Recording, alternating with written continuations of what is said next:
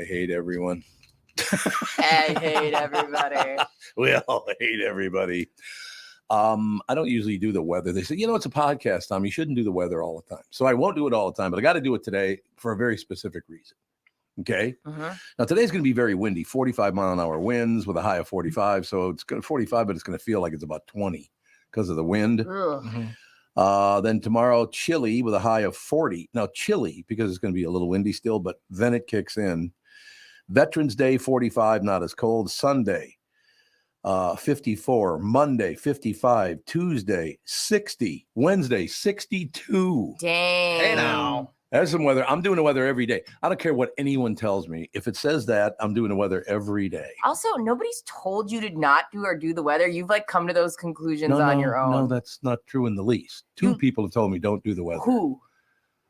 Management. Who?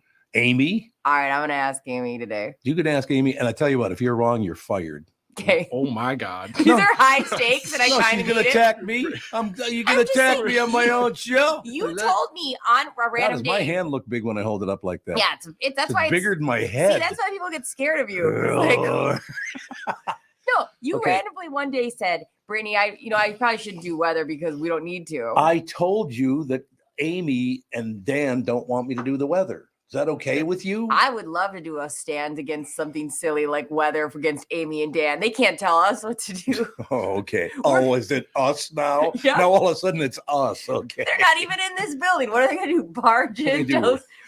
Cut that weather shit out. Cut it out. Stop doing that. Listen, tell the man to suck it. I just love this. He said the balls to sit over there as a woman with some balls on her. Thanks. Oh, you're just making that up. I was like, who the hell are you? And of all the things to make up, I know. why would he make up that they don't want him to do I'm weather? not saying he's making it up. I'm saying that you're in your own head because you are the decider of everything on this show when it comes to not well. If I wanted to do the weather like today, I will do it. Totally. But I'm not going to do it every day because I said it's a podcast and people don't care. Right. I just think it's funny because it's like you randomly were like, you said this. I shouldn't do the weather. It doesn't make sense. We have so many listeners everywhere. And I was like, your call. I like hearing the weather, whatever. No, that was their arguments. Like, Right. we got listeners all over the United States, all over the world, actually. I get what you're saying now that you were verbalizing it as I shouldn't because somebody advised me to. No. Next time you'll ask me and then I'll won't. say, shut your cake hole. And that'll be the end of it.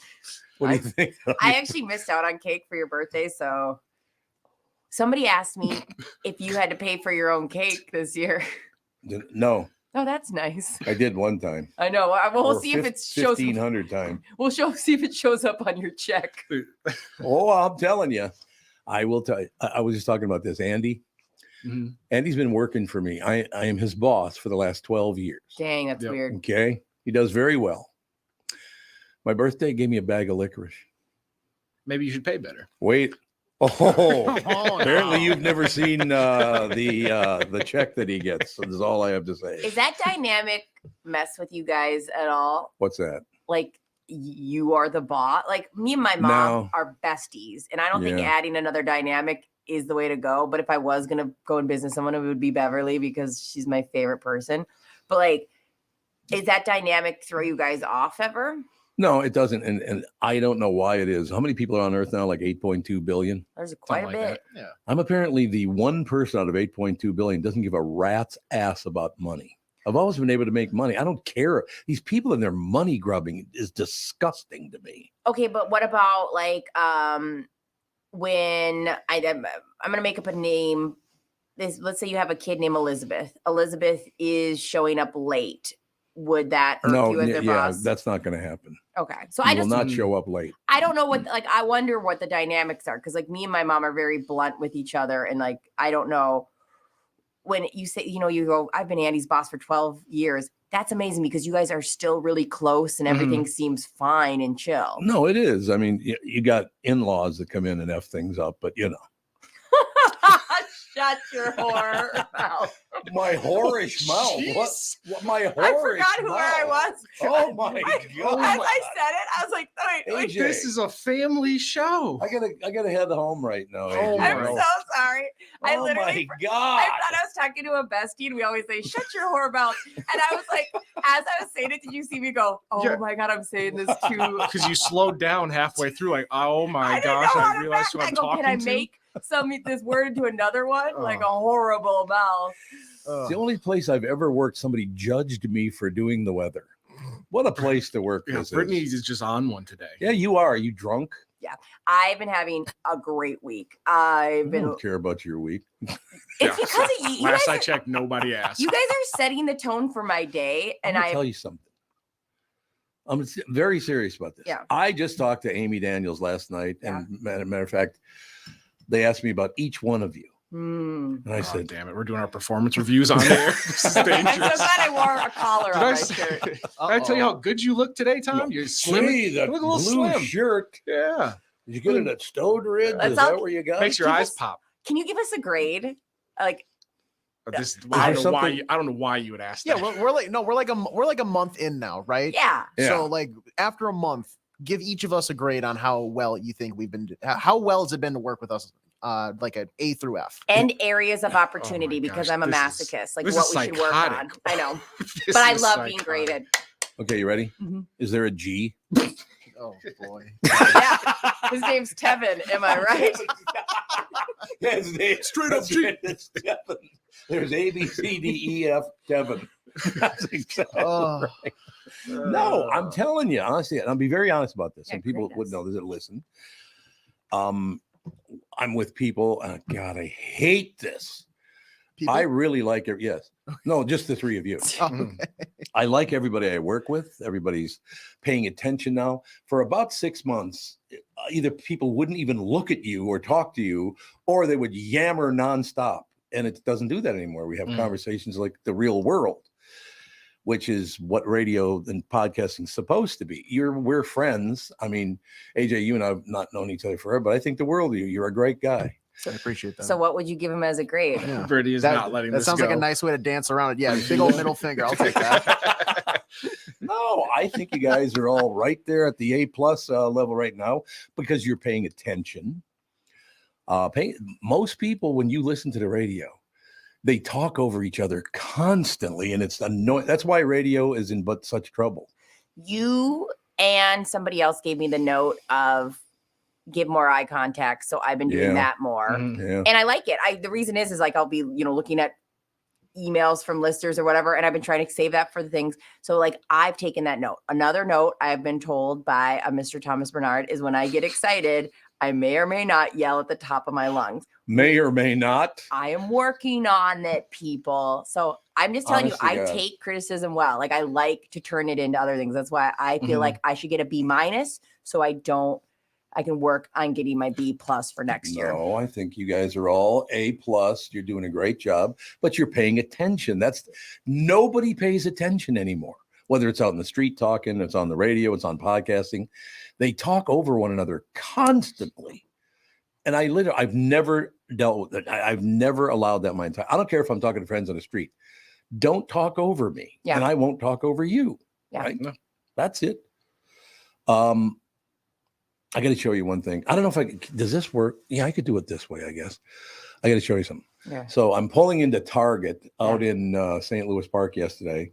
I tried to find that Ollie stuff, that drink's called Ollie. I have some for you. I keep forgetting them. I'll bring it tomorrow. Yeah. What flavor is it? It's the cherry one I was telling you about. It's the little tiny things? No, they're not small. They're normal pop cans. Yeah, because these were tiny. Oh. Like a 5-hour energy type thing?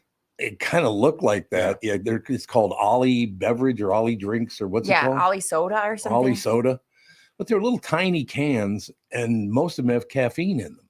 Oh, the ones I got you, I don't think do. I'll triple check. I'll have to track it down because that'd be great. I'll bring them some to you. I just keep forgetting. What a shock. Hey, this is for Tom. I got you this tennis ball, though. Oh, thank you. Right. Thank you very much. That's from my match yesterday. I noticed that Sagey left his football here when he came in last Thursday. Me and Sage, we're athletes. Same story. Can't help it. So I'm pulling into the Target store out in St. Louis Park. Yeah. Mm-hmm. As a young man gets out of his car. So let's say that I have to get from, I got to get this right. Okay. So I got to get from right here to right here. Mm-hmm. Okay, while you're still in the car, you're still parking, or I'm still parking. Okay. This guy, I got to get my thing right here. Yeah. So I go this way. Now I go that way. Well, how the hell do I get up to the right corner? I don't know. It's like mirrored. It's up mirrored. to your so like left to shoulder. right. You're backing up, kind of. So I would wait. Now, how do I get my finger to be up there? Up left, top left of you. Oh, so it goes way up there. Yeah. Okay. So now I'm pulling in. Yeah, you're pulling in. This guy is going to walk across the street. Yeah. And he goes. He literally walked from the top corner to the bottom. He took as long as possible to walk across the street. My anxiety could never. Have you ever? It drove me nuts. Like instead of just going across the street, he goes. It's like, what are you doing? You got to give him you're still walking, but it's like you're a little more. You give him the courtesy kind of skip jog. Yeah. Like if you're depending on the shoe, like I will full out sprint if we're at a stop sign. But I had a car. I should have hit him. No, yeah. We've had this talk many times. I don't know if that's the some lessons need to be learned the hard way. We've talked about probably everything that you could kill somebody with, and now we're on to cars. Answer is no. We don't. Say it with me. We don't kill people. You say kill. You don't kill people. I said maim. I didn't say kill. Little love tap. No, you 1000% said kill. By the way, you said I should have killed. Oh, I should have killed him. I didn't say I did kill him. I should have killed him. You know what we got to do? What? I got to read this and I got to get back to you because we got Judd coming up in seconds. Where'd I go? Oh, here it is right here. Love Judd. Love Judd for the defense. Did you watch Judd for the defense when you were a kid? No, I did not. It's a great show. It's called Carl Betts. Yeah. Carl Betts. That's exactly who. Very good. I did not watch it. All right, here's the deal, ladies and gentlemen. The Eagles are at XL Energy Center on their farewell tour on Saturday, November 18th, and you can see them with me in my suite. Catherine will be there too. By the way, I got to mention this on the air because Catherine gave me a birthday card on my birthday, November 7th. Yeah. It took me 2 days to read it because I couldn't emotionally get through it in one streak. You ever been through that? Yeah. Where you're so touched by what it says, you can't read any more of it? My friend Allie, when she was moving to Chicago, wrote me a goodbye letter, and it sat in the envelope for so long I didn't want to read it. Exactly. So yeah, Eagles are coming to town to enter. Just go to Tom Barnard app or the website at tombernardshow.com. Listen for your name to be announced each day at 8:10, 9:10, and 10:10. Email us back by midnight at contest@tombernardshow.com, and you win today's name to for the qualifier, I should say, to see the Eagles with me in my suite is Renee Turgeon of Richfield. Renee Turgeon. Email us by midnight tonight at contest@tombernardshow.com. That is contest@tombernardshow.com. Renee, R-E-N-E-E, Renee Turgeon, Turgeon of Richfield. Give us a buzz. We'll see you in the suite. It'll be wonderful. And now, ladies and gentlemen, the lovely and talented Judd Zolgad. Oh, thank you. Talk about, you know what? I got one message. Like yesterday, I ended up getting over, the last count, I guess, was 11,000 happy birthdays by the end of the day yesterday. My birthday was actually Tuesday. But along with that, I got about another 10,000 emails. Oh, I just saw the Twins are cutting their payroll. Bye-bye, Buxton. He is gone, isn't he? No, he has no trade clause. They can't move him. Really? He's not going anywhere. He's just going to make his money. So that's why they're doing it, because he's going to take money and he doesn't do anything. Yeah, at this point in time, yeah. No, he's staying. Oh, God. My friends are not going to be happy about it. Look, I think the guy's talented as hell. He's got a ton of talent, but he can never play. He's always hurt. Yeah, this is going to be a problem because hopefully I mean, every year we say this, right? Well, hopefully he could play next year. Hopefully now he could play center field next year, but don't hold your breath. So yeah, this is actually part of the payroll problem if he doesn't play, which won't be surprising, which is he's going to tie up a portion of that payroll and not give them a whole hell of a lot. Which is unfortunate because I think he's a hell of a talent. Seems like a very nice guy. I never met him. Yep. But he's a hell of a talent, nice guy. I mean, he's everything you want, but is it because he goes at it too hard, do you think? I used to think that. Now I just think I don't know, man. Some guys, in sports, there's a unfortunate, very a select few that cannot stay healthy, and he just can't. And you're right, his talent is so. When he was healthy at one point, and obviously at one point he was the fastest player in baseball.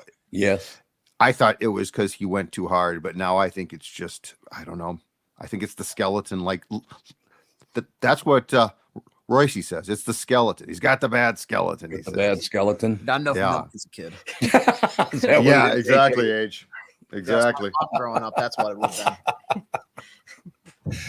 Is that prevalent at all? Like, do you think like Tevin has a weak skeleton? No. A lot of guys. No, I don't think he does. I think it's a very unfortunate thing that few elite athletes deal with. I think it's a very rare thing. See, I didn't know it was elite athletes. Then I would have known he would. Yeah, I was saying then that's I'm out. You could have just stopped after elite athletes. He's out automatically then. No, compared to me, he might be. It's so sad because I am a huge Buxton fan. When he goes after it, he goes after it. I love that about him, but he always gets hurt. It's unfortunate. Mm-hmm. And I think the best case is, I mean, they're going to talk about him playing center field again next season, but I think the best case is he either can be moved to a corner outfield position where he doesn't have to do as much, or, I mean, I guess he can come back in DH, but that really didn't work that well. No. That's the problem. He's worth the issue was he's worth what he's making because he's so great in the field too. And if he can't play in the field, so it's really unfortunate. It's going to be one of the, I think, sadder stories if it doesn't change, and I don't think it's going to. Just as far as talent ratio to what you actually got, and it's not like he didn't care. That's the thing. He works his ass off. Yep. There are some guys who careers flame out and they get exactly what they deserve. Byron Buxton is not among them. I agree with that completely. And I like Michael Taylor, but he just can't hit. Yeah. I mean, great outfielder. Oh man, he was fantastic. That's my thing too, is as they cut payroll, they need somebody that can play out there. Mm-hmm. It can't be, for years it felt like it was like Jake Cave or Gilberto Celestino as the replacement, and that can't be the case. They need somebody that can play there. I think this whole payroll thing, I think if they cut it substantially, is incredibly short-sighted for what is a short-term problem. That's my issue. This will get resolved eventually. Is it Buxton that's causing the short-term problem? No, it's there. It's the fact that they don't know where I think a lot of their television related revenue is going to come from. Right. That's right. And that's the problem. But it will get resolved. And in the end, I think they'll probably be financially in better shape eventually because of this. Mm-hmm. So if you slash the payroll substantially and send a message, coming off a really competitive season in which you finally broke a 19-year playoff losing streak. Yeah. If you cut the payroll substantially, I just think it's BS. It's a terrible message to send your fan base at this point. I couldn't agree more. You finally win, and now you're going to change everything. Well, if they weren't drawing, for instance, like in the Metrodome days, it sucked, but I sort of got it. Yeah. This is not that problem. This is a problem that just needs to be fixed even. And you might have 2 years of less television income than you expect. But that's a couple of years. It's not like it's going to go on in perpetuity where they're screwed financially on that end of things. So at this point, because I've defended the poll ads on some stuff before, but this one, I think you suck it up. You might cut the payroll a little bit, but you suck it up. You take a couple of years on the chin a little bit, but you keep the product together for the most part, and you stay competitive. And God knows the other thing is this division was so bad. I don't believe it's going to be like substantially improved. Mm-hmm. So there's another chance to win it. Yeah. You can't mess with the Twins. The Twins are pretty much, I'm a Viking fan, but not as big as a Twin. I'm a huge Twins fan. Mm-hmm. So for that, so Bally's going out of business. What's going on here? So the parent company of Bally's is an offshoot company named Diamond Sports Group, which at the end of the day is really a spinoff of Sinclair, which is obviously huge. And Diamond Sports Group is in bankruptcy. And yes, they're basically slowly but surely and very painfully to watch or not watch going under. And so that's the issue. But baseball just needs to, and all sports, they need to figure out a model now that's going to take this whole thing of what they call regional sports networks and figure out how they're going to do this themselves. Like the money's not going to dry up. It's going to be there. You just have to find where it's going to be. But I don't think it's a good excuse to strip this thing down. I just don't. No. And if you do strip it down, then you're not going to have as many fans coming out Right. to the game to see a bad product. And so you're doubly losing if nobody's coming out and you don't have a TV deal. Yep. And people aren't going to want to watch you as much either. So like the slippery slope that you just brought up, Tevin, is exactly the problem. Mm-hmm. Like, do you want your product to be good or not? Because if it's not good, guess what? A lot of those people that you're trying to find are going to check out on you. Yep. Yeah. And then the TV deal that you eventually get isn't going to be close to what it should be because the Twins are going to be terrible because you got rid of everybody. Yeah. Yep. I mean, this has been a problem for like 30 years. Haven't they been like 7 different networks over the past 30 years? There was Midwest Sports and there was Direct TV and there was this and there was that. And it's like, oh my God. Well, they did. So they were in the 90s. They moved to Midwest Sports Channel. Yes. Which got bought by Fox Sports. So they were then on Fox Sports North. Now the misstep in the entire thing was trying to launch their own network called Victory Sports for a very brief and unsuccessful venture that came to an end, I think, after a month and a half because they were and it was the stupidest thing of all time because what they did was they tried to launch a network. The cable operator said, screw you, we're not going to pay you per subscriber what you want. And they were still in the Metrodome trying to get a new stadium. Yeah. And so the politicians were like, why are we going to help you get a stadium when you're screwing our constituents because they can't watch your damn games? Yeah. So the Twins then folded Victory, went back to Fox Sports North, but MSC, Fox Sports North, and now what we're calling Bally's, Tom, they're all owned or they're all the same network. They were just sold to different entities through the years. And why? I mean, I kind of liked it back in the day when I was a little boy. They were on like NBC or CBS or whatever, the local deal. That worked for me. Yeah. And in fact, I'm guessing for a long period of your youth, they were on Channel 11, which was the independent in town, right? That's correct. And then it moved over to Channel 9 when they were the independent. Yes, absolutely. That's absolutely correct. Look, some of the greatest announcers of all time have been announcers for your Minnesota Twins. So they did a lot of things right, but this thing they never seem to be able to get this part right. And I don't understand that. Yeah, I just want them. I really believe in this case, this whole thing of the payroll has to go down. Might be true to a very small extent, but I think it's nonsense to take a team that's, that finally has people encouraged again and to not solidify it. Yeah, no, I agree. They looked really, hey, look, they won a round of the playoffs for the first time, as you said, in almost 20 years. I don't know. It's still incredible to say, but yes, exactly right. Unbelievable. And then you're going to jack the team up the next year. I don't know that that's a good idea. Yeah. And in fairness, I do want to wait and see here. We don't know what they're going to do exactly. Like they basically, I find it interesting that they are warning people that the payroll is going to come down, which concerns me because it's almost like, well, be prepared for this, which makes me think it's not going to be a small shave, but a fairly big haircut. But that's what I want to see. I want to see how far this thing is going to come down. Because if it comes down, if it goes from 156 to 150 or something like that, okay, I sort of get that. But, if we're talking like 125, yeah, then you're really putting yourself in a difficult position. It'd be kind of cool if a bunch of players like your Herbecks and people like that got together and bought the team. I would love to see that. That almost happened, about 25 years ago. Who got together?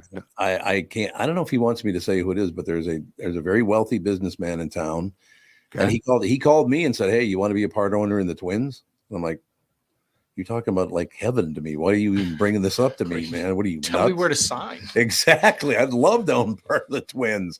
It never came together, unfortunately, but he was trying to put together a cadre of, some media people and then a bunch of very rich people. It would have been pretty interesting. It would have been.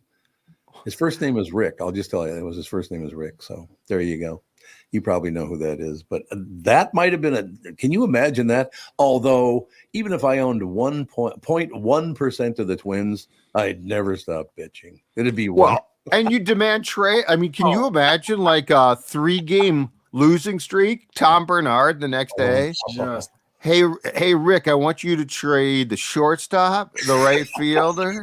He looked at me funny walking out of the dugout. Yeah, right there. He's a exactly. Sugar He crossed in front of my car. I damn near killed him. He's an idiot. Trade him. Right. Like Tom owns 0.1%, but just kicking down the office door like he owns 100% of the team. Yeah. This is really great to hear from 4 people I just started working with 8 months ago. This is wonderful. Well, personal attacks like there's no tomorrow. I didn't say anything. Okay. Brittany didn't, but I did. You would be. Oh God, it would be hilarious. You would be the second coming of George Stein. Brenner, basically, Bernard. That's what you would be. You'd be there in your box seat or the suite, pissed off if they lost. It'd be great. It'd be great theater. Yeah. And I'd be the same way. Like if I had even a sliver of a percentage of ownership of the Vikings, I'm having press conferences after every game where I'm at practice. Exactly. Oh, I'm going to be a train wreck of an owner. Yeah, it's going to be awesome. You're Jerry Jones, basically. Oh, I'm Jerry Jones, calling everybody out in media. Absolutely. Let me just point this out. That George Steinbrenner and I had one thing in common. We were both good friends of Sid Hartman. Mm-hmm. What do you think of that action? It's the only thing we had in common. Let me tell you something, Bernard. Let me just tell you something, Bernard. I heard what you said about the Twins yesterday. Oh, God. Catherine told the story the other day about Sid was giving us a ride. We were going to might have been a Gopher basketball game or something, but it was Sid, Catherine, and me.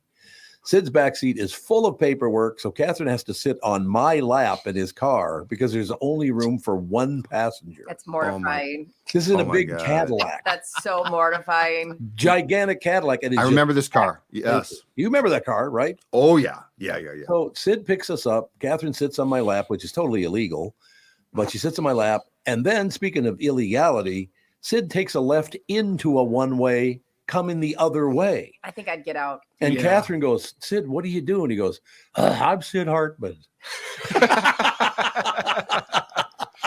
Oh, okay. Good point. Just drive wherever you want then. Whatever you want. That's another thing I will tell you, Judd. I've been so lucky. The people I've worked with and known over the years, my whole career has been just packed with people like Sid, and I thank God for that. I loved it. Driving with Sid, though, to your point, was among the scariest events of my life. Absolutely. I mean, Brittany, that was tip of the iceberg. Why are you going the wrong way? His car. Okay, Judd, tell me. So, how many times did you drive with him? Just a few. That's all you needed to. I wanted to live. I was young at the time. I was young. I had a lot of life left, and I figured with Sid at the wheel, it was not going to be a very long existence on the planet. Pretty much true. No question. That is wild that you both have been in Sid's car, especially you, Tom. Like, you're not somebody to say, let's carpool. So, like, it is wild that you both have been in Sid's car and you both did something that was, like, obviously haunted you. Yeah. Okay, 2 things happened with Sid and Mike Gelfand, and I will never forget either one of them. I had a big party at my house and a bunch of Twins, Vikings, North Stars. When we lived in Maple Grove, we lived in a little 5-acre farm in Maple Grove, and all these people showed up. Gelfand's there, Sid Hartman's there, and Sid and Gelfand had to leave early. A couple of the women who were at the party going, "Where did you put the coats?" Both Gelfand and Sid grabbed the wrong coat, and they were both women's coats. What is wrong with them? What the hell? And they were older. And they weren't drinkers. They didn't drink either. Well, what are you doing? Because don't they button from the other side? Well, I don't even. I don't know that, but like anytime you put a jacket on and it's not your jacket, you notice pretty quickly. No, like if Tevin walked out wearing my coat, I think he would notice. Like, I think he would be like, Sid was oblivious, you guys. Oh, he was. It was unbelievable. He once drank a bowl of salad dressing thinking it was soup. Yeah. He was sitting right next to me when he did that. It was at the men's club up over Jack's Northeast. that's insane. Oh, yeah. He said, that soup is really sweet. I said, well, that's because it's salad dressing. Yeah, sweet and cold. And I'm eating it with a ladle instead of a spoon. I'm not gonna lie though. There are times where I could down some French dressing and be just fine with my life. Only with blue cheese mixed in. Oh, that would. See? Okay, you just hit it's mixing French and blue cheese. Not many people do it. It's so good. Phenomenal. Brittany, I love you even more. I love you on a chef salad. Oh, yeah. Oh. All right, Look at Tevin. Look at the look on Tevin's face. He's just so good. I just pour water on my lettuce. He doesn't drink coffee. Kid. He's not a grown up. Tevin's never grown up a day in his life. Wow. Hurt you this morning. I gave you a tennis ball. She comes in with coffee, and so Tom goes, well, why didn't you bring us coffee? And she goes, well, I was going to get AJ a coffee because I know his order. And then she goes, but then I didn't know Tevin's order, so I didn't get anybody coffee.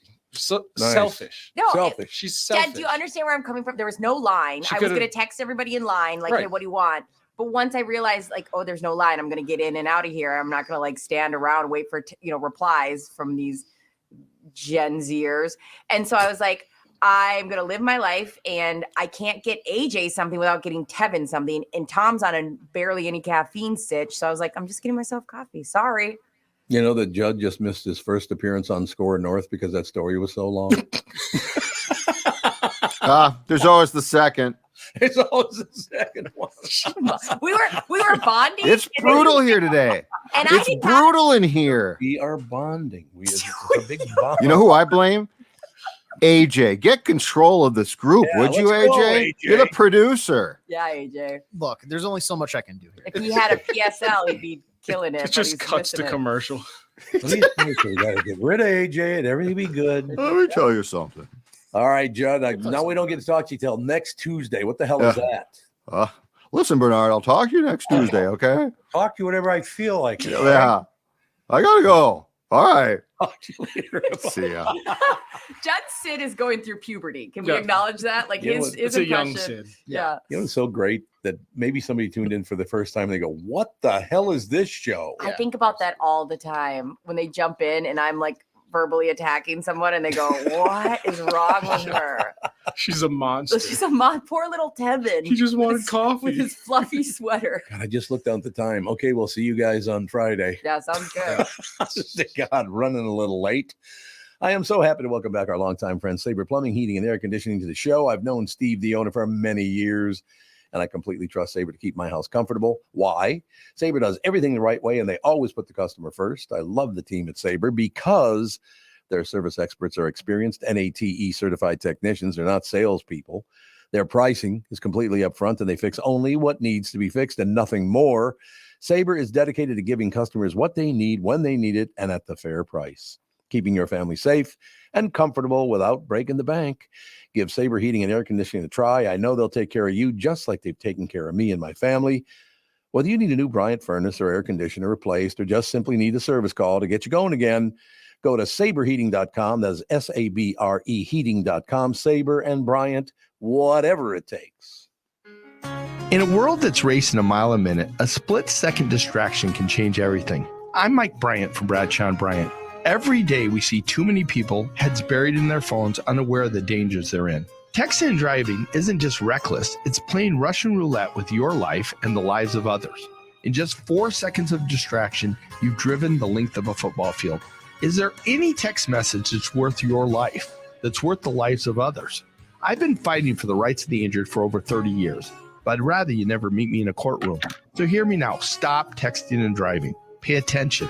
Value your lives and the lives around you. And if you won't, know this. At Bradshaw & Bryant, we're relentless. We won't back down. We bring justice to those that need it. Find Bradshaw & Bryant, personal injury attorneys at minnesotapersonalinjury.com. With Mike Bryant. left on your side, seeking justice for the injured. Bradshaw and Bryant. You need to know a guy for your auto repairs, legal issues, banking, and more. The same goes for investment advice. You need a guy to help you be successful, someone you can trust who gets results. Well, I got a guy for you, Josh Arnold. Josh gives you straight talk, not sugar-coated advice about your financial situation. Josh has seen it all when it comes to economic and market conditions, and Josh can make sure that your retirement objectives match your investments. Do yourself a favor and call Josh now for a no-obligation 48-minute evaluation. You've got nothing to lose, and you'll get a different point of view for your investments. Call Josh at 952-925-5608. That is 952-925-5608. You'll be glad that you did, and tell him his guy, Tom, sent you. Investment services offered by Josh Arnold Investment Consultant, LLC, a security investment advisor. Past performance is no guarantee of future results. All investments involve risk. All comments and opinions are Josh Arnold's and do not constitute investment advice. Tom Barnard is a paid endorser. You all have helped support MyPillow and their employees, like Dawn, who's going to be on the show, I believe, next week, which I'm looking forward to. You love Dawn, don't you? Yeah, she's great. A great person. MyPillow employees in these tough economic times. Mike Lindell knows this, continues to give back to listeners with deals on his most popular products. You've heard me recently speak about the My Slippers, the Giza Sheets, MyPillow 2.0, and more. Great news, the MyPillow 6-pack bath towel sets are back in stock. The proprietary technology makes them extremely absorbent, yet still provides that soft feel you look for in a towel. The set comes with 2 bath towels, 2 hand towels, and 2 washcloths. Regular price is $79.98. And for a limited time, you can get this 6-pack towel set for only $39.99 with promo code TOM. That's a 50% savings. So go to MyPillow.com, use promo code TOM to save 50% on the MyPillow 6-pack towel sets. That is just $39.99 for a set. This deal will not last long. Enter promo code TOM for this special and many more. You horn tootin', ladies and gentlemen. News brought to you by Mr. Money Talk Josh Arnold. Call Josh for your free 48-minute financial evaluation. Mr. Chris Eggert trying on his glasses, taking off his glasses. What are you doing? No, they're back on again. It's Clark Kent. You guys are just close enough with this monitor that you're in focus. If I were to stand back this far. Anyway, what's up? That's some great podcasting right there. What's up? What's up, bro? What's up, man? God damn. I don't know what you're doing with your life. I tuned in this morning because I go for a walk in my house every morning and I watch you guys do your news. I got this little trail set up. It's wonderful. I go through 4 different rooms and it's very quiet because it's all carpeted, so I don't wake up Catherine when I do it. Our houses are wildly different. Wildly different. But I watch Chris and the Channel 5 Eyewitness News folks over there every day. And you made another mistake this morning. What the hell was that again? I forgot. I mean, where do we that's not even noteworthy. Oh, I know what you're talking about. What the hell were you doing? We had a Gophers basketball story coming up, and I thought it was the men's team, and it was actually the women's. So I rewrote the T's, and then I looked, and women were on the screen. I'm like, well, actually, it's the women's team. JK. Catch that one in the pre-read. There's the recording. Listen, this is the kind of reel you get from our morning news. I'm not some stuffed shirt like some of these other a-holes. I will admit when I make a mistake, and I'll own it. You know what's great about that? It feels very real and very human. And I love that part of it. It's like, you know what? I had that wrong. Big, whatever. It wasn't the end of the world. I found them. We made another mistake this morning too. That a viewer pointed out. We had all those ridiculous flag designs for the Minnesota, which I'm sure you guys have seen floating all over the place. We misidentified a fish as a walleye when it was indeed a perch. Oh, that's mortifying. Shame on you, Mr. Eggert. Was it the laser eye loon one? No, it wasn't that one. It was a different one, but no, there was both a laser eye loon and a fish. That was the one we were looking at. Oh, there were? Yeah. Okay. So I didn't know if that was what you're saying. I'm telling you, I think what we should do after watching the news the last couple of days and all the rest of it, the Minnesota state flag should just have a picture of Nikita Khrushchev on it because we're all communists here now anyway. What do you think? What do you think, huh? Yeah, Chris, weigh in. What do you think? Agree with him. Oh, I'm sorry. Did you say something, Tom? I'm having problems hearing. I did not. I know, not at all.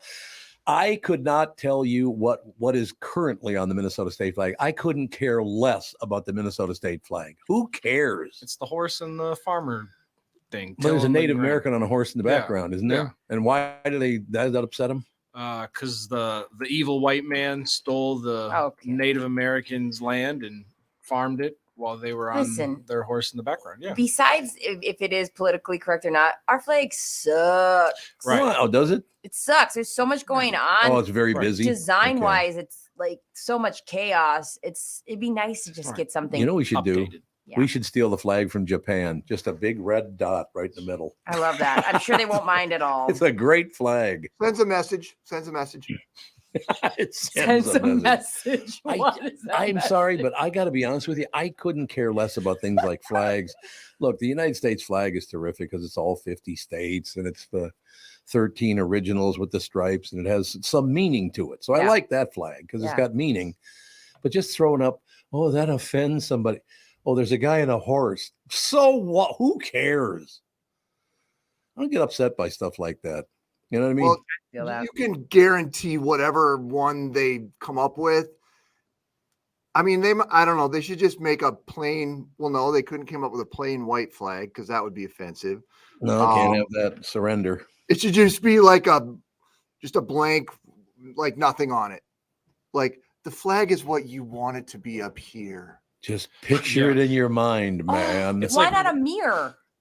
Just a mirror. Oh, I was going to say, or one of those like 3-ring binder clear sheets, like paper protectors. Yeah, that's a big one and just fly that. Yeah. And that will affect, that will probably be better for people driving that won't get like flash in the eyes with the sun in the mirror. Love it. I have never understood why people get so wound up about that. Oh, calm down. Yeah. I just, honestly, and I literally have decided, and this is not a political statement at all. It's just a life story. I think that our two parties in this country have gotten so far to the extreme on both the left and the right. I don't care what any of them say anymore. Good. Yeah. Good for you. Good. Yes. I'm happy for you. Did you watch any of the debate last night, Tom? No, I couldn't care less about the debate. I see that Ramaswamy and Haley got in a big battle. Yeah. Nikki Haley kind of scolded him. Because he said that her son was doing something wrong. Daughter was on TikTok. He's like, well, your daughter uses TikTok, which by the way, like 7 billion people use TikTok. So it's not like it was this big zing. Oh, zing. I got you with that one. And then she like pulled a Will Smith on him. She was like, get my daughter's name out your mouth. Or like, it was like, she like totally like, it was great. We can't find better leadership than what we got. This is as good as it gets, really. Well, that's it. I mean, all 4 of them on the stage are all polling about 40% lower. Or not. They're not even a blip on the radar screen compared to Donald Trump. So it's all kind of like this jockeying for whatever may happen next. Which, yeah. You know what I really love. One party calls themselves progressive and the other one calls themselves conservative, and neither one of them are what they say they are. I mean, what you see as progression, I don't. When we're so deeply in debt where it might go under, that's not very progressive. Oh, I have a fun story about that today, Tom. Yeah. The Federal Reserve says, oh God. Let's see. The debt carried by American households is just at $17.3 trillion. Yeah. Most of that's home mortgages, the American dream. Credit card debt now tops $1 trillion. That's just my accounts. Exactly. Student loans account for about $1.6 trillion. So yeah, we're United States of debt. This is what I'm saying. We're not conservative. We're not progressive. We are neither of the things our two parties claim we are. We are consumerism. Yeah, because that's it. Flat out money grubbing is what all the world is nothing but money grubbing now. The entire world got money. Did you see the 3 leaders of Hamas, their net worth? The 3 guys who run Hamas are worth a total of $10 billion. Where did that money come from? I mean, Hamas? I just don't understand it. I literally have decided after today that I have no interest in politics whatsoever anymore. I just don't care anymore because I do have to ask you one thing before I stop talking because I don't care about politics anymore. Have you ever befriended or have you ever had a politician befriend you? A couple, yeah. Since they don't count on you anymore, do you ever hear from them? Depends on the person. I became pretty good friends with several, well, not several, but a few politicians. Never hear from any of them anymore. They don't need me anymore.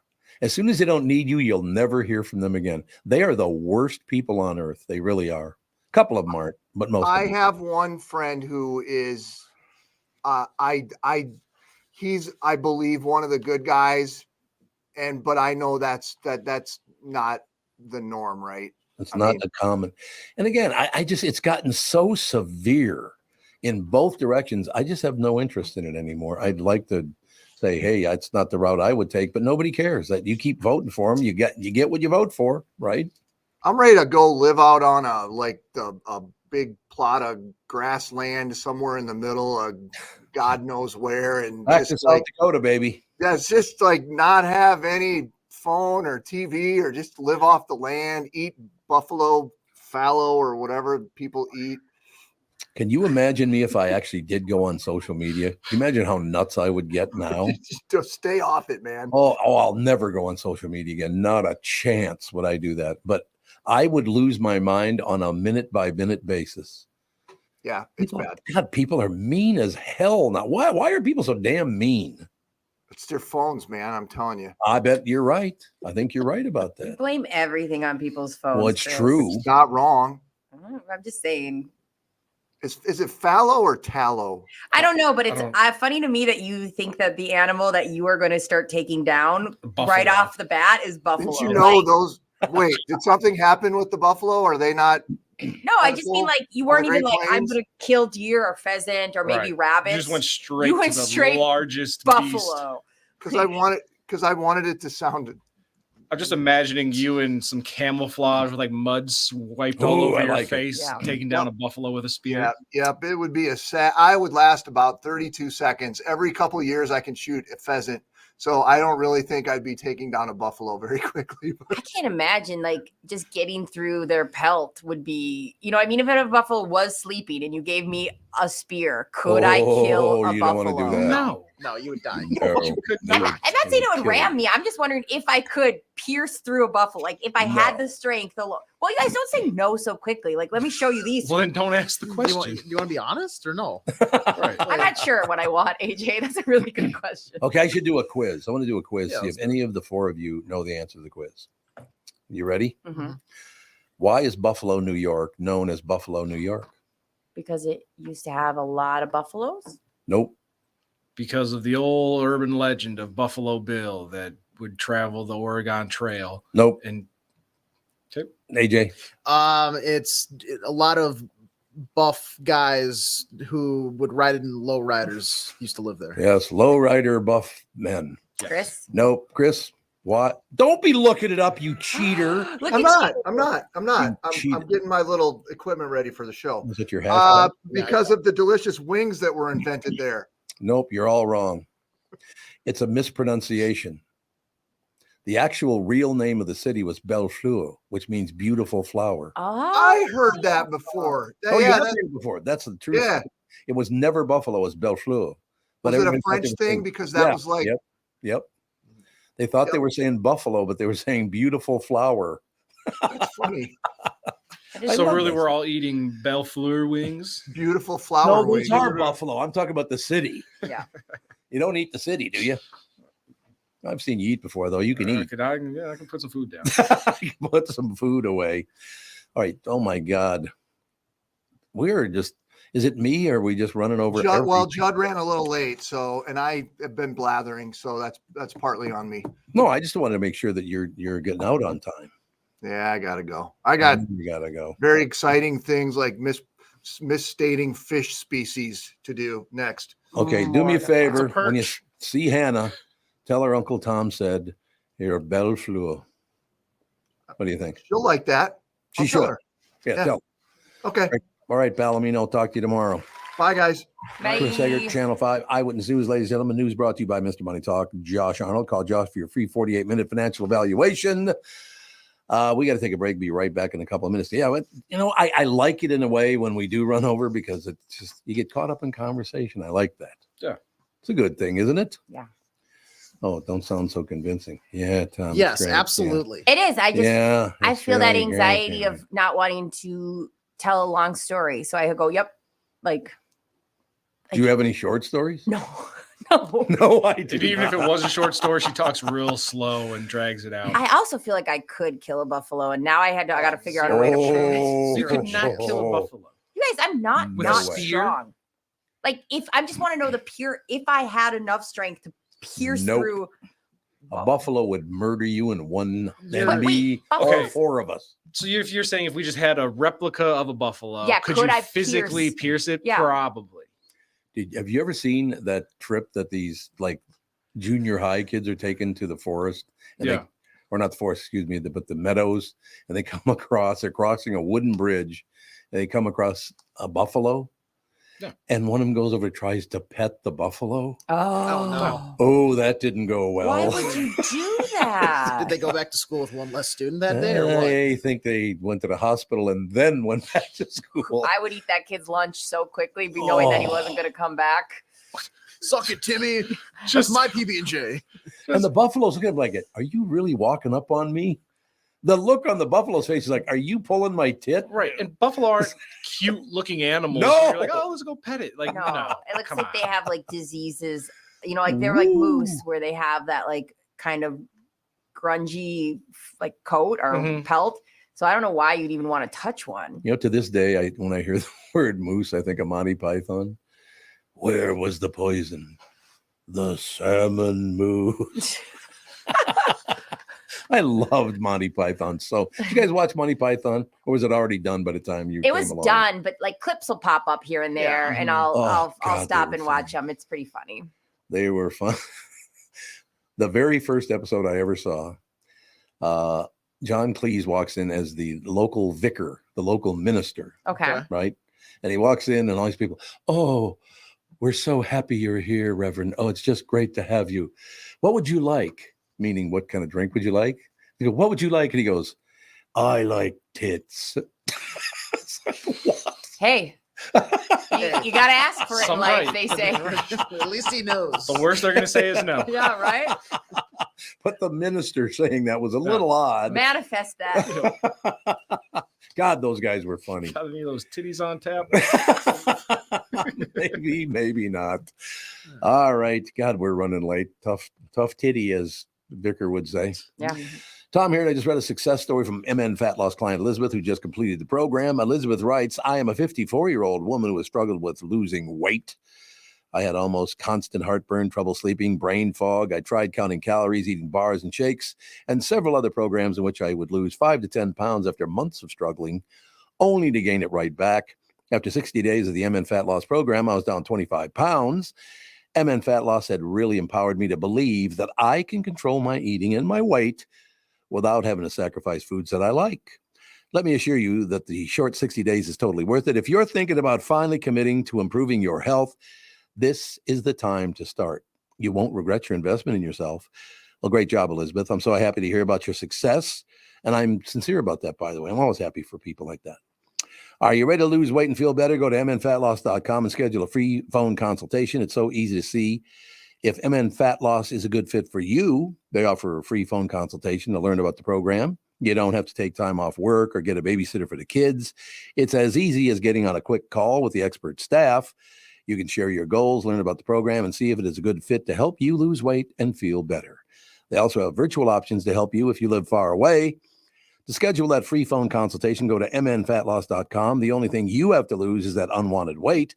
That is www.mnfatloss.com. I cannot wait to hear about your success story. Hello, I'm Brad Huckle, President and Chief Lending Officer at North American Banking Company. And I'm Michael Bilski, CEO at North American Banking Company. As a locally owned and operated community bank, we work with many multi-generational businesses. Take Personal Care Dentistry of Roseville, for example. Dr. Walter Hunt, also known as Painless to me, has been a longtime customer of the bank since we opened the bank in 1998. When his son Kyle was ready to join the practice, they wanted to expand quickly. With their additional space and equipment, they now are able to see more patients each day while providing the same level of care and service. Okay, guys, I'll take it from here. If you run a family business or any kind of business for that matter, you should be banking with Brad and Mike over at North American Banking Company. Every time I deal with them or their team, I know I'm working with experienced professional bankers. So why not bank with my banker? North American Banking Company, a better banking experience, member FDIC, equal housing lender. The Tom Barnard Show is proud to have partners like North American Banking Company, Bradshaw and Bryant, and attorney and advertiser Dave Bielke. I've been advertising on Tom Barnard shows for years. I like Tom, not just because he's a good guy, but because the ads I run on his show bring me new clients that are hurt at work and need legal help. Tommy B works for me. If you'd like to find out more about growing your business with the Tom Barnard Show, go to tombarnardshow.com, keyword partner. What are you doing? Now, where are you going now? We're on air, Brittany. Oh, Like we have a show we do sorry. in here. Sorry, I thought we were. Thank you. See, I was ready for the throw. She was ready for the throw. Thank you. You want a Mento? Yep. I was sent a crate of Mentos. Honestly, they sent me a box that's about as big as that screen, only about 6 inches deep. Wait. I have do you want me to throw it? No, I want you to say the body of Christ. The body of Christ compels you. No, body of Christ, and I'll say Amen. Amen. Amen. You have to, I remember from communion, you have to put your lead hand under it and You reach grew over. up Catholic? Mm-hmm. I didn't know that. Yeah, super Catholic. I didn't know that. Oh, my mother's big time Catholic. I was confirmed and everything. My father was Baptist. That caused a lot of problems in our household. I'll tell you that. Having an ardent Baptist and an ardent Catholic in the same house. Also, him being very mentally ill probably. Well, other than that. shook the household up a teeny bit. He was. My father was nuts. Yeah. Right, but I think it was probably more that than it was the Baptist portion of it. I don't know. Yeah. I don't know. Depends on the day. I don't know. I'll never forget. My mother was invited by her brother Ted, my uncle Ted. I loved my uncle Ted. He's a great guy. Unfortunately, no longer with us, but he joined some ultra religious group. Uh-huh. And he invited my mother, and she said, no, I like the Catholic deal. And he goes, well, it is Catholic. But she said, no, it's extreme Catholic. Yeah. Way. I can't. Was it Chaldean? Is that right? That sounds really familiar. Yeah, that's the extreme. Oh, so that's what it was? Anything you have the word extreme, I'm out. Yeah. So my mother goes to, finally he talks her into going to a Chaldean Catholic mass. Yeah. I was not there, but I heard from several people that were there with her that they started chirping about all this stuff about religion. And all of a sudden you heard right in the middle of it, my mother go, what the hell? That's amazing. Oh, Toots said it was very specific Catholic. Yeah.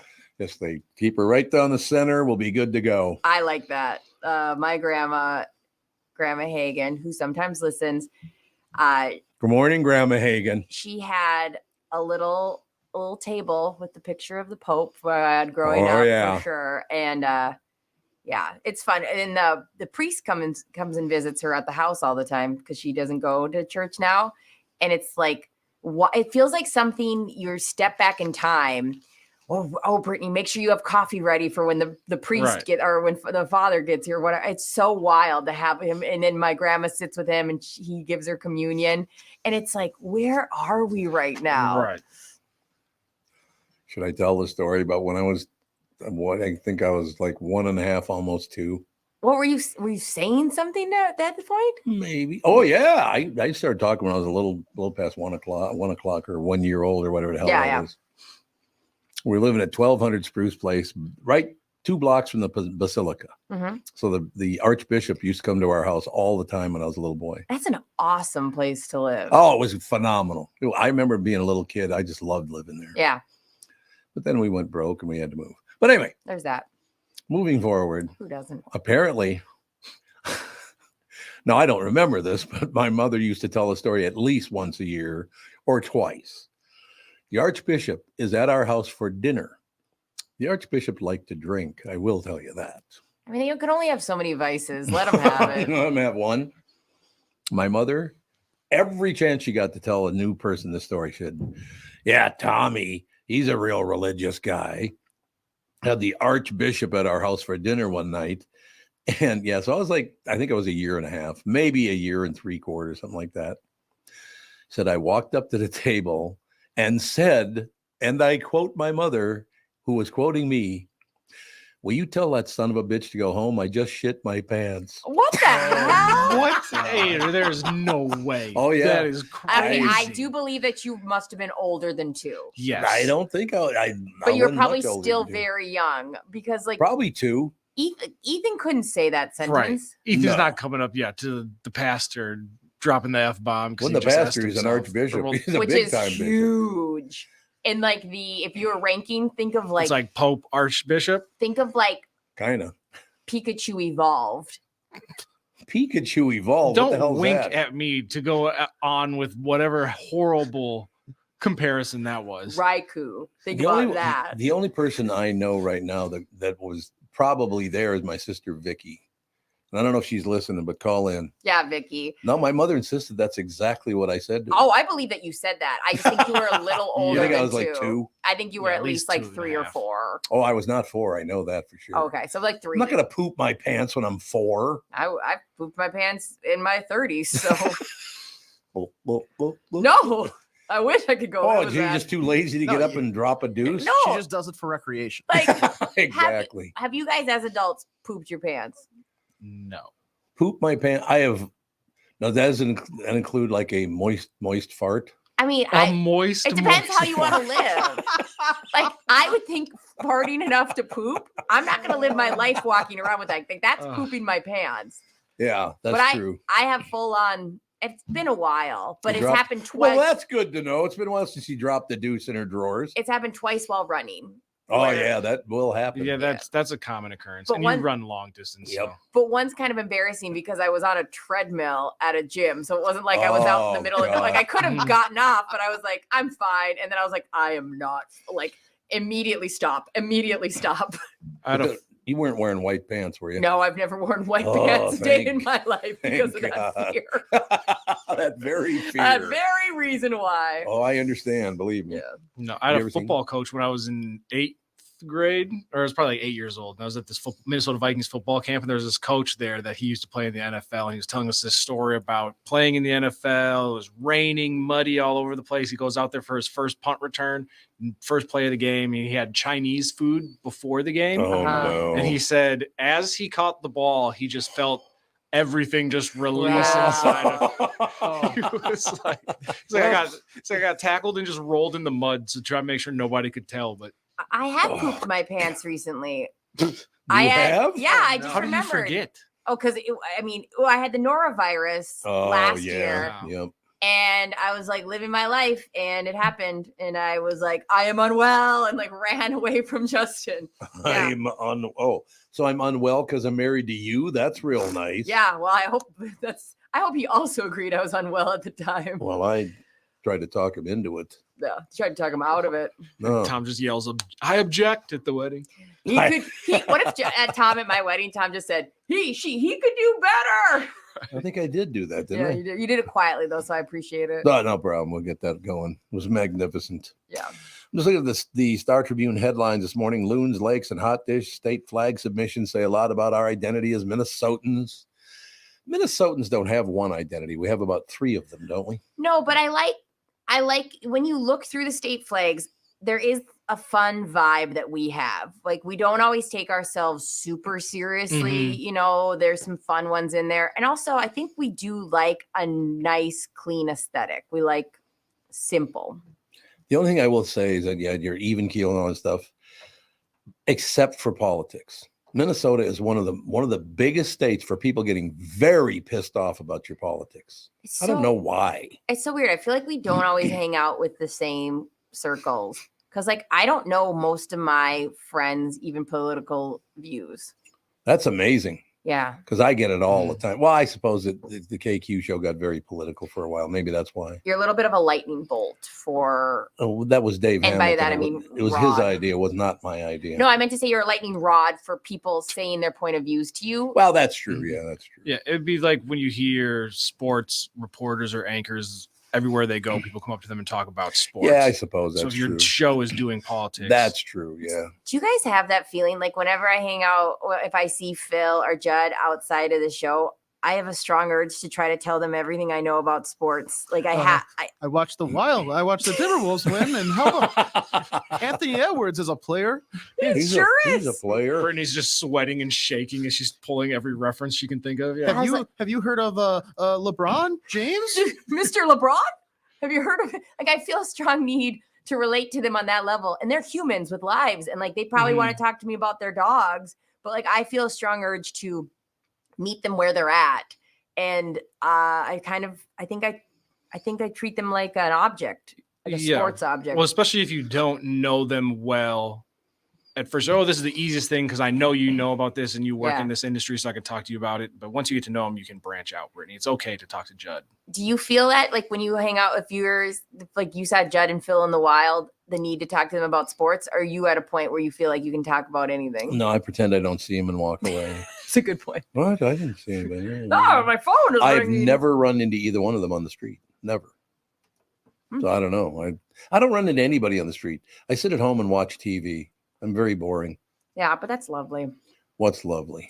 I love sitting home and watching TV. Not 13 hours in a row. Well, that's not okay. Like that's like me pooping my pants. You are unwell. Watching TV and pooping your pants is the same. Well, it's probably true though. 13 hours. That's a whole day. That is a whole day. No, I don't. The problem that I do have, because again, I'm still trying to adjust to not getting up at 3:15 in the morning. My brain just will not get over the fact that I don't work at that shithole anymore. I think I know you people have said this. I feel like you should get into pickleball. Oh, I know. I should. I actually like playing pickleball too. Yeah. Not very good at it. You're about to go to Florida where you can play. My mom's going to play for like 5 hours today. 5 hours? She plays for like 2 hours. Holy Hannah. She'll play golf and pickleball for like 2 hours. And she's living all of our best lives. But I think you would really like it. Yeah, and I do like it. You can be very aggressive in pickleball and it'd be a really great release for you. But you can't go in the kitchen. If it bounces in there, you can. Yeah, but if it bounces, it's always the back of the kitchen. It's like no, it's like a very small hit. It's usually you just dink it over. That's a drop shot. Kind of. Don't ever say dink it over again. The term is dinking. Yeah, Oh, it that is. really It is Yeah. dinking? Yeah, like literally, it's dinking. Yeah, that's the term. What? Yeah. Yeah. Me and AJ, we're I'm pickle good. heads. Yeah. No, Catherine loves to play pickleball. She's good at it too. She's long and lean. It's so unfair. You know, she's a really good athlete.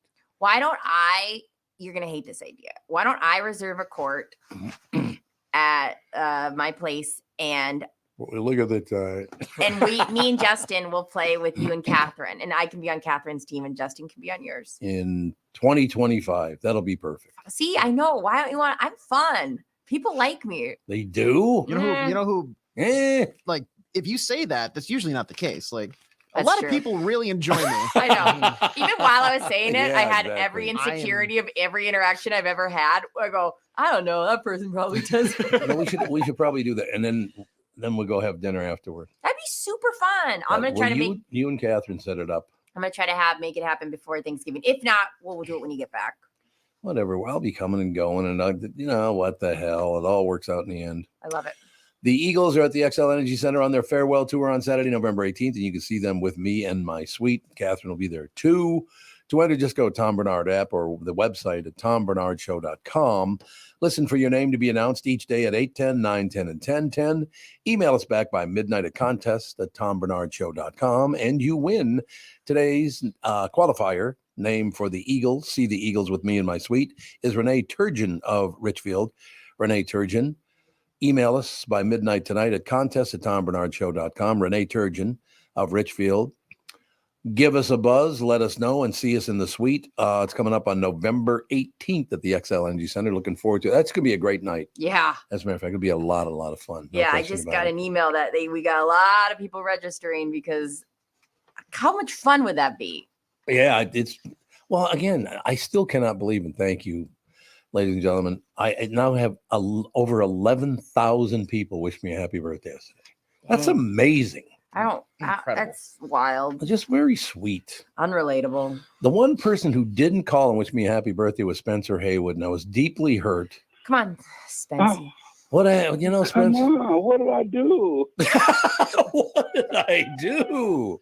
No, it was Spencer was my birthday on Tuesday, and all these people they were so nice. 11,000 people wished me a happy birthday. I was overwhelmed by it. That is awesome. Isn't that lovely? Oh, that's lovely. It is indeed. Ladies and gentlemen, Spencer talking about the NBA season. Oh, yeah, by the way, Spencer, this will be the only time I talk to you because the last 9 minutes of the interview, Tevin will be talking to you because there is no bigger NBA fan in the world than Tevin. I don't know about that, but I'm definitely very excited to have Spencer on today. Anytime you get to talk with an NBA champion, it's a good day. That's true. Thank you. Come on with us. Yes, let's talk. And T-Wolves are pretty dangerous these days. Yeah, I was going to say we're the best defensive team in the league, which is unusual to say for us. And it feels like all of the pieces are kind of coming together. We just beat Boston. We won last night against the Pelicans, who were pretty banged up. Do we have reason to get excited? Is Anthony Edwards good enough to help us make a playoff run? Oh, yes. But besides that, you got Rudy Gobert. You got players. And you have good coaching. You got good fundamentals. As you said earlier, you're the number one team in defense. Now, the number one team in defense always close to winning the big chip. So be careful because you got offense. So that team is a very dangerous team. Yeah, it feels like, well, I mean, obviously against Boston, Anthony Edwards kind of took over the entire game while Cat was in foul trouble. So it feels like no matter what, even if we lose, obviously we don't want to lose Cat or anybody to injury, but it feels like we have enough pieces to kind of weather the course of a long season. So hopefully they can live up to the hype and not let us down at the end of the year. Oh, yeah. They, and when Anthony Edwards played in the Olympics or the Summer Games, that improved his game tremendously. Being a former Olympian, it's nothing like going and playing in the games for the summer. And I know he'll be back on the 24th in Paris. Yeah. And playing in the Olympics compared to the NBA, they always say it's a very different game. How big of an adjustment is it as somebody that's played in both leagues? Well, I mean, the Olympics, you're playing for the country, you're playing for the flag, you're playing for your team. So it's not that much different than an NBA team, but it is because you have the weight of that country on your shoulder. And everybody wants to knock USA out. So you got to come with it. You have to come with it. And you can't play around with other countries. You have to just come with, we are the best athletes. We're the best team. We are basketball. America, USA.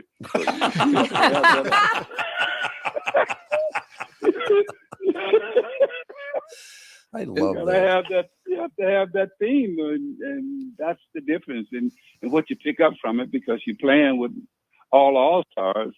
And so what you pick up every day in practice, you have to go at it. And so you learn so much from that. And I watch him mature, Edwards mature so strongly, and he ended up being the MVP of the games this year. Yeah, over with, what was it, the FIBA World Cup games, correct? Yes. Mm-hmm. Yeah. That's pre-Olympics. Yeah. And then, so kind of going through your bio, I never realized that you were one of the first, the first person to come out of high school to the NBA, correct? It had to go No. No? No, I was. Because you had like a Supreme Court, because isn't it called the Spencer Haywood rule? I love Spencer Haywood. Spencer Haywood rule, but so I assumed that meant you were the first one. I am. I'm just playing. Okay, I was gonna say, damn, that's embarrassing. No, what happened was I was a freshman at Trinidad State Junior College when I went to the Olympics at age 19 and set all of the records in the Olympics. Then I came back to the University of Detroit, where I was an All-American with Pete Maravich, Kareem Abdul-Jabbar, Calvin Murphy, Rick Mount, and myself. Yeah, did I say Pete Maravich? Yeah, 44 a game. But anyway, that was the All-American teams. Then I went into the pros with Denver. And then after that, I had one more year left on my eligibility, because before I came along, you had to wait 4 years after your high school class had graduated before you could go enter into the NBA.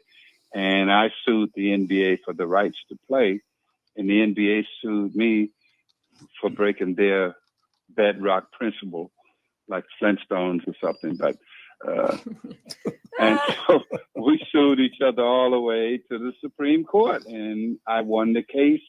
And from the winning of that case, you got a Timberwolves team, because all of your guys are under the Spencer Haywood rule.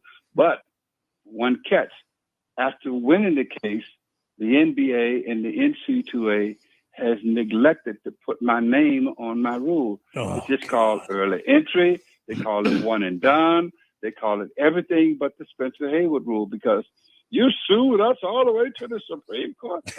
God, man, this is 1971. Chill out.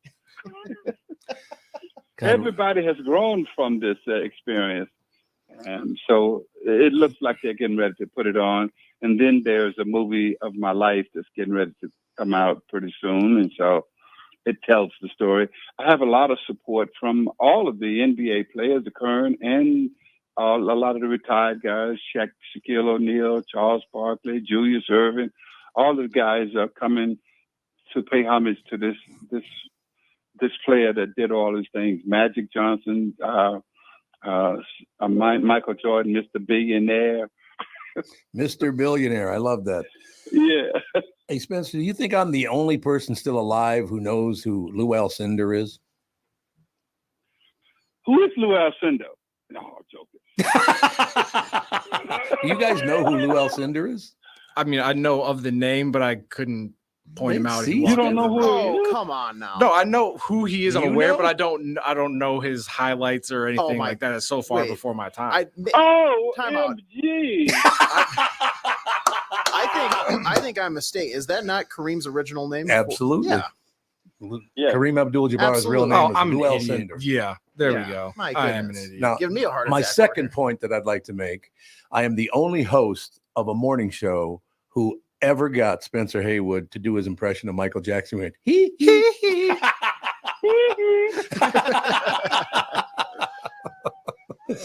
That is Well, the you know, best. Michael Jackson, I spent time on the set when he was shooting this video, and my ex-wife was on there. Iman, the model, the high fashion model. Sure. She was on that episode with Magic Johnson as one of the kings and Eddie Murphy. Yeah. So I got a chance to hang out with Michael, and he was like,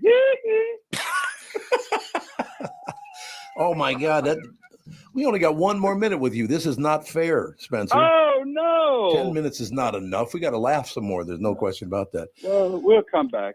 Please come back as soon as you can, and I'll turn it back over to Tevin because he's got more questions, but he's only got like 1 or 2 more minutes. We'll just go with one more here for you. So obviously you played in an era that produced all of the greatest players of all time for the most part. Who was your matchup that you either looked forward to the least because he was a difficult guard, or who was the most challenging for you to match up against? Well, the two guys when I would play small forward that gave me trouble, Julius Erving and Rick Barry. Oh, yeah. Those were the two. And that was, running off of picks and going back and forth. And then when you play big forward, Dave DeBuscher, you have, Elvin Hayes, Wes Unseld, a lot of the big guys, Maurice Lucas.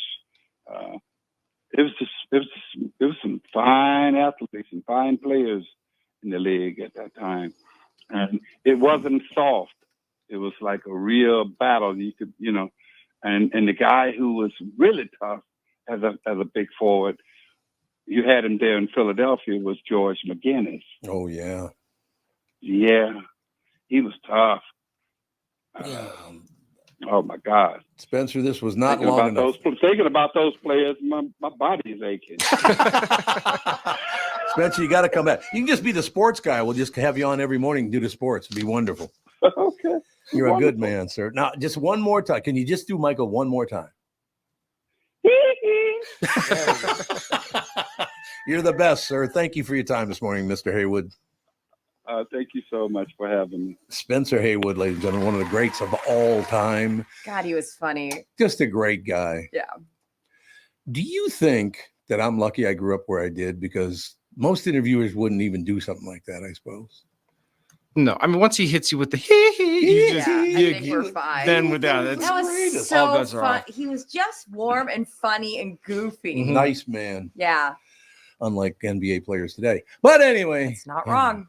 Oh, God, they're. I mean, some are fine. Your buddy. If any of them want to come on the show, water's warm. We'll have you another day when Tom's not here.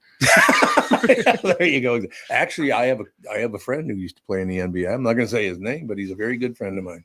A very good player too. Actually, I got a couple of friends that played in the NBA. I didn't even realize that. Yeah, no, and because I don't think people realize how tall NBA players are. Oh my God! Because Steph Curry, for example, who everyone goes, "Oh, he's such a cute little player. He was running around." And Steph Curry's like 6'5". I know. He's taller than me. Look at the little fella. Right. Everybody else is 7. They're all just enormous. I still what was his name again? The guy who could stand flat-footed and grab the rim. Oh, he's 7'7". Oh, I mean, there's Sean Bradley, white guy. Yao Ming probably could do it. Wasn't Yao Ming either. He was a black man in America today. But I think he was from Dr. J, probably. I think he was from Africa. Manute Bol. Manute Bol. That's exactly who it was. Have you ever seen him do that? I've seen. What the hell? I've seen. There's a picture of like one he did for Sports Illustrated magazine or something. I got it.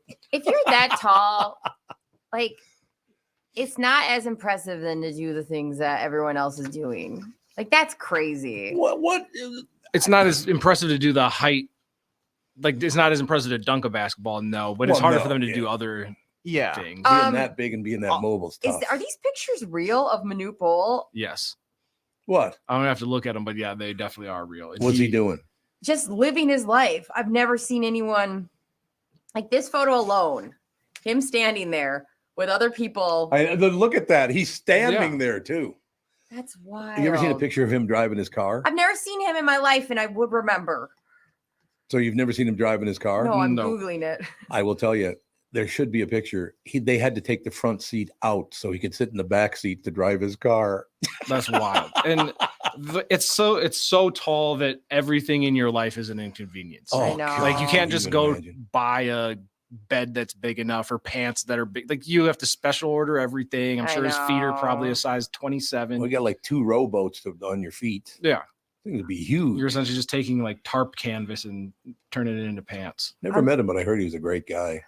I'm just looking at so many things. Just him swimming blows my mind. Like, I don't know why. Holy God, look at that. It's a Loch Ness monster. He does. He looks like the Loch Ness monster. He could have to go like 2 paddles and then turn around and go back.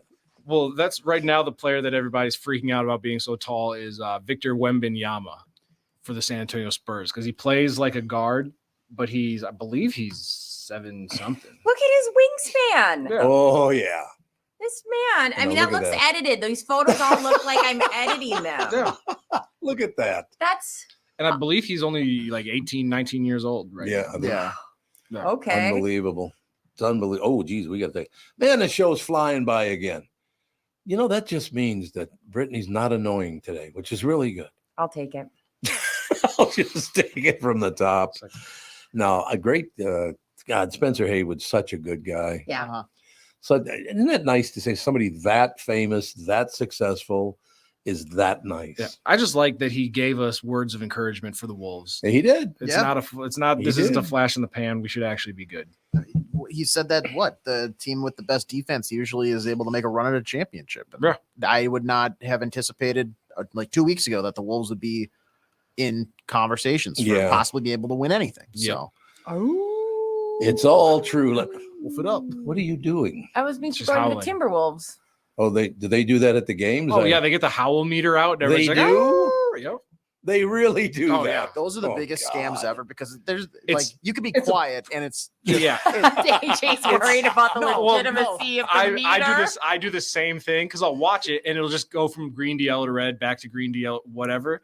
It's the same animation every time, no matter how loud you are. So it's not an actual live decibel reader. I'm like, you guys, come on, we gotta get it to green. That's the thing. We're almost to red. It would always make me mad as a kid because I'd be at the Wild games. They're like, make some noise, and so everybody is cheering, and it's super loud in there. But then it's like, you're at green. You got to be louder. It's like, AJ, come on, guys, we can do it. So do you guys vote on who to have on as guests? Did you want to buy anybody? No, Tevin does it all. Tevin rules that with an iron fist. Yeah. Is that why we never have any white people on? Yeah.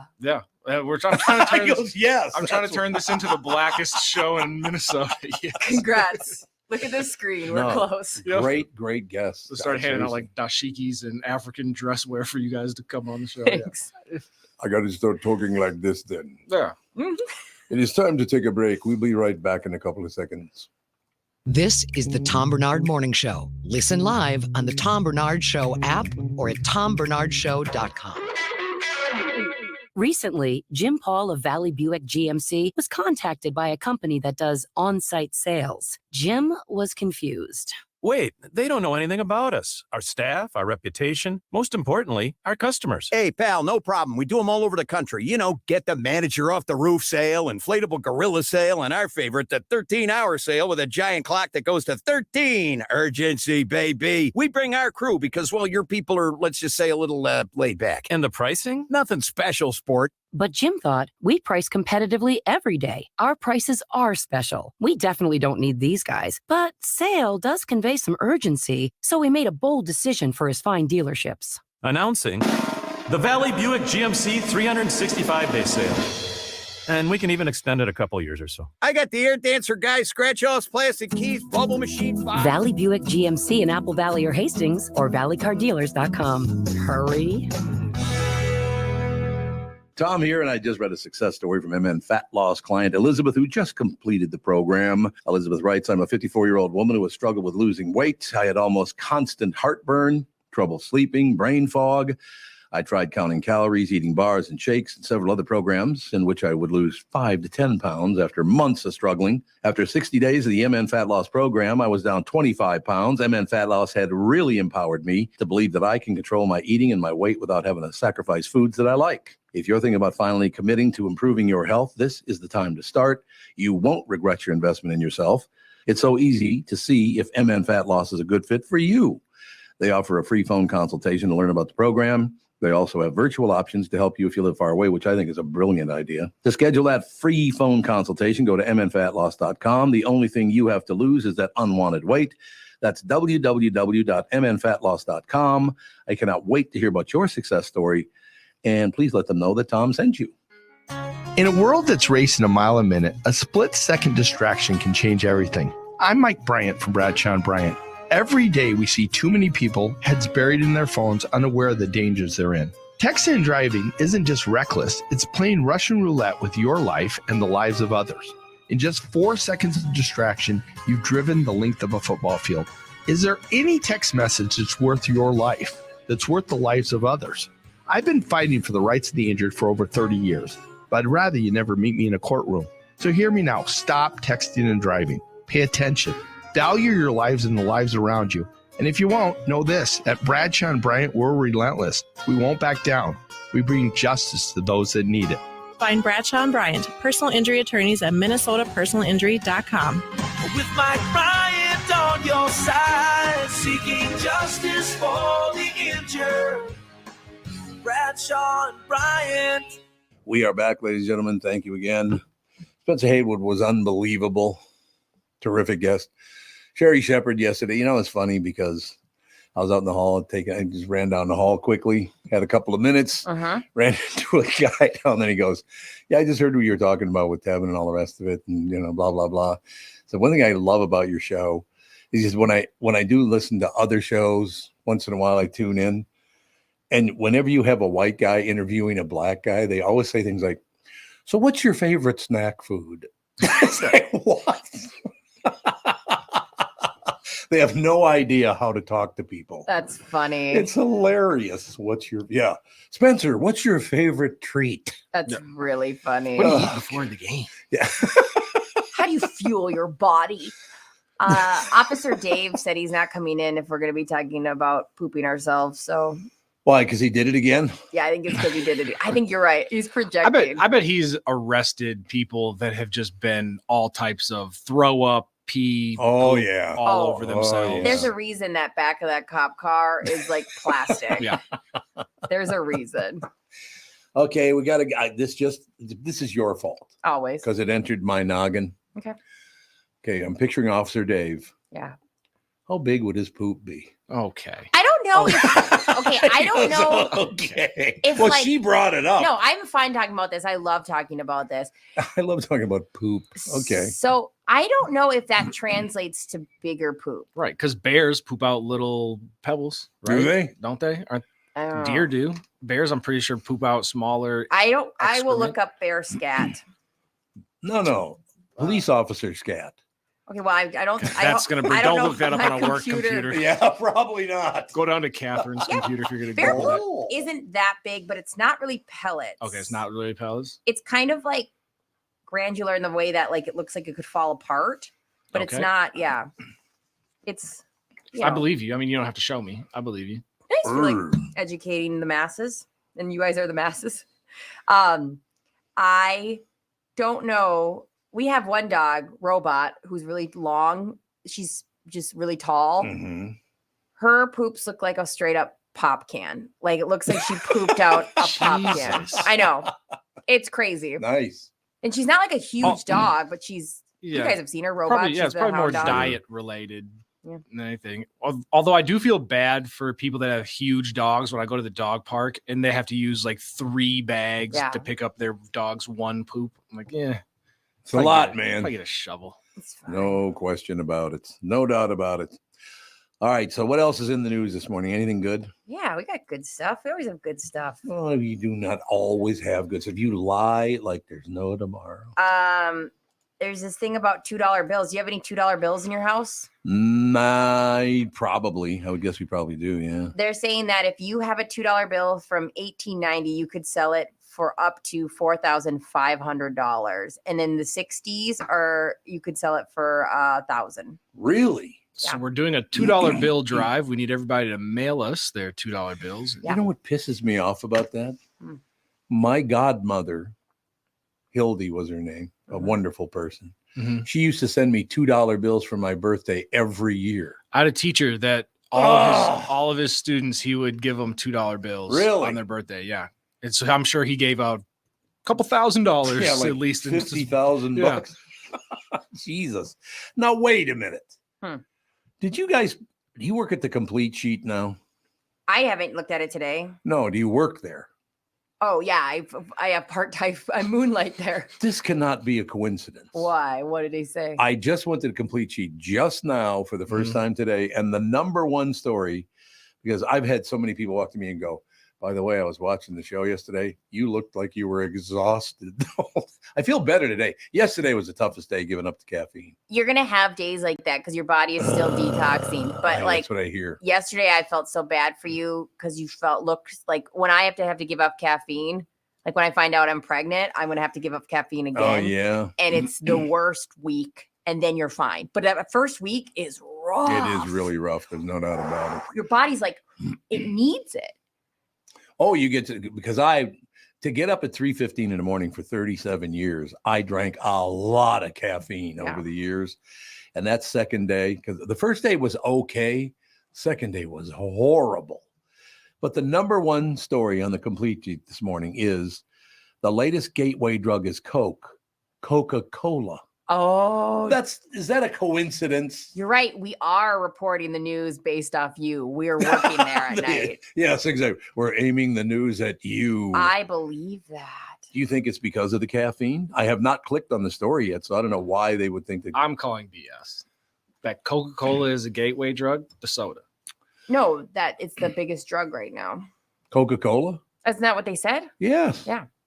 The latest gateway drug is Coke, but like Coca-Cola. Yeah. No. If you're a slippery slope enthusiast, you know all about gateway drugs, the slightly naughty stuff that can turn Ned Flanders into El Chapo. That's kind of cold. Yeah. A new study found that there's a new gateway drug to be concerned about: Coca-Cola. Researchers studied more than 2,000 kids between 9 and 10 years old and discovered that those who drank caffeinated soda on a daily basis are twice as likely to admit to trying alcohol a year later. Is that a coincidence that I literally gave up? And it's Pepsi in my case. Yeah. It's wild cherry diet Pepsi. But I used to drink probably about 18 of those a day. 18 a day? Oh, yeah. I could not get up at 3:15 in the morning without caffeine. There is no way I could have done that. That's wild. If they would have had so those, many. That's a lot. Do you remember when studied? Back in the day, I they had should be studied, yes. Pepsi points? You would have been the richest. I'd have been very wealthy. First of all, buying a case of Coca-Cola right now is not exactly cheap anyway. No. So do you think I should be more jittery today? Because today I feel really good, and I don't know why. Yesterday I felt terrible. Probably because you don't have Pepsi just coursing through your veins They for the just said first it time. takes a couple of weeks to get off it. I would say it takes me at least, when I quit caffeine, there's a 1 week period, and 3 of those days are really rough. But 1 week, and then I'm fine. But that's so weird that I just started. This is my third day of having. I'm still having one a day, just kind of wean myself off of it. Yeah. But how did this story just pop up like the same 72-hour period that I quit drinking caffeinated beverages? Because you're a man of the people. You go through. Is A Catherine- trendsetter. Is Catherine working there? 'Cause Yeah. she was the one that brought it up originally, right? Yeah, absolutely. She's the one that said you've had enough. Yeah. Dial her back. She knew you were like 3 cherry Pepsis away from just a full-blown heroin addiction if it's a gateway drug, apparently. I'm Jones and man. Most of your blood is Diet Cherry Pepsi. So, probably If is we at turned this up the point. heat in here and you started sweating, it would just be. We could lick you and go, that was good. That's why Lick me. that's why Jude licks your legs And all the Izzy, time because yeah. you just Oh sweat my cherry God. Pepsi. That dog loves licking my legs when I got shorts on. It's unbelievable. Well, they kind of do look like ham, the Easter hams. Yeah, when I see your legs, I think, God, I should be wearing like Honey a glazed, dress yeah. and finding Easter eggs. Question. There you go. Yes. How did you sleep last night then? Oh, better. I think I slept much better last night. I did go to bed at 9 o'clock, which is awfully early for me. So I got up at, I woke up at 3:15, 4:15, then I got up at 5. If your body can go to sleep at 9, you should go to bed at 9. Yeah, I guess. Yeah, Like probably. that. But I'll wake up every day at 5 in the morning. But it's getting farther. We're moving from was 3 and now 5. We'll push it back. We'll get No, there. he still woke up at 3 o'clock. I still You just woke went up back at to bed. 3:15. I know, but you're saying that you feel like you're getting up at 5, but we'll push it back. It'll get there. It's a process. It's only Like, been, where am I going to get to? I'm not. I don't know. So Yeah, you're the one going to med school. Every time that you get more and more extreme. I kind of like to go 11 to 7. I would like to stay up because after all those years of getting up or going to bed so early to get up at 3:15, Mhm. I'd like to be an adult and stay up to like 11. I know. It's Oh, it's super fun. I I did that last night. can't know, tell you. I same. can't stay up till 11 o'clock. I just hit the wall. Maybe I will being off the caffeine though. Yeah. Who knows? maybe. Who knows who you're going to be at the end of this You're a week? whole new man now. Researchers studied more than 2,000 kids between 9 and 10 years old, discovered those who drink caffeinated soda on a daily basis twice as likely to admit to trying alcohol a year later. The author of the study says one possible explanation is that the caffeine and sugar can see. I don't drink the sugar. I drink sugar free. Yeah, So maybe that helped me. probably. Induce effects on the brain, making that person more sensitive to the reinforcing effects of harder drugs like alcohol. Or maybe kids who struggle to regulate their impulses may be more likely to try caffeine early on, leading to experimentation with harder drugs like alcohol as they get older. Now, that's interesting that came up because I quit drinking like 12 years ago. Yeah, It didn't bother me a bit. Wait. I quit drinking. I was like, oh, I don't care, whatever. I know you're. Oh, that's crazy. Well, I quit drinking like when I was 21. I started drinking when I was 11 because I was in a band and everybody drinks in bands. Yeah, But then I stopped drinking at 21, the very time I was supposed to start drinking. And then I gave it up until I was like 32. And then I went after it for maybe 28 years or something like that. But you think about that. But when I quit alcohol, I didn't care at all because the next day I think I quit just before Catherine's birthday. Because it's kind of tip of the cap to her, because she might have suggested that I do that. I'm not certain, but I don't remember. it's kind of like the caffeine thing. Gentle suggestion, right? Gentle suggestion. But we went out to Ocean Air for her birthday. Yeah, And I brought a bunch of wine. Should you be doing that? I said, I don't care if you drink. What do I care? Yeah. See, that's never bothered me. What somebody else is doing, I couldn't give a rat's ass less. I have no problem. It's funny because people, especially when I first got sober and I was so young, people were like, I probably shouldn't drink in front of me. I was like, you do know, like, I can buy alcohol whenever I want. Like, it's not yes. you were right. This is my one opportunity. Like, oh, there's a drink. Like, I have the ability to buy alcohol. Yeah. My big thing when I first got sober is I just didn't like to stay with people while they got drunk. Like the progression, they would hit this like tipping point that I didn't want to be around. And it had nothing to do with like where I wanted to drink alcohol. It was just all of a sudden I was very aware that, you know, they start not paying attention when they're talking and there's this and that, and they get a little bit whatever. Now I'm not so bad. Like I actually can have fun with that kind of person. Yeah. But before I found it grating. I found it very irritating to watch people get drunk. Like there was a point of like, I don't want to be around you. You're really? boring. Because that never bothered me at all. I don't care. It's what you do has got nothing to do. I mean, that goes all the way through what this big hubbub in America is right now. On certain, I guess abortion is a huge issue in the United States. How is it my business whether you do or do not like abortion? Yeah. I mean, there are about half the people that like it and half the people that don't like it, or it's none of my business. Yeah. I've never been involved in an abortion. How is it my business? I'd say the only thing that is hard about the pro-choice, pro-life situation is one side wants, like they say, it's not only like they don't want you to, you know, they get rid of the options. Like that's a hard one. Like me personally, I don't think there would be a situation where I'd want an abortion, but I have a very blessed life where that was never something I was like, this is going to ruin my life.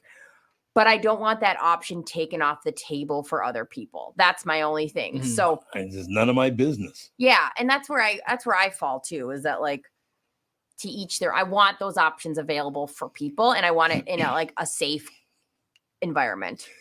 I just saw an email that was sent to me, and I don't know if I should say it or not. Uh-oh.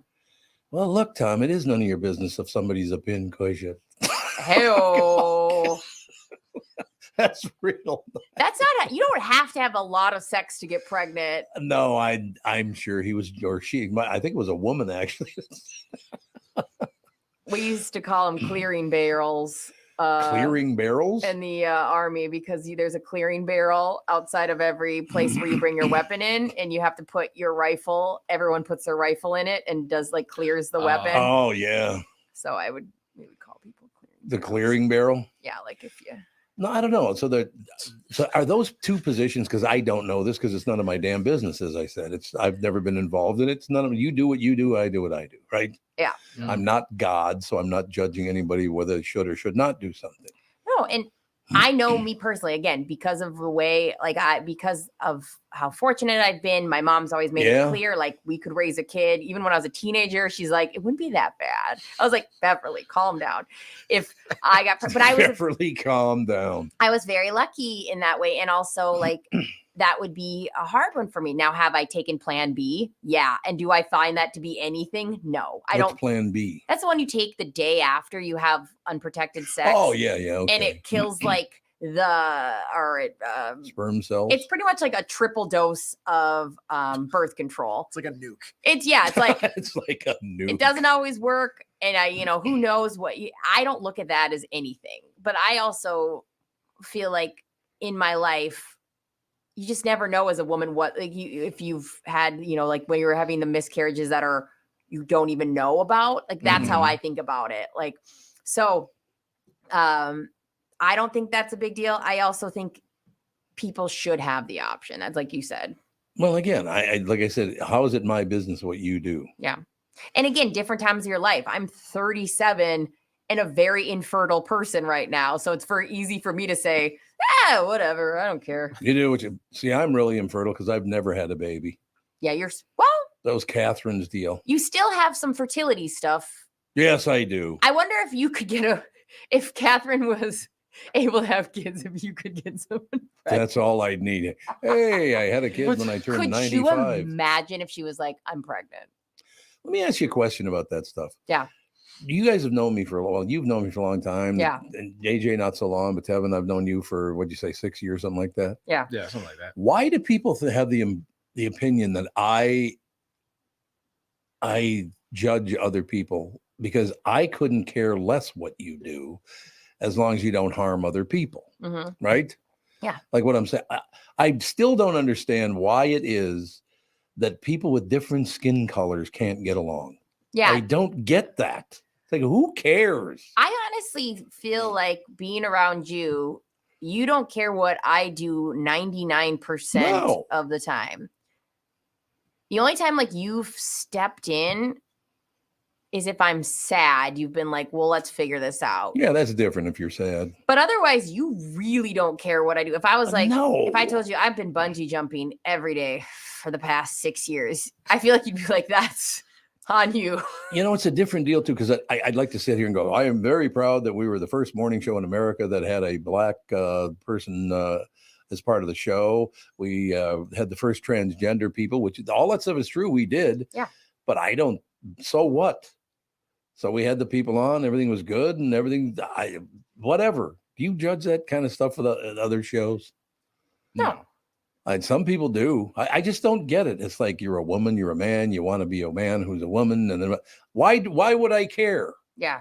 I don't think you do. I don't, but other people think I do. Right. And which I really don't understand. And most of the time listening to the radio, I can't tell unless I know who the person is. I don't know if I don't take the time to search and see what they look like. Oh, are you white? Are you black? Are you gay? Are you this?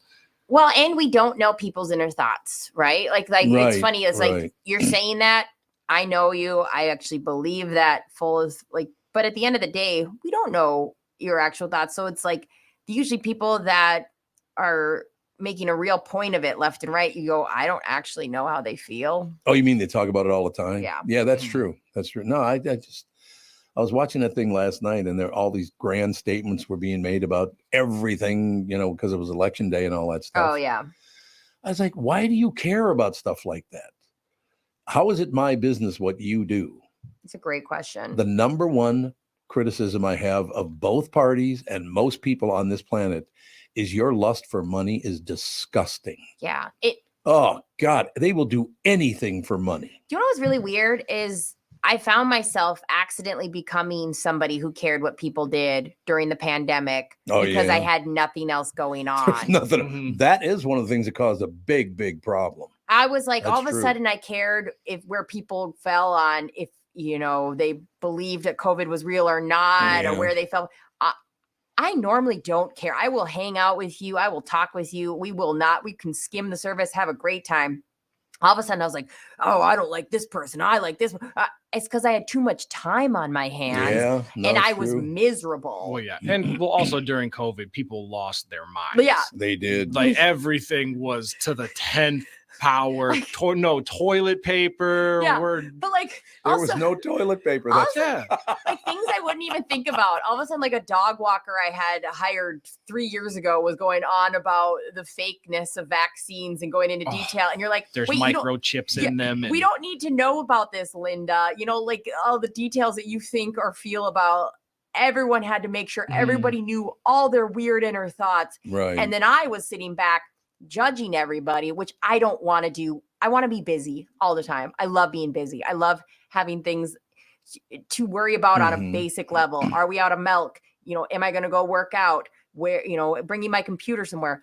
I don't want to have to sit and go, what does Tevin think about this? Like, that's not how I want to live. Yeah. Also, the only thing about that I didn't understand is, like I said, I was vaccinated 3 times, boosted twice, and I still got COVID twice. I agree. What the hell is that? I hear you, and I understand. There's people that don't. Vaccines are one of those conversations that you have to do what's right for you. And, there you go. And I know side effects and things like that. There's people and that's totally fine. I would say this though about whenever you say that, I always think, well, could it have been worse? Could you have been bedridden? Because I'm much too powerful to be bedridden. Catherine wishes you were bedridden. She begs all the time, It's unbelievable. The only time I got really sick with COVID was when I was pregnant. And oh, God, I bet you that was terrible. Terrifying. Oh, yeah. Because I had to constantly check my temp. And if I was too high, the infection or the temperature can kill the baby. So I was like constantly. But you never know. Oh, that had to be hard. It was scary. That was absolutely terrifying. And you couldn't take most drugs, keep your temperature down. Right. So just sticking your stomach in the freezer and my got the tummy, fridge door you open. didn't see me when I was pregnant, Tevin. I got huge. I didn't get like one of those like Kate +8 huge? Or?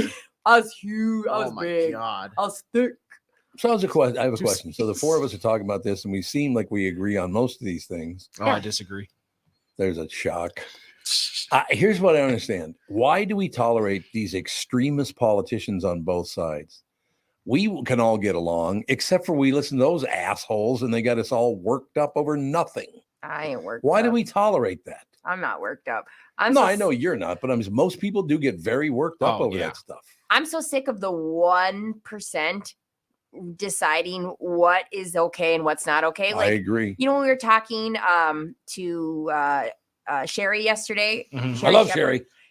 She was saying how people were mad at her because she made a Britney Spears joke. Yeah. It's like, don't let that relax. 4 people on the internet decide what's acceptable or not. Most of us are not writing in. We don't care. We laughed at your performance and we lived our lives. That's most of the time. Yeah. The small percentage that chirps about something is such a small percentage. It is very, very small, but because it's on social media, people think it's a big deal. They think their opinions should change people's courses of action, and it just shouldn't. Yeah, I mean, I get that. Like, you can tell me you're offended, and if that affects me, and I go, yeah, I shouldn't say that. Like, that happens to me all the time. Someone will say, I didn't like it when you said that. And a lot of times I go, there's a different way I can say that, and I'm going to.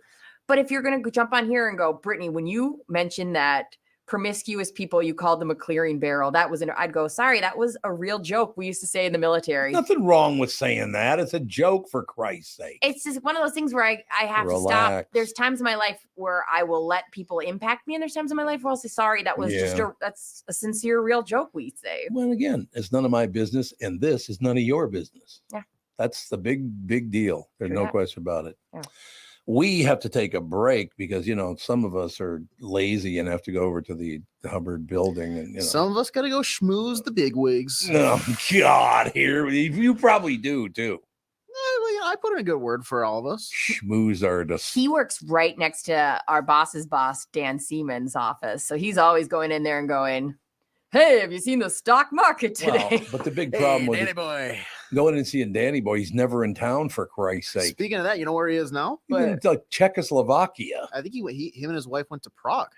Of course they did. They just left the other day. What the hell? Must be nice. I mean, does he ever work? Oh, that guy works his butt off. No, but don't walk it back now, AJ. Yeah, don't walk it back now. I had the funniest conversation with Dan Seaman where, okay, so he'll go on these big trips and not think anything of it, and he'll say things and nothing of it. The other day he goes, I know this is going to sound really pretentious, but I kind of want to give an example of the hardest working person in my family.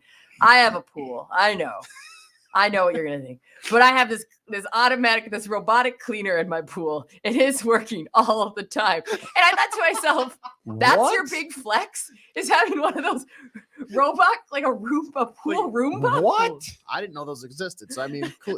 But I know people with those. Right. That's not a huge deal. Impressive. He's I didn't have the heart to tell him that I was not impressed. I don't want to make you feel uncomfortable, Brittany, but I have a machine that cleans my pool. I didn't want to Shania Twain him and go, that don't impress me much. You know what's the bad part of that, though? What's that? You can tell he's never been to a very wealthy person's house because they'd go, oh, really? Who gives a rat's?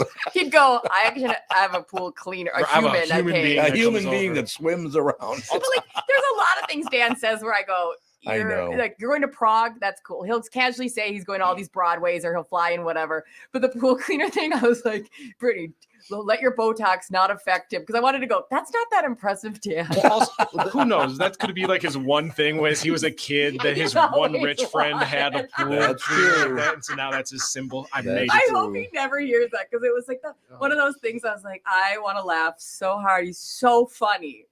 Well, the one thing that I made a mistake about was, so now that I'm like in the office most of the time, after I leave here, I picked a desk that was just vacant. It's right by his office. It's an inch. But I've come to be the guy where it's like, as soon as somebody comes around and he's not there, it's like, hey, where's Dan? I know. I don't know. I'm not his handler.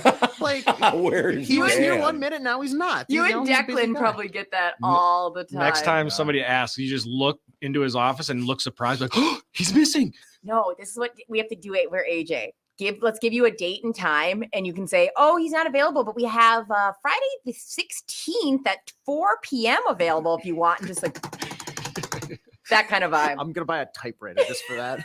Clack, clack, clack, clack, clack. He's got a 2:00 on Monday the 8th. Does that work for you? I like that. That works for me. All right, get off your ass and go to your other job. I mean, we're all working together. We're all working together, Tom. We'll take a break. Be right back. AJ will leave. Andy will join us. We'll be back.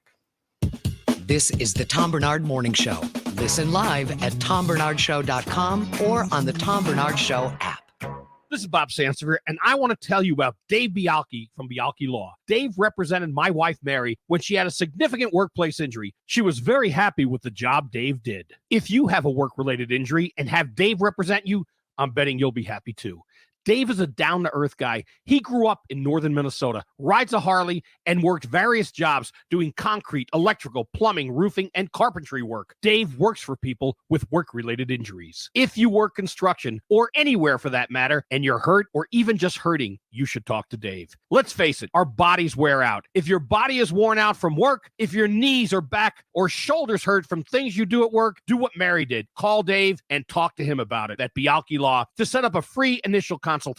The number to call is 763-571-2410. That's 763-571-2410. Or visit bialkelaw.com. That's BIALKE law.com. You need to know a guy for your auto repairs, legal issues, banking, and more.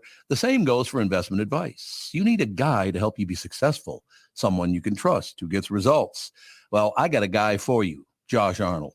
Josh gives you straight talk, not sugar-coated advice about your financial situation. Josh has seen it all when it comes to economic and market conditions, and Josh can make sure that your retirement objectives match your investments. Do yourself a favor and call Josh now for a no-obligation 48-minute evaluation. You've got nothing to lose, and you'll get a different point of view for your investments. Call Josh at 952-925-5608. That is 952-925-5608. You'll be glad that you did.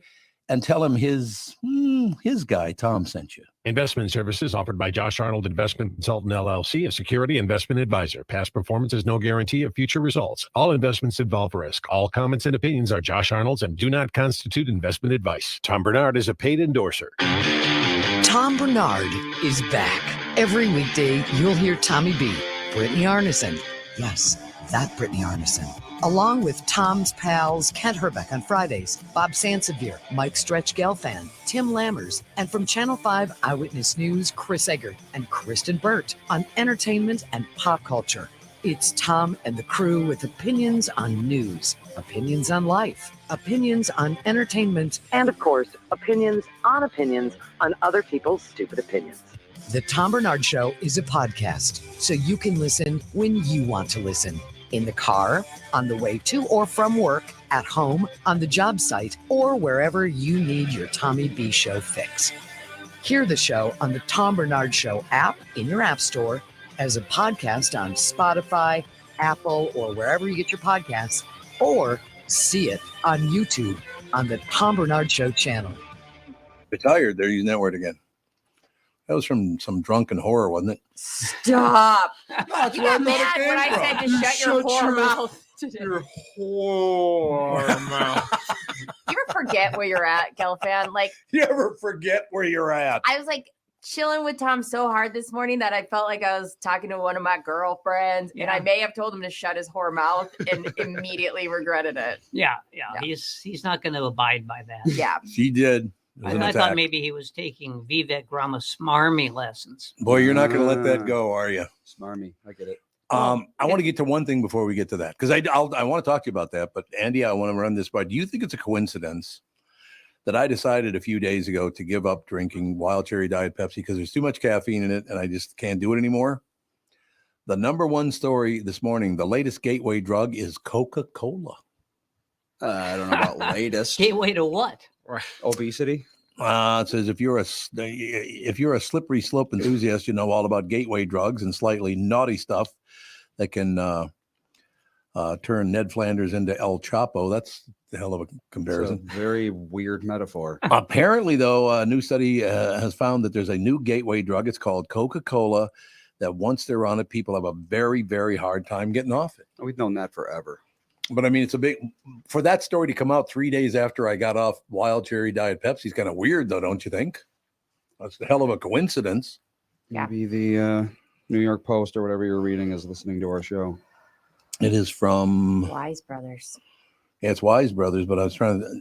The origin. The origin of the story. I don't know where it came from. Oh, Taylor and Francis Online, whatever that means. Oh. Taylor and Francis Online. Whatever that means. So, Mr. Gelfand, why do you watch the debate? I wouldn't watch a debate if you know, for real. If you sent me $10,000 to do it. Here's the problem. So it all begins with my cat. Oh, your cat. Always. It's your cat's fault. So Shifting the blame as usual. The cat sprawls.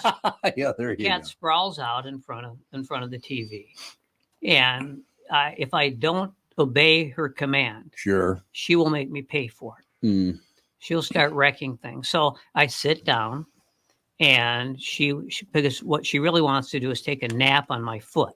And my cat will not jump up onto the couch with me. No, I have to go down. I'll pick her up. Yeah, no, I can't pick her up. Oh, you can't pick her up either? Oh, that's a lot of cats will not let you pick them up. No, she will have nothing to do with that. So now I'm in front of the TV. I can't go anywhere. This is like, my 15 minutes a day with my cat. Yeah.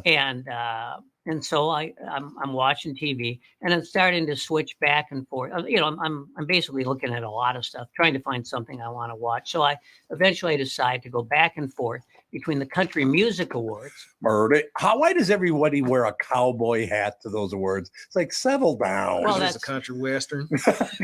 Well, that's what it is. That's what radio country western is. I guess. Yeah. It's the whole thing is befouled. So I'm going back and forth between the debate. At least it's something live. They're down to like 5 people, I heard. Yeah, they're down to 5. They are, and then they'll be down to 4 next time. Yeah. Is there a next? There must be a next time. I guess. I don't know. As long as the ratings are okay, I guess. I don't know what the ratings are. Tim Scott's on the way out.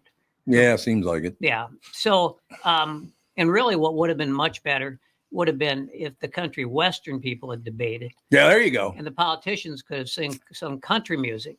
You're right. Just put on a hat if you're a guy. That is. Yeah, you got to be. All the women wearing hats too, though. A lot of women are wearing hats too. Yeah, it's a new thing. Mm-hmm. So I'm kind of trapped there, and I'm trying to make the best of it. So that's how it all started, and I wound up, let's say, with a great distaste for everybody who appeared on the screen from both venues. Yeah, well, I got to be honest with you. I can't find one of them that I like in either party. I was talking about that this morning. Yeah, I'm kind of staying out of politics because I don't like any of these people. Because to me, it's very obvious this is all about money. They don't give a rat's ass about politics, you and me. It's how much money they can make. Well, yeah, because especially now with the Republicans, they need a lot of money just to stay in the race. And so stay in what race? Well, stay in the presidential race, which obviously they're not in to begin with. Why not? Well, because they're looking at about a 60% deficit to Trump. What? Where are you seeing those numbers? Oh no, those are the numbers. If you look at the polls, and Trump is leading all these other people by by a lot. Yeah. So it's going to be. Do you think it'll be Trump and Biden? Looks like it. I mean, most likely, because they're saying that Biden's losing every poll. I don't pay attention to stuff anymore, Mike, so I don't know what the hell I'm talking about. Biden might not be able to run. Yeah, maybe not. I don't know. Well, yeah, Biden's trailing, but it's the next polls could be totally different. It's awfully early, but I think that and that's the thing. We don't if Biden doesn't run, then now the next thing is who will run. Right. That's a big part of it. We already know, of course, that Dean Phillips is running. Dean Phillips is running. I saw that. And Bobby Jr. seems to be running, but I'm not sure. he says he's going to be a third party candidate. That's what he said. Yeah. But then if Biden opts out, then maybe he'll decide to run as a Democrat. I don't know. Why do you think it is that Democrats and Republicans can like their person much more than the other party just because it's their party? I've never understood that. Well, it's identity politics. It is, I guess. It's because, with gerrymandering and all the money that comes in, it's almost impossible to be a centrist. I mean, Biden is pretty much a centrist. He's always said that he in some ways he's been able to pull it off. There's been some legislation when he kind of got together with Republicans, but you can't in the House. That's impossible.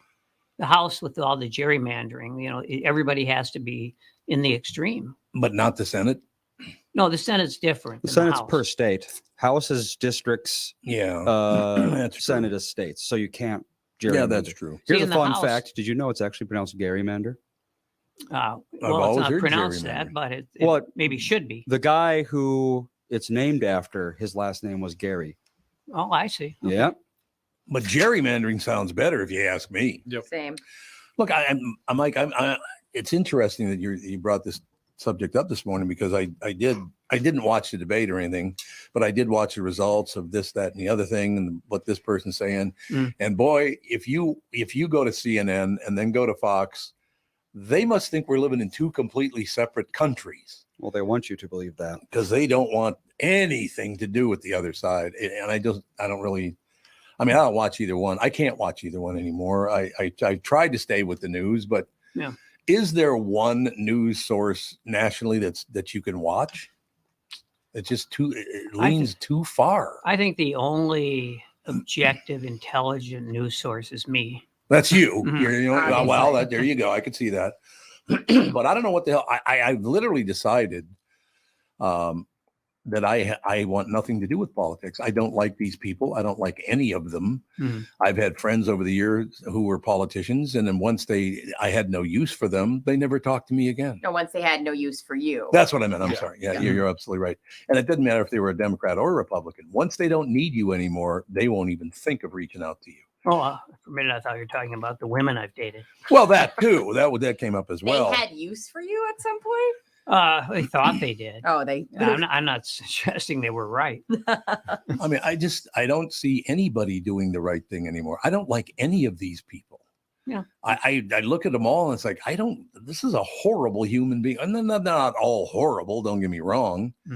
But I don't want to vote for these people. They're just, ugh. Well, none of it feels genuine. No, it does not. Because, was it Tim Scott? There was an article where he launched his new girlfriend. And because everybody thought he was single and he just kind of picked this random, well, apparently he launched a girlfriend. Yeah. He introduced her to the world as like, hey, this is my girlfriend. Now, right. So everybody will think I'm a family man. And it's like, it feels like you just kind of picked this woman out of a crowd and come stand next to her. Well, that was pretty much his farewell to politics. Yeah. Because he's done now. Yeah, he seems like he's done. He's the only reason that he made the debate was because he achieved enough. There was one poll, which obviously was not a very respected one, that had him with enough support that he was able to reach the one of the criteria. So that's why he knew that after this debate he was done. And all he did was basically just repeat his old talking points. He didn't really get into the mix at all. He had nothing new. But I think what it all came down to was a lot of people speculated because he's in his 50s. He's never been married, never been seen with a woman, as far as I know, except at birth. Yeah. Well, that had to happen. Yeah. He couldn't escape that. So there were people, saying, well, maybe he's gay, and so I guess he wanted to put that to rest if he could, and nobody's buying it. Look how do you think he is straight gay? I have no idea. Why would we care? I don't care in the least if he is or not. Mike, I do have to ask you because it's staring me in the face here. How can you support a party where half of them hate you because you're a Jew? I don't think it rises to that at all. But there are a few. I mean, and well, it's open season now anyway. It really is. It's disgusting. But the fact is that almost and the one side, they can't quite decide whether they want to give more money to Israel, whether they want to support them here or not. And there are reasons, there are reasons why both sides should be a little wary, because both sides should and mostly do, I would say, and both sides would like to see a ceasefire here. Yeah, that would be nice, but and it's not going to happen. Apparently, it doesn't look like it's going to happen. But I mean, you look at the people who gave money to Iran, and they turned around and gave that money to Hamas. Mm-hmm. I mean, I'm sorry, but our politicians financed this war. And I think you can deny it all they want, but they did. You can't just hand money over to the Middle East and not expect it to end up being a massive pain in the ass. Yeah, I would say no matter who you give money to, it doesn't matter. It's going to be a problem there. But I mean, I have a big problem with this, Mike, because I don't know if you know this or not. No, I'm just kidding with that part. But I grew up in a Black, Jewish, and Catholic neighborhood. I have many, many, many Jewish friends, and I'm getting really sick of people's hatred of Jews. I'm getting tired of it. And I'm getting very angry about it, because you killed 7 million Jews in World War II. That's not enough for you, really? Well, that's January 6th, there were people wearing the sweatshirt that said 6 million or 7 million isn't enough. Isn't that unbelievable? Yeah, but they're coming out of the sewers. Both sides. I can't support either side, Mike. I can't do it, because both sides disgust me right now. It's money grubbing crap, don't you think? Well, that's a big part of it. It's money and it's gerrymandering. And it's actually gerrymandering. I'm sorry. We're taking the William Shatner approach. That's right. We'll say it how we say it. Sabotage. Yeah. No, I want to understand, when can we ever not get together? That's never going to happen. No. But can we move toward the middle from both sides just a little bit? Because right now you're both disgusting. Mm-hmm. Yeah. They just are. It's like, my God. We should at least be able to agree that walking around and just screaming we hate somebody should be not tolerable. Like, you can't. I agree. That's not going to lead to anything but more hatred and more senseless violence. And yeah, it always has. Yeah. Yes, I don't know. I'm trying to do my best just to slog through life, and I keep watching this, but it does seem to me. And I think maybe the ones to ask, Mike, would be Andy and Tevin and Brittany, because they're that middling age right now. I mean, you got to be looking for some more peace in your life than Mike and I got. I mean, that's what's so funny. It's like, we've talked about this a little bit. A lot of times I don't know where people fall on stuff when I know them socially. Good. And that's great. It's nice. Like when we were talking about the difference between me during the pandemic, where I had nothing to do and found myself carrying people's viewpoints. And then now post-pandemic, I'm busy. I actually feel like I've known Tevin for a long time, and there's a lot of things I don't know where he stands on stuff. No, that's true. That's a good thing, I think. Yeah, I think I'm fine with that. Like, I've never been like, when I find out that Tevin is pro this or anti that, like, it's going to change our relationship. A lot of my friendships are kind of just based on similar interests or whatever. And then that's good. Right. Yeah. That's a good thing. I mean, the biggest problem I have is you have all these college students with their Jew hate now going on. I don't love it. That's not great. But the big part of it is, you know where that's coming from? Just by coincidence, those colleges get a lot of money from Saudi Arabia. Once again, it's the money. Yeah. It's always about Saudi money is everywhere. That's what I'm saying. They got so much money. It means nothing to them. So, they gave Jared Kushner $2 billion for his hedge fund or whatever it is. It seems so illegal. He said, how about $1 billion? And they said, well, make it 2 while we're at it. I know. This is what I'm saying. Why can't I at least find somebody who feels that way about money? Give her $3 billion. You're a woman. You're never getting any money from the Saudis. You're out. Sister. Yeah, I'm fine. I'm actually, you know what? I'm okay with that. I don't need them having a strong hold on any aspect of my life. It makes me very sad. Well, let's face it, the Saudis now have decided women can drive. Nothing but trouble. Honestly, it would not be that bad if they were like, I got to drive you around. I'd say, sounds great.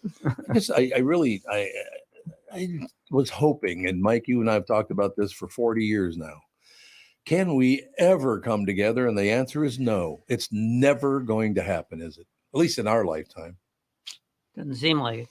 It's just so sad that there's this little, And isn't the belief basically in the Middle East between Jews and Palestinians, their belief is off by like one little tick, but that's enough. Well, yeah, because we are now, from birth, we are taught to discover differences, that's correct. Not similarities. You're 100% right about that. And you've got what's happening now. What will be happening more and more is that people are now basically clumping. It's not. I made that up. I like clumping. But the fact is, now you've got what you'll have really overwhelming blue states and red states because people who are liberals are going to be moving to to the blue states, and so it's just going to be the same way with the red states. The red states are going to get redder. The blue states are going to get bluer. So you do think that is true, huh? But it seems to be. There's some demographic proof to that. I mean, it's in the early stages. Yeah. It's really interesting because Minnesota is like an island. It's kind of weird. All of a sudden, Minnesota, like you see all this blue and blue and blue and blue in the Midwest, and then Minnesota pops up bright red. It's hilarious. Minnesota is a classic example, and this is true of many states where you've got the metropolitan areas, which are expanding. Yep. And which are deeply blue, and then of course you go outstate and it's redder than hell. Yeah, it seems like it. So there the conflict just goes on, and we're now pitting one side against the other. Now I don't know the facts here, so I hope I'm not talking out of school and somebody's married and all that. But your new mayor in your town's a rather attractive young woman. Did you see her? Yeah, I'm familiar with her. Yeah, she's a very attractive young woman, don't you think? It's politics. Tom, I just don't look at it that way. I see everyone as being ugly. I was trying to lean away from that, but you wouldn't let me. So never mind. Well, we'll see. It's and in St. Louis Park, by the way, the conflict is starting to boil. Is it really? She didn't win by. She won by. She got 59% of the vote. Oh, okay. But considering it's St. Louis Park and considering that the Republicans never, ever put up a credible candidate. And if they did, it might be really close. 4 years from now, if the Republicans are just willing to move a little bit toward the center, they could win. They could become, and that's, no one thought that would ever happen again, but it could. We could have a Republican mayor in St. Louis Park. Do you see both parties being stuck on their ideological views that neither one of them will move toward the center? Well, yeah, and you talk about the money, so one side is getting the money from one source, or a few sources, and so the other people the other way around. So they have to stick to where they're at and become, they say, deeper red and blue to keep the money coming in. Now, in a local election, there isn't, in most local elections, there's not that much money pouring in, especially for a mayoral race like in St. Louis Park, where the mayor really he's just a sidekick. Oh, the mayor, or she is now. It's not important in St. Louis Park. They don't have much power. Oh, I didn't know that. Yeah, well, it's a weak mayor system. I did not know that. Yeah. Why is it? Why was it constructed that way? Who knows? But it's not uncommon, especially in suburban areas. It tends to be true. They just didn't. A lot of them started out with and still in technically are nonpartisan elections. So in other words, you don't really formally have a Republican and a Democrat. Oh, you don't? candidate, Okay. But it turns out you really do. Yeah. I know. I saw her. She was on the news last night. She seems like a pleasant enough person. I don't really know what she's all about, but I think she is. I do think that St. Louis Park and a lot of other first ring suburbs, they're kind of like small towns, but they've all got big town problems. Yeah, that's true. And so I think someone with a little more experience probably would be preferable to me.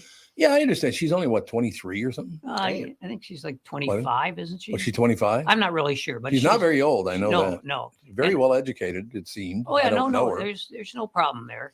And I think that I just think that you want someone who knows. For example, it'd be nice to have someone who's put together a budget. That's true. It'd be nice to have someone who knew how to go to St. Paul and lobby the legislature. And Yeah, these but are, you know, Neapolitans don't go to St. Paul. I'm sorry, Mike. That's never going to happen. That's right. That's never going to happen. Why would we? I just really, really wish that we could, instead of judging everyone right out of the box and, oh my God, you don't believe what I believe, therefore I hate you. I really wish that would stop. Can we just take it from the left and the right and move to the center a little bit? You don't have to agree on everything, but how about a couple of little things?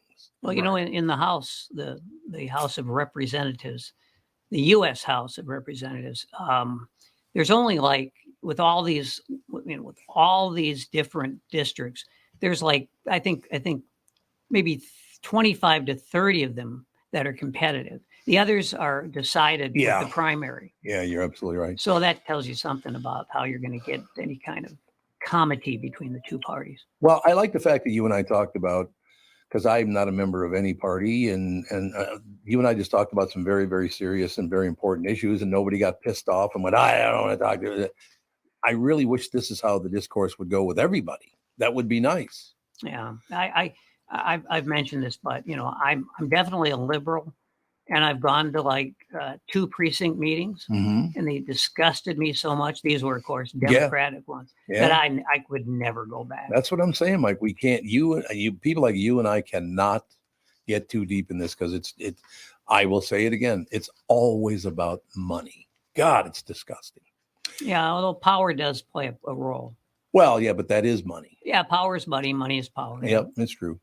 The Eagles are at the XL Energy Center on their farewell tour on Saturday, November 18th. And you can see them with me in my suite. Catherine will be there. To enter, just go to Tom Barnard app or the website at tombarnardshow.com. Listen for your name to be announced each day at 8:10, 9:10, 10:10, and some days at 10:23. Thank you very much. Great to be here.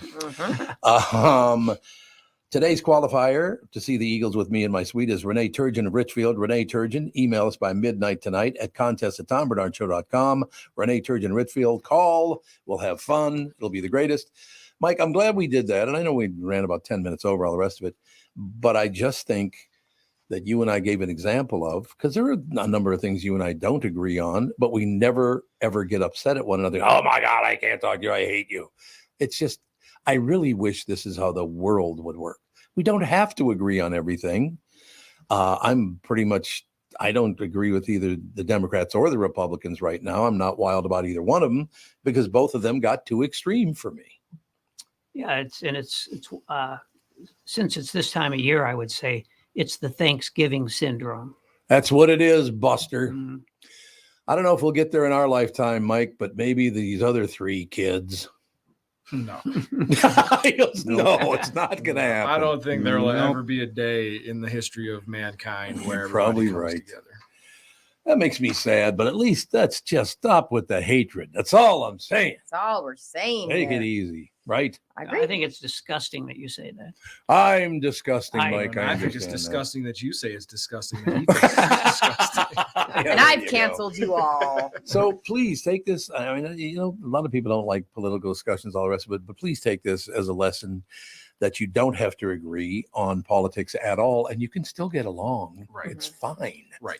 If you go into your Thanksgiving dinner wanting to ruin it, you're going to ruin it. Yeah. If you just go in and be chill, you can make it. A lot of people do. I'll close out with this one. I had a friend I worked with back when I was doing tie and iron back in the days, many, many years ago.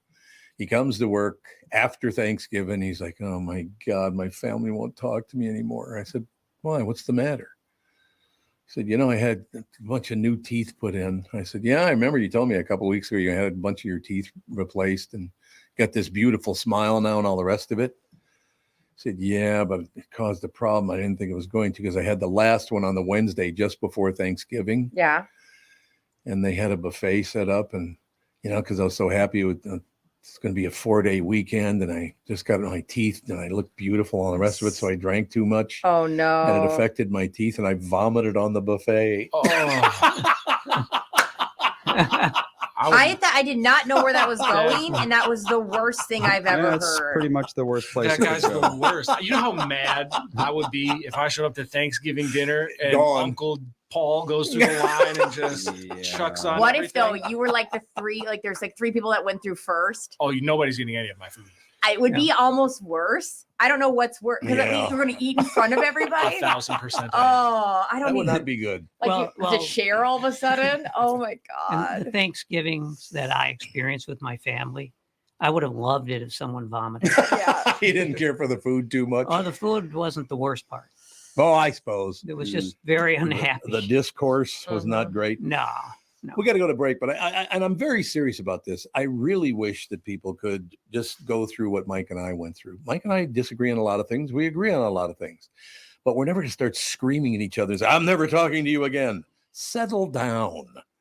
You can only solve these problems if we all settle down, try to work together. We don't have to go all the way right or all the way left.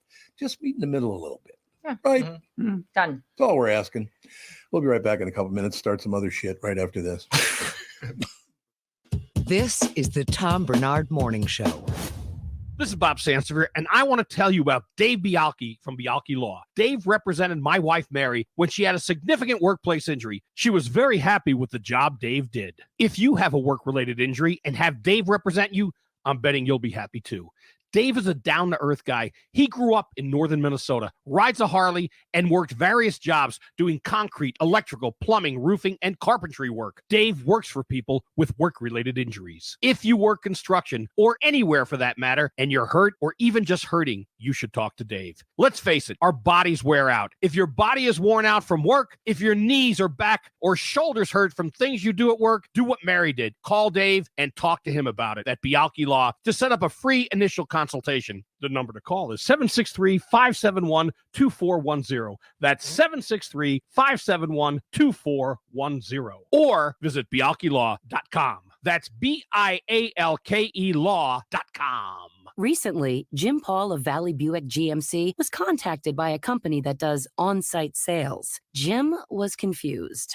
Wait, they don't know anything about us, our staff, our reputation, most importantly, our customers. Hey, pal, no problem. We do them all over the country. You know, get the manager off the roof sale, inflatable gorilla sale, and our favorite, the 13-hour sale with a giant clock that goes to 13. Urgency, baby. We bring our crew because, well, your people are, let's just say, a little laid back. And the pricing? Nothing special, sport. But Jim thought, we price competitively every day. Our prices are special. We definitely don't need these guys. But sale does convey some urgency, so we made a bold decision for his fine dealerships. Announcing the Valley Buick GMC 365-day sale. And we can even extend it a couple years or so. I got the air dancer guy, scratch all his plastic keys, bubble machine. Valley Buick GMC in Apple Valley or Hastings, or valleycardealers.com. Hurry.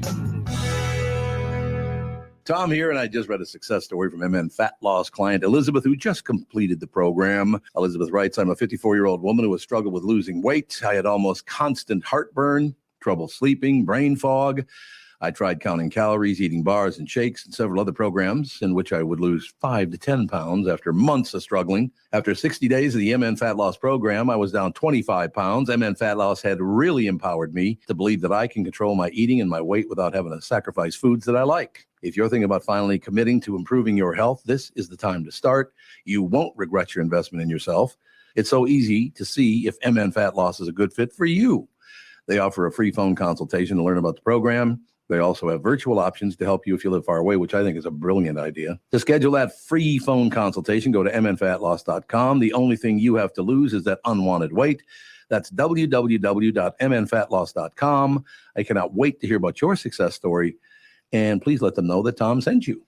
The Tom Barnard Show is proud to have partners like North American Banking Company, Bradshaw and Bryant, and attorney and advertiser Dave Bialke. I've been advertising on Tom Barnard shows for years. I like Tom, not just because he's a good guy, but because the ads I run on his show bring me new clients that are hurt at work and need legal help. Tommy B works for me. If you'd like to find out more about growing your business with the Tom Barnard Show, go to tombarnardshow.com, keyword partner.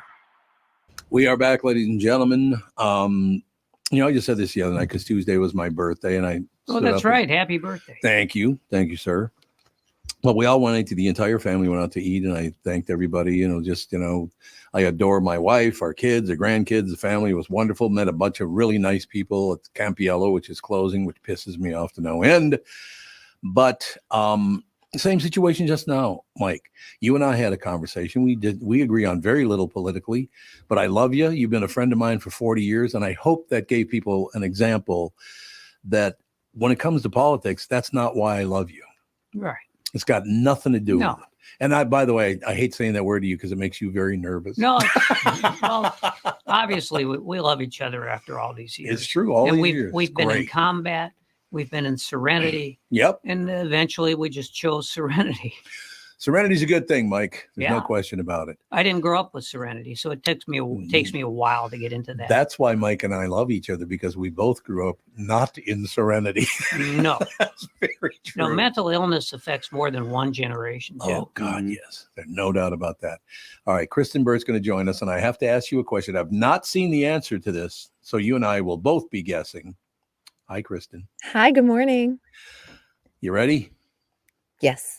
Nobody else chirp here because Kristyn, unless Kristyn might have seen this already. I have not. Canadian mom shatters hospital record with huge baby. Dang. Now, I need to point out I weighed 11 pounds and was 2 feet tall when I was born. That's insane.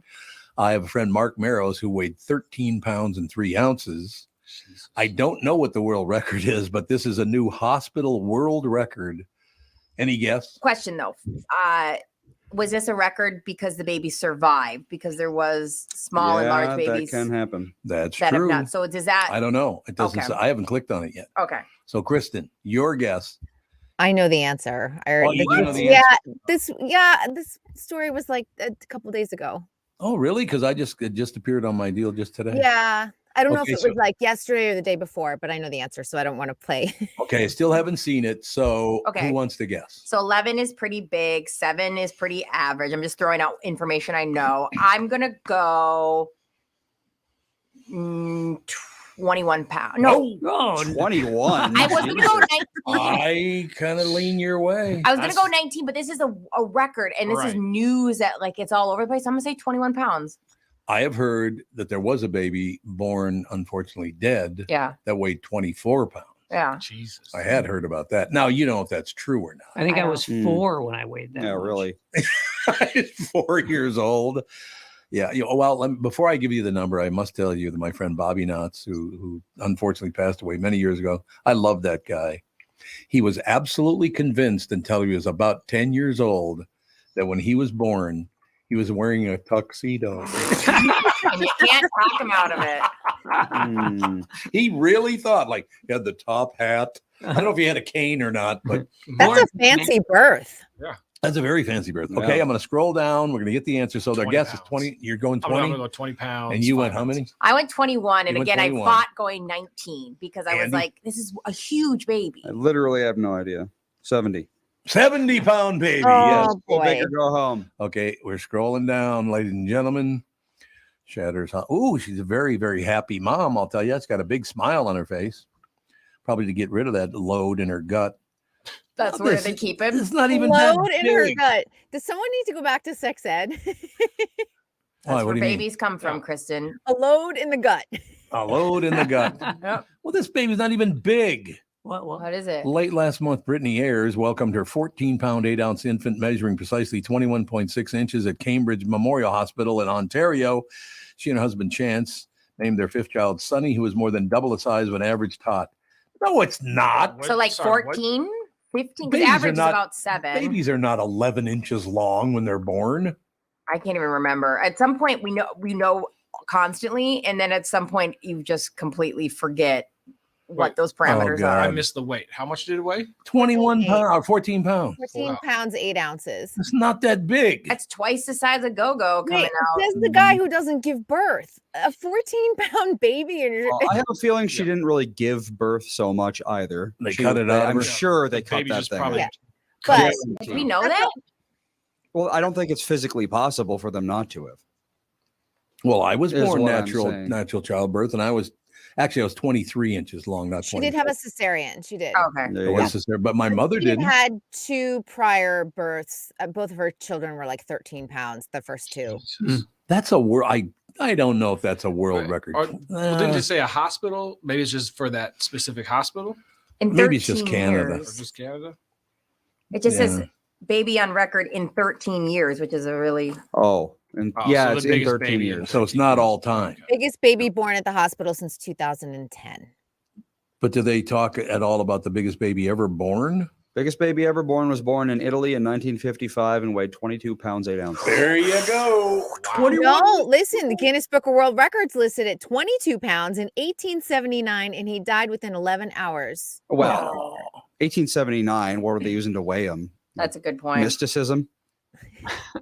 Other boulders. Right. No, We know this boulder the probably baby's might- wearing like 6-month-old clothes, so that's still a big baby. I mean, you're skipping 6 months of clothing. If the picture, because they have, I don't know if they have stock photos or if it's a picture of the baby. That's a cute baby because it came out a toddler. Like that, babies a lot of time come out not looking real human-like. Baby came out old enough to vote. Yeah, the baby was like, I'm ready. Let's do this. The 1879 one was kind of cheating too, because the mother was 7'11". What? So I see. you expect a very large Yes. baby. There's a lot of Well, when the also, mother's I think- almost 8 years old. 11 woman? I think that gives us some insight into perhaps the overall fallacy of this. I think it might not any of it be true. I mean, no credibility anyway. No. That's a good point. I will, before we move on, point out that Sunny Ayers, a little baby that was born, they dressed it up as a pumpkin. Of course. Very cute. Very cute. We got to acknowledge the way she's spelling Brittany. It's wrong. It's insane. It's Britteny. Brittany. That's very Utah. That's insane right there. That's very Utah. I once met a Brittany who spells it like martini, kind of Britini, and I said that's disgusting. No, it is disgusting. Thank you. You're absolutely right. Oh, my buddy's here. Heard Love. your voice, and she came in. There's Came London London through the born. closet. London was 75 pounds when she was born. Yeah, she London, looks it. when I adopted London, she was 1 pound and a quarter. Oh my Whoa. God. Yeah, That's a little kid. Yeah, she did not put on weight for a long time, and the vet was like, "There's something wrong with her," and we did every test in the world, and she's just a runt. She's just Nora's little. 9 pounds. She's 6. This is it. Oh wow, 6 pounds. that's a small cat. Who Hobbs, is I think, Nora? capped out at like 8 or 9. My cat. I thought you were debating getting a cat. You mean you're debating getting a second cat? Yeah, Oh, okay. I'm sorry. I thought you were. yeah, Not- because I had Hobbs for like almost 18 years. Yeah. we got Nora 4 years ago. All right, cool. I just didn't know Nora existed. I feel a little offended. How's your cat, Britt? Kevin? Kevin's Yeah. great. Your cat's name is Kevin the cat. Kevin the cat. Hear me out. It had to be something with a k sound because the cat always Oh, comes. sure. My people love that. Yeah, 3 Ks. Cut, There cut, we go. yeah. I didn't say Kevin was All spelled right, with a K. we're done, Brittany. I did not say You're out. I did not say Kevin was spelled with a K. Whole show canceled. CKEVIN. Thank you. But I also didn't want to name it something that if we had a boy, like I didn't have a name that like I might want to use because somebody was like, you should name him Oliver or all these cute names. And I go, no. It has to be a name I know I would never Wasted use. on a cat. No, so it's Kevin, and he is such a Kevin. He just shows up, chills with me. Kevin's chill. We love him. What do I hear in my head every time somebody says the name Oliver? Yes. For Oliver. our age, it would You probably got be it. Oliver and Company. Nope, it was Stan Laurel. Ollie. He always went, Ollie. I go through the whole musical. I'm like, consider yourself. Oh, Oliver, yeah. Yeah. Oliver's a cute name. Oliver is very cute. Ollie. I love Ollie. Ollie's super cute. That's where that's made it on our list before if Gogo was a boy, but It's also the name of the magic bum in Tony Hawk's Pro Skater 2. of course it is. Thanks. Wasn't I there knew that. a dog That's what he dog cartoon? That's what Andy was talking about. Oliver and Company. Oliver and Company, yeah. Yeah, there we go. It's basically, I think it's basically Oliver Twist, but Yeah. it's animals. Yeah. Ladies and gentlemen, I am looking at a Kristyn Burt. It's not a photo. It's a screening. She has a smile on her face like maybe SAG-AFTRA might be over. Is it? It is. I know we have a tentative agreement, and I will tell you the mood in Los Angeles. I went to an event last night. It was, I mean, people were so excited. People were drinking cocktails and celebrating last night. This is a tentative agreement. They have to go over all of like the legalese of it, and then they will recommend it for a vote. It's going to pass I really don't see it not passing. We and in terms of like network shows, the cast and crew has already received an email within moments of the strike ending saying we are eyeing like a November like 28th start or whatever. So people are looking to go back into production. The networks are trying as best as possible to salvage the second half of the TV season. They want to get 13 episodes ideally out. So if they can get everyone back to work either right before Thanksgiving or just after Thanksgiving, they should be able to crank out those episodes and then have a January debut for that mid-season aspect of the TV season. So that's good news. In terms of like streamers, though, they're not as big a rush as the broadcast networks are because they don't have that deadline of like we have to get all of our shows out by May in order to qualify. So. Well, two things that I love about it is they were able to go back to work today, which is good. Or they will be back able to work today, but they will probably be starting within the next couple of weeks. Well, they told me it was today they could go back. Well, there's nothing to go back to just yet, if that makes sense. Did you destroy it personally? I didn't. I personally destroyed it. No, because they have to get everyone's schedule back up. You've got to get wardrobe, hair, makeup. So it's going to be a couple weeks, but we will see production begin on all those network shows in the next couple weeks. And they are going to address the AI issue, I heard. They did, yes. Yeah. We got what we deserved because that last AI delivery from the studio was crap. Well, I told you, I'm the first one that ever happened to that I know of. Maybe it happened before me, but riding in a car one day, I heard a commercial that I did the voiceover for, and there was a line in it that I never said, but they had me saying it. That's wild. That was a little scary. I will tell you that. It's like, well, they don't need me anymore, I guess. Do you think the strike is resolved because I asked ChatGPT to make a list of... You did do that yesterday. I sent it off to Fran Drescher, our SAG-AFTRA president, and she took in with her little stuffed animal. That's the little heart-shaped guy, brought it in, and I'm pretty sure that's what ended it. And also, I would like to point out that I got laughed at yesterday when I politely asked Kristyn to talk to whoever she needed to talk to get this resolved. And then now magically it's resolved today. So thank you, Kristyn, for putting in the legwork. And you're welcome, everybody else, for asking. I did it all. Before since we're going to talk about things that people have to apologize for, because you're asking, can you apologize me for saying that Machine Gun Kelly doesn't sound like Blink-182? Yep, his new stuff does sound a little Blink-182-ish, so I do apologize, Brittany. I also yesterday said that we made it through 2008 recession, so that really wasn't that bad. I started watching a Bernie Madoff battery. Oh my gosh. 2007, 2008 was like zombie apocalypse financially. If you would have mentioned that in front of Justin because he sold his house then, he would he would attack you. One of the opening scenes was somebody that was it was like 2009, and he was like, yeah, it wasn't so bad losing the job, but losing the house, and he's just bawling. And I was like, okay, maybe it was that bad. Maybe so I apologize to everybody from 2008. So how old were you in 2008? I was in 10th grade. Yeah, so of course you didn't. I didn't think it was that bad. Yeah. I still went to school. Didn't feel it, We had a writer's strike going on at the same time, so it was great. Oh my God. Nobody was working. At this point. We're just always on strike. Remember, this contract, by the way, for both the writers and the actors is only for 3 years. So potentially we will see ourselves here we go back in the situation. And by the way, IATSE, which is the crew, their contract is up next summer as well. So I know, but hopefully everyone can just realize that a 6-month strike is never a great deal for anyone. Why don't they just start working on it now? Like I don't mean this in a mean way, but like I'm sick of hearing about you guys not figuring it out. Can we just have you guys start meeting at the table now for this 3 years when they have to figure it out again? I know. Like what are we missing? You know what I mean? Because it's always new technology that is catching us. It's not more complicated now. Yeah, it's so much more complicated. And in 3 years, like we'll be like, remember when we were just laughing about AI? And it'll be so many more layers to AI that we'll have to make sure are covered. Yeah. Well, they got to take it. Why is everybody in America on strike? The auto workers are on strike. SAG and AFTRA's on strike. Everybody's on strike. What is that all about? Because the workers are not making a living wage, and your C-suite executives are all making 50 million times that. Yeah, megacorps are pretty awful at the moment. Well, once again, money destroys everything. Well, we just talked about the other day that WeWork guy. Yeah, got paid $1.7 billion to step down, and then they kept him on $50 million a year as a consultant.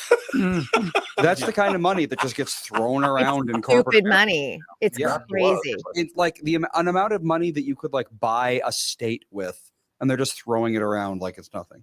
Yeah, I was at the grocery store the other day, and I noted that that beef tenderloin is now $50 a pound.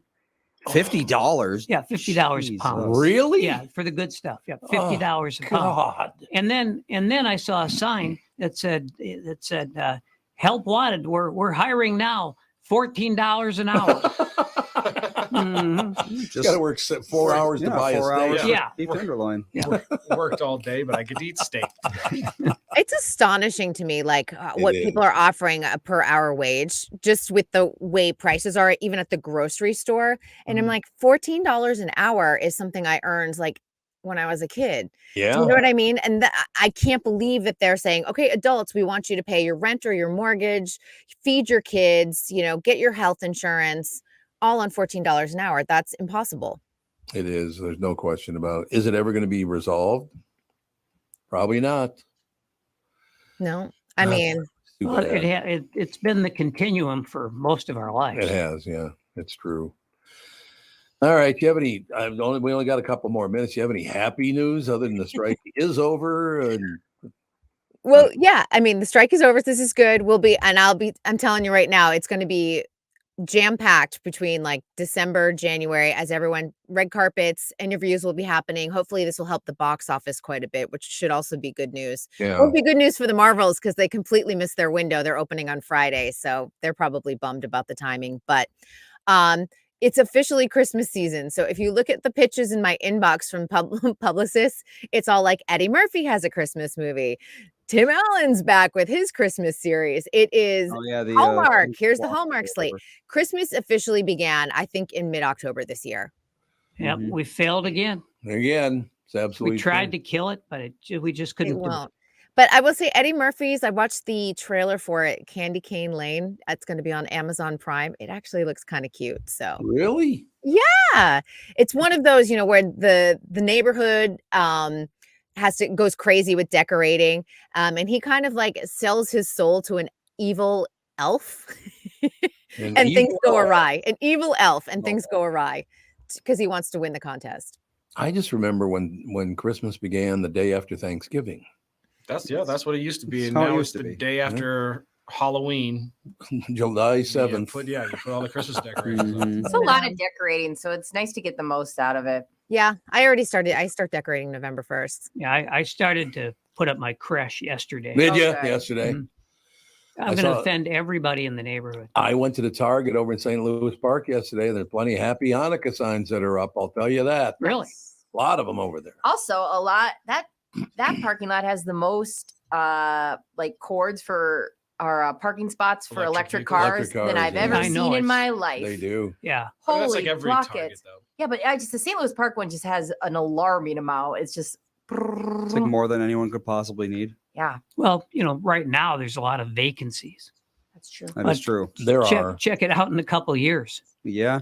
Well, the thing is, though, with the electric cars is the amount of time you're in Target, you're going to charge your battery like 5%. So why even bother? Oh, Andy, not the way I do Target sometimes. You're there for hours on them. Yeah, when I need a break and I'm like, I'm going to go run a Target, I just slowly walk around. You go to Starbucks first and get your Starbies. And then sometimes Go-Go's with me and we just both need a break. Sometimes I'm without her. You can see me roaming the Eden Prairie Target like I'm haunting the place. Yeah, for me, they don't even need to turn on in the heat because the trail of fire I leave when I'm going so fast. Yes. To get the hell out of there. My goal in going into Target is in and out in as quick.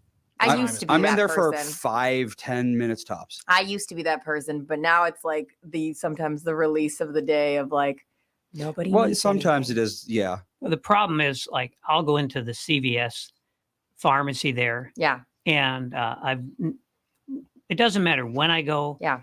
Nothing matters. It's if there's one person in front of me It's a 10-minute wait. Oh, well, your insurance company doesn't seem to want to pay for this. Oh, no. The other day, I woke 3 hours for something because it was claimed a controlled substance. And I was like, sure.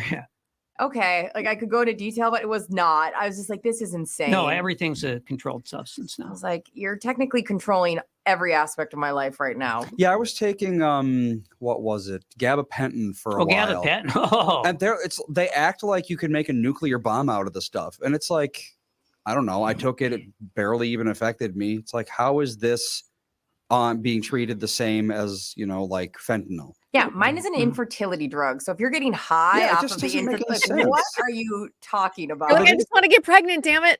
Just knock me up so I can leave. They do the same thing with Pokemon cards, though. Like you go to certain targets.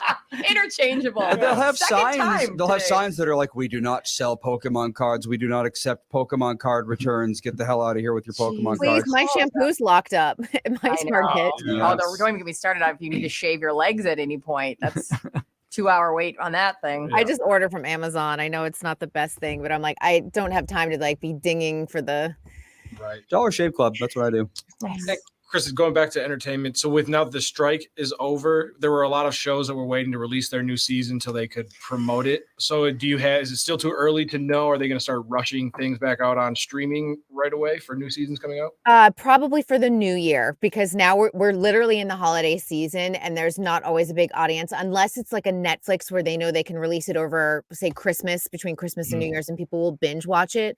But those prestige shows, they're going to wait until the first of the year and get together at a proper press junket. Because remember, I haven't been able to interview anybody. We haven't been doing red carpets.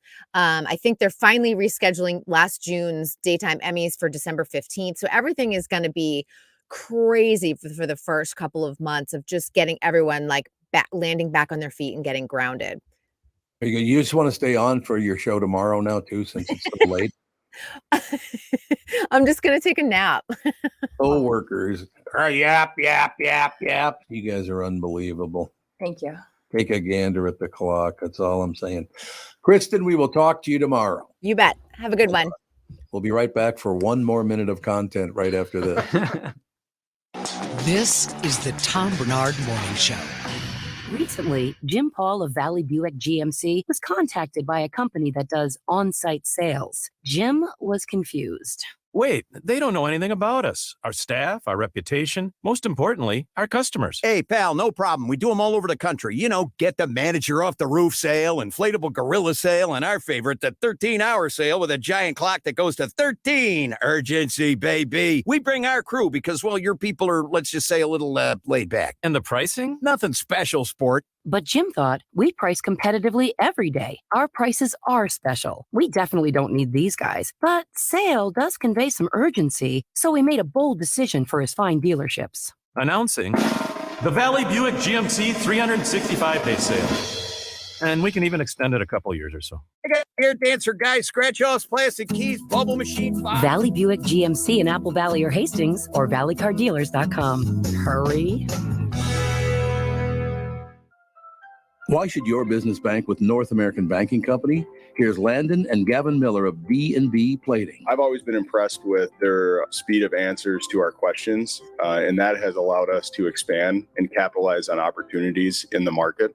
North American Banking Company has never made us feel like a number. They've always treated us as a partner. For more information about North American Banking Company, go to nabankco.com or stop by any one of their Twin Cities locations. Member FDIC, equal housing lender. You need to know a guy for your auto repairs, legal issues, banking, and more. The same goes for investment advice. You need a guy to help you be successful, someone you can trust who gets results.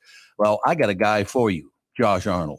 Josh gives you straight talk, not sugar-coated advice about your financial situation. Josh has seen it all when it comes to economic and market conditions, and Josh can make sure that your retirement objectives match your investments. Do yourself a favor and call Josh now for a no-obligation 48-minute evaluation. You've got nothing to lose, and you'll get a different point of view for your investments. Call Josh at 952-925-5608. That is 952-925-5608. You'll be glad that you did. and tell him his guy, Tom, sent you. Investment services offered by Josh Arnold Investment Consultant LLC, a security investment advisor. Past performance is no guarantee of future results. All investments involve risk. All comments and opinions are Josh Arnold's and do not constitute investment advice. Tom Barnard is a paid endorser. We are back, ladies and gentlemen. A little news, a little information. We actually have 3 minutes before we have to go. What do you think of that? Dang. How are we going to fill the time? You guys didn't just yammer all the way through it. Yeah. That's what I'm saying. I know. Any other important issues we should cover in the next 3 minutes? Yeah. What are they? Great question, Brittany. She'll get back to you on that. Taylor Swift is starting her international tour. What a shock. Nope. We said important stuff that we should get to. We don't have to talk about Taylor Swift. I do want to hear what Andy thinks about the new flags. What is his favorite submission? I haven't looked at them in a while. Let's see here. Do you like the laser beams coming out of the loon's eyes? The loon's eyes, That's yes. one of my favorites. Public submissions revealed. Let's see here. Oh, the weird floppy loon, you mean? Yeah, there's a lot of loon ones, but there's one. There's a hot dish one. There's what's this Sweden but green. I guess that makes sense. Yeah. I don't know. So do you like the one that was clearly drawn in crayon by a 6-year-old? I actually really like that one. And if that one won, I'd be happy with it.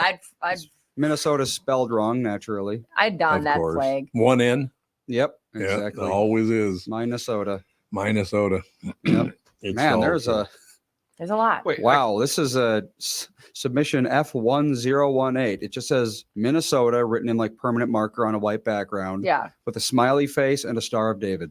Love it. There you go. So I'm in. Don't know what that's supposed to be saying. Yeah, I think if I had a vote, I would vote for number F816. F Like the loon 816 with the M in the upper corner with the star. It's not bad. That's a good one. I like the cleanness of it. Yeah, that's the thing. They say that a good flag is one you can draw from memory, though. Ooh. And that one I could not draw from memory. Okay. But the hot dish one I could. I don't believe you. So the one we have now, you could not draw from memory. No one could. Nobody could. No human could even They shouldn't. attempt. You shouldn't try. It's chaotic. Mm-hmm. Far too chaotic. All right. Is that going to do it for the show? I guess so. I guess I could tell you real quick that the Como Zoo had a giraffe. A baby giraffe was born there. Oh, Giraffe. see, they just kicked the pandas out of the country and they sent them back to China. Now we had a giraffe. Isn't that crazy? I don't know if you talked about it on the family, but I never talked to you about that. That panda thing is I didn't know we were renting pandas. Weren't they here for like 50 years? Like 50, America. no, they're gone. They're like, what? If we're the country that can't make our own pandas, what are we doing with our life? Exactly. You got to have your own pandas. Thank you. Well, the whole thing is that like China has domain over all pandas in the world. They do, yeah. How are we allowing that? I don't want to start a war over this, Because but there's pandas are no- easily my favorite resource in the world. Because there's no wild pandas in. How is that surprising that they run the whole world of pandas? They own all the pandas. They'd be like I don't know. Like what? Well, We it's like- own all the mosquitoes? Yeah, well, it would be like, like timber wolves, for example. It's like, no zoo in the world can have timber wolves without our permission. Is That that would probably never fly.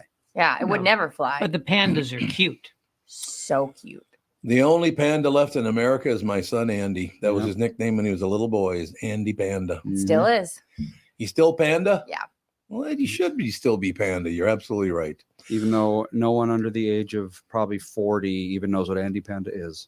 I don't know what it is. I thought it was just because it kind of. It was a cartoon. Yeah. Oh. I mean, it was well before my time, but yes, I think, Yeah, you went and searched it. What was Alex's nickname? Do you know that one? Mm-hmm. Huh? Come on. Because when she was born, she looked like a certain animal or thing. A little bird. A bird. And so you call her Tweety Bird? Yep. Yeah. I can't believe I remembered that. And Panda and Tweet. The whole time they were little kids, it was Panda and Tweet. That's really cute. Let's bring them back.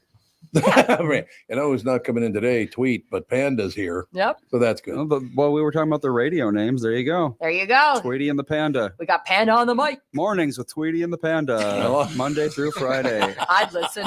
Got me. Well, you know, I would too, actually. I always thought that Mike was a nice, standard cute name. Mm-hmm. Yeah. Then I found out that in Swahili it means cynical son of a bitch. I know so many Mikes. Yeah. I know. We all know so many Mikes. I know. So many Mikes. What were my parents thinking? What were they thinking? I want to do something because you guys I've never done this, but I want to do it now. Okay. I'm going to look up and see how many Mikes I know, because I bet you it's by far. It's got to be at least 8. You think it's 8? Yeah, I think so. Almost I've there. counted just like people who are adjacent to the podcast. There's like 6 or 7. But you have to look up Mike and Michaels. That's the problem. Like I can't just look up Mike. I'm going to do MI. You can do MI. You can do it at the same time I'm doing it. Okay, Michael Bryant, Michael Eberts, Michaela Brewer, Michaela. Does Michaela count? That's not really Mike. That's not really Mike. We're starting to move the goalposts. Yeah. Okay, now we'll get to the Mikes. Mike from Mike and Susan, my next door neighbors, Mike Bilski, Mike Gelfand, Mike Jennings, Mike Lindell, Mike McVeigh, Mike Molina, Mike Oberg, Mike Weber. It goes It's on 11 and so on. So many Mikes. I have so many Oh Mikes. my God. Now, what about the MY Mikes? I would never. I don't know any. I don't know one. Oh, MY. Michael Thompson, the basketball. That's right. player. Michael Thompson was MYCHAL or something, Yeah. wasn't it? Yeah, I don't like that. MYKELs make me feel unnerved. Yeah, I don't like that. Yeah, that's a little too commie. That's Okay. why. All right, we got to go because we're going to start the family podcast. And Love you. talk to you later. Love you too.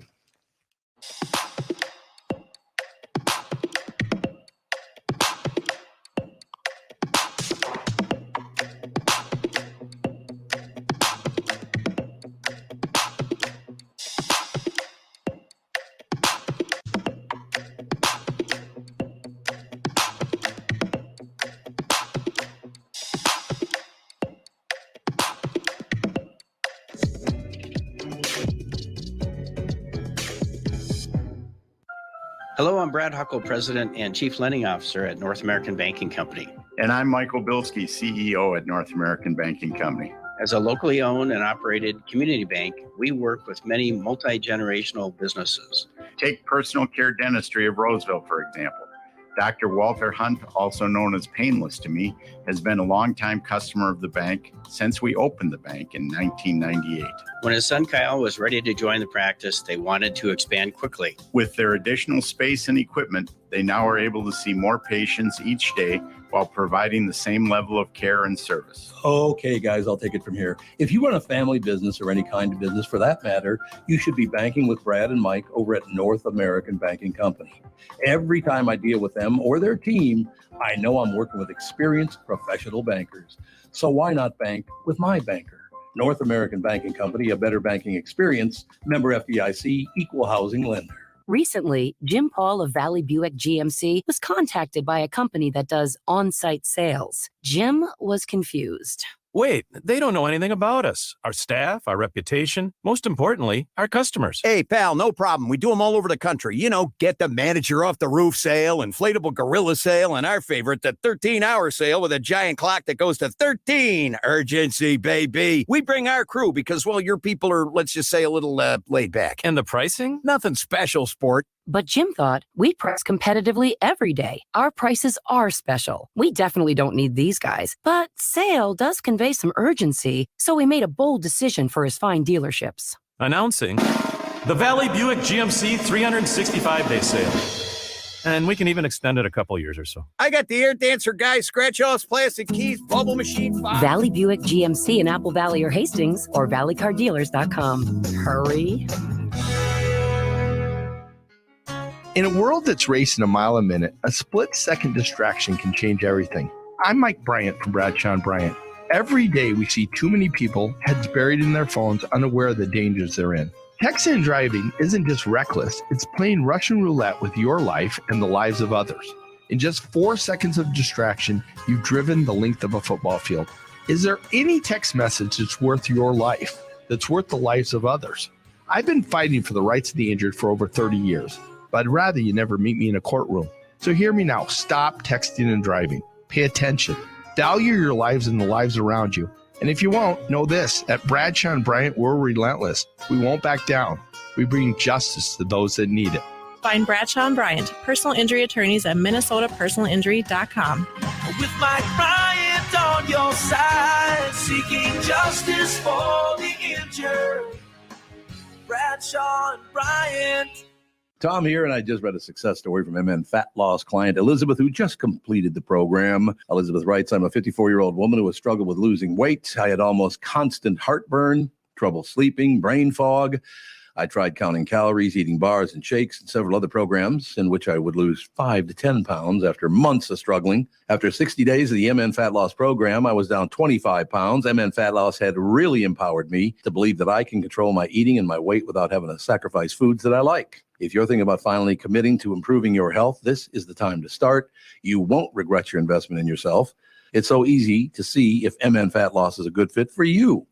They offer a free phone consultation to learn about the program. They also have virtual options to help you if you live far away, which I think is a brilliant idea. To schedule that free phone consultation, go to mnfatloss.com. The only thing you have to lose is that unwanted weight.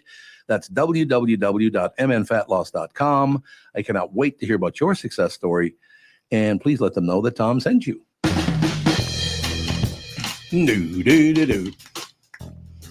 Welcome to the family with L.A. Nick, Mike Gelfand, and Andy Brant Barnard. Where'd Tevin go? He left. Oh, he's gone? Yeah, you believe it? Oh, okay then. Backstabber. You and LA are going to have to talk because Mike and I are eating Mentos. I do like a Mento. Mentos. I got a crate of them at home, Andy, if you need some. Mentos been around a long time. Yes, they have. They're very good. I like them a lot. I don't think I've tried one for a long time. Years. You know, they're better than Sen. Sen. Remember Sen? That's a long time ago, I man. know. I think that's before my time. I don't remember that. Well, I think they're still around, but they were the licorice cubes or whatever, right? Yeah, really disgusting. Fall's the word. I love unflavored or unsweetened licorice. Delicious. Yeah, well, I like licorice of any kind, but Sen they were sort of trendy when I was in high school, so that goes back, to about 8 generations. No, I remember buying them when I was a kid. Generations. Buying what? Sen. Oh, did you? Yeah. Really? I don't remember. I don't know if they still name. exist, but and they came in that sort of crazy container. That was a big part of it. Yeah, I suppose that is. Andy, you going to pop up the videos? Sure. There you go. I need to switch over the video for Mike. So Mike Howard, right Galfano. That'll work out. So, LA, what's the latest? The latest. Your birthday, Nancy's birthday was this week. Same day. A lot of birthdays this week. I don't think it's a coincidence that it comes almost exactly 9 months after Valentine's Day. Yeah, a lot of birthdays. We went to a restaurant. It was like 10 birthday parties going on. I'm like, what's going on around here? We were just talking about the fact when we were at Campiello, there was me. Of course, Ethan, Andy's son, was born on November 7th. And then the guy at the table behind us, his 15-year-old granddaughter, it was her birthday. And then the woman sitting directly behind me found out it was her birthday. It was like, my God. I think it's something to do with Valentine's Day. I think it does. I think you're absolutely right. It's 9 months later. It is right on the money. Yeah. No question about it. So what's new in your world? Anything good? Let's see. Going to Argentina this week. Why are you going to Argentina? I go to Argentina every year for an event called Benelli Week. Oh, yeah, right. They kind of take care of me. Would you live there? You know what? That's a good thing you asked that question, because this year I made a point to go, here we go, everywhere that I thought would be a good place to live with the American dollar. Yeah, well, that's what you have to do. So Absolutely. If you sold your home and you sold everything you owned, where could you go live comfortably with the amount of money you have? Because some places are $6 and $7 to the dollar. Oh, yeah, absolutely. Do they even have a dollar there anymore? Isn't inflation like 80% or something? It's horrific. They've manipulated their money so bad. So I went to all these countries that the dollar's worth the most. One I skipped because I already know that I don't care for going there in South Africa. So I didn't go to South Africa. There's other parts in Africa I like. I don't like South Africa. So I went to Hungary. And Hungary is very cheap. It's like $7 to the dollar right now. But would you want to live there? No. I didn't think so. And I'll tell you why. So I went, me and Nancy spent 10 days in Budapest, and then we went out into the countryside. The people there are just beat down, man. They're like the most depressed people in well, the your boy stole all their money. What's his name? They are so beat down. Well, it's also a strong man country. It's a beat down society. And you know who's there in full force? Who? China. Oh, go everywhere, absolutely. man. Every But big what- giant billboard was Chinese. What's a guy? He's giving all the money to Democrats because he's trying to win every election. Oh, yeah, he he- destroyed Hungary's economy. Well, he was an Soros? oligarch. Yeah, Soros, yeah, Soros. He's Hungarian. Yep. But it was a beautiful country, but the people just were beat down to Yeah, nothing, yep. man. Like beat There's no dogs, money. like with their head down, like a dog that you see that's been beat. So then this is my second time spending, and I spend a month in these places. I spent a month in Argentina. Parts of Argentina you wouldn't know that you're in a third world country, like San Rafael. Oh, It's- okay. It's kind of like being in a city in America. You wouldn't know the difference All right. until you get into like a hotel room and there's a sign saying can't flush your shit paper down the toilet. that's kind of a line in the sand for me. When you got to put your shit paper in a trash can, no, not going to work Yep. for me, No, man. I understand. I don't want it recycled. No. But I have to say they're very resourceful there, and they don't even have a military. They don't. No, none of those countries do. Well, I Chile, suppose that's true. They Chile, wouldn't. Yeah. Argentina, Colombia, they don't have a military. Yep. And they have very little oversight and very few law enforcement. And it was Argentina, San Rafael area was really safe. I didn't see any homeless people, didn't see any issues, nothing. And So everyone has a purpose. So at nighttime, these people come out and they put little fires in all the little potholes. So people on motorcycles can see the potholes. Oh, that's a good idea. And that's their job. I'm like, well, they just fix the potholes. I I go, well, might they wanna do do that, that. then those people won't have a job. Well, they got to jack the tax up to about 17-18% like they do in America. Well, and Argentina, another good thing about it, they want American money. They take American Yeah, dollars. that's good. So if you go to Argentina, bring $500 in fives and ones, give everyone $5 for everything because you don't want the change. Because they're going to give you change in pesos, and Argentina worthless. pesos Yeah. worthless. So just go there. Right. But you can go to a nice, like equivalent to a 5-star steakhouse here, but their steak's way better, and have a good meal with a couple martinis, and your bill would be under $20. $20. Yep. I just bought some cologne and it was $100 It'll be for under- a bottle of cologne. Under $20, man, for a nice for you, just for one person. Yeah. Yeah. I remember buying a round of 5 drinks, and it was $14, and they were espresso Unbelievable. martinis, top shelf. It was $14 or $15. I'm shocked to hear about the price of cologne.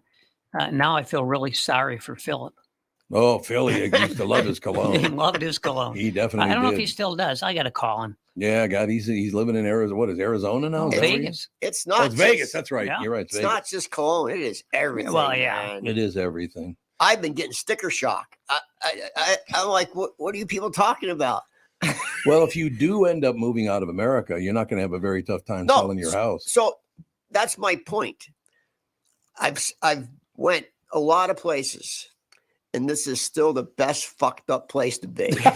Well, that'll work. It pretty just much. is. We're the best screwed up country in the world. Well, it's getting worse by the day. But we're still the best screwed up country in the world. Everywhere is getting worse. Yeah, everywhere is getting worse. It's very true. Everything's going on here. It's a global epidemic. It is. You're right. At least there's some things here, like you have 911. That'd be In good. Argentina, there's no such thing as any of that.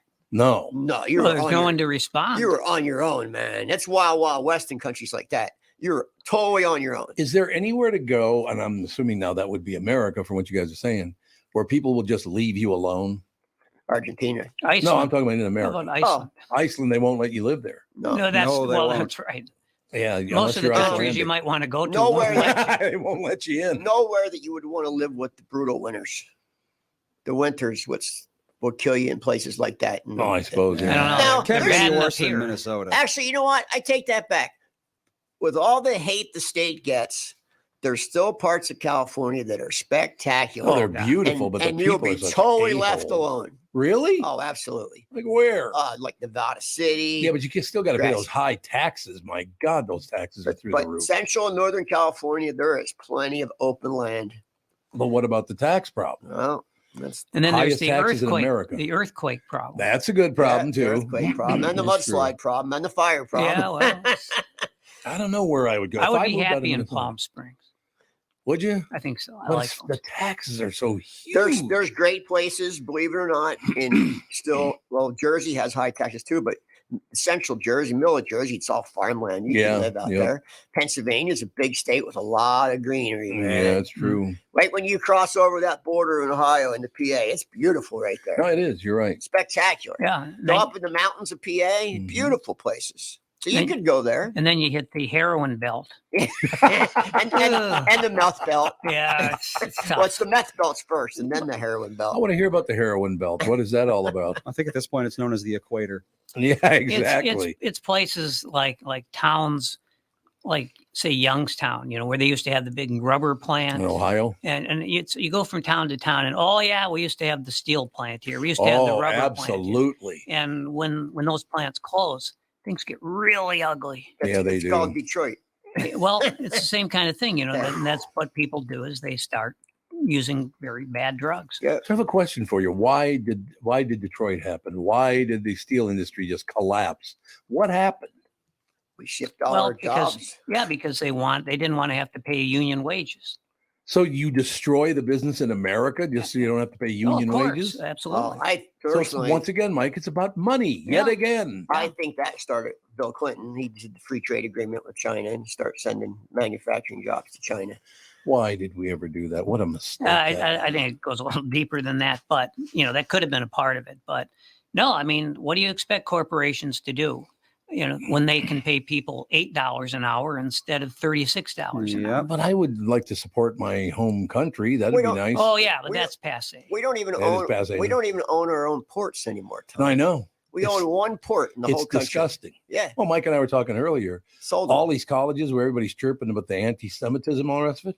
Saudi Arabia gives them billions of dollars. Every college, not just Saudi Arabia. Oh no, not just Saudi Arabia. I know, but I'm just saying. It's all of them. It's all of them. All those countries give these colleges billions, They do. Not millions, billions. of dollars. But then you look at a college like, say, Harvard. Yeah. They don't need money from anybody. But they get But we're tons of still it. seeing the same phenomenon. But they are taking the money still, Mike. They Yeah, have they what? take it. How many billions of dollars they have in the bank? It's It's unbelievable. incredible. Yeah, they're almost as rich as Elon Musk. Tuition should be. Almost. I think they're richer. Well, that'd be interesting. I mean, I think the tuition Andy can should tell be us. totally free. Well, should be yeah. totally free. Their endowments have billions of dollars They in do. them. You're 20 and absolutely right. $30 billion dollars. And that's where you're getting all this chirping about, some of that anti-Semitism See, is coming the from problem money. is when you get an organization that gets too much money like that, Yep. they become the power. And Yep. they start being the ruling class. That's true. Harvard's got an endowment. Well, they've got $53 billion in assets. Oh my God. That's not bad. Yeah. $53 billion. They're not in Elon Musk territory yet. No, not yet. They're No. getting there. No, I'm but surprised. I thought they'd be up I around thought where they'd he be is. around 100. well, by comparison, that is 50% more than the entire state of Wyoming. Yeah, they're I don't see a problem fine. there. Yeah, but, no problem. But the thing about Harvard is that the one good thing is that nobody has to pay any tuition. They don't. No, I mean they'll obviously if you're a legacy. If you're a legacy, that's different. Well, Yeah. then you got to pay. Well, then if you're a legacy, your dad just buys them a new wing. Well, of course. And there you go. You're Yeah. right. That's the whole deal. I mean, look at you talk about legacies. Tiffany Trump just graduated. Well, she graduated from law school, Georgetown. Now you think if I put the same resume in and said I want to go to Georgetown, I don't think they'd take a long look at that resume. You don't think so? I think they'd My tell me to question go. is, what is a country like Qatar getting for giving Stanford $30 billion? $30 billion. Like, what do they get out of it? Cultural change. What are they? What there has They're to the be good guys. something. They're the good guys at Stanford. They're being taught that they're the good guys. Exactly. That's why every college student is behind. They have to be paying for something. Oh, there's no question They're not just giving a foreign college money. College students do not care where the money is coming from. No, they don't. I never heard of a college student saying, I'm going to go to Stanford because of all the money they're getting from guitar. I understand that. That just doesn't happen.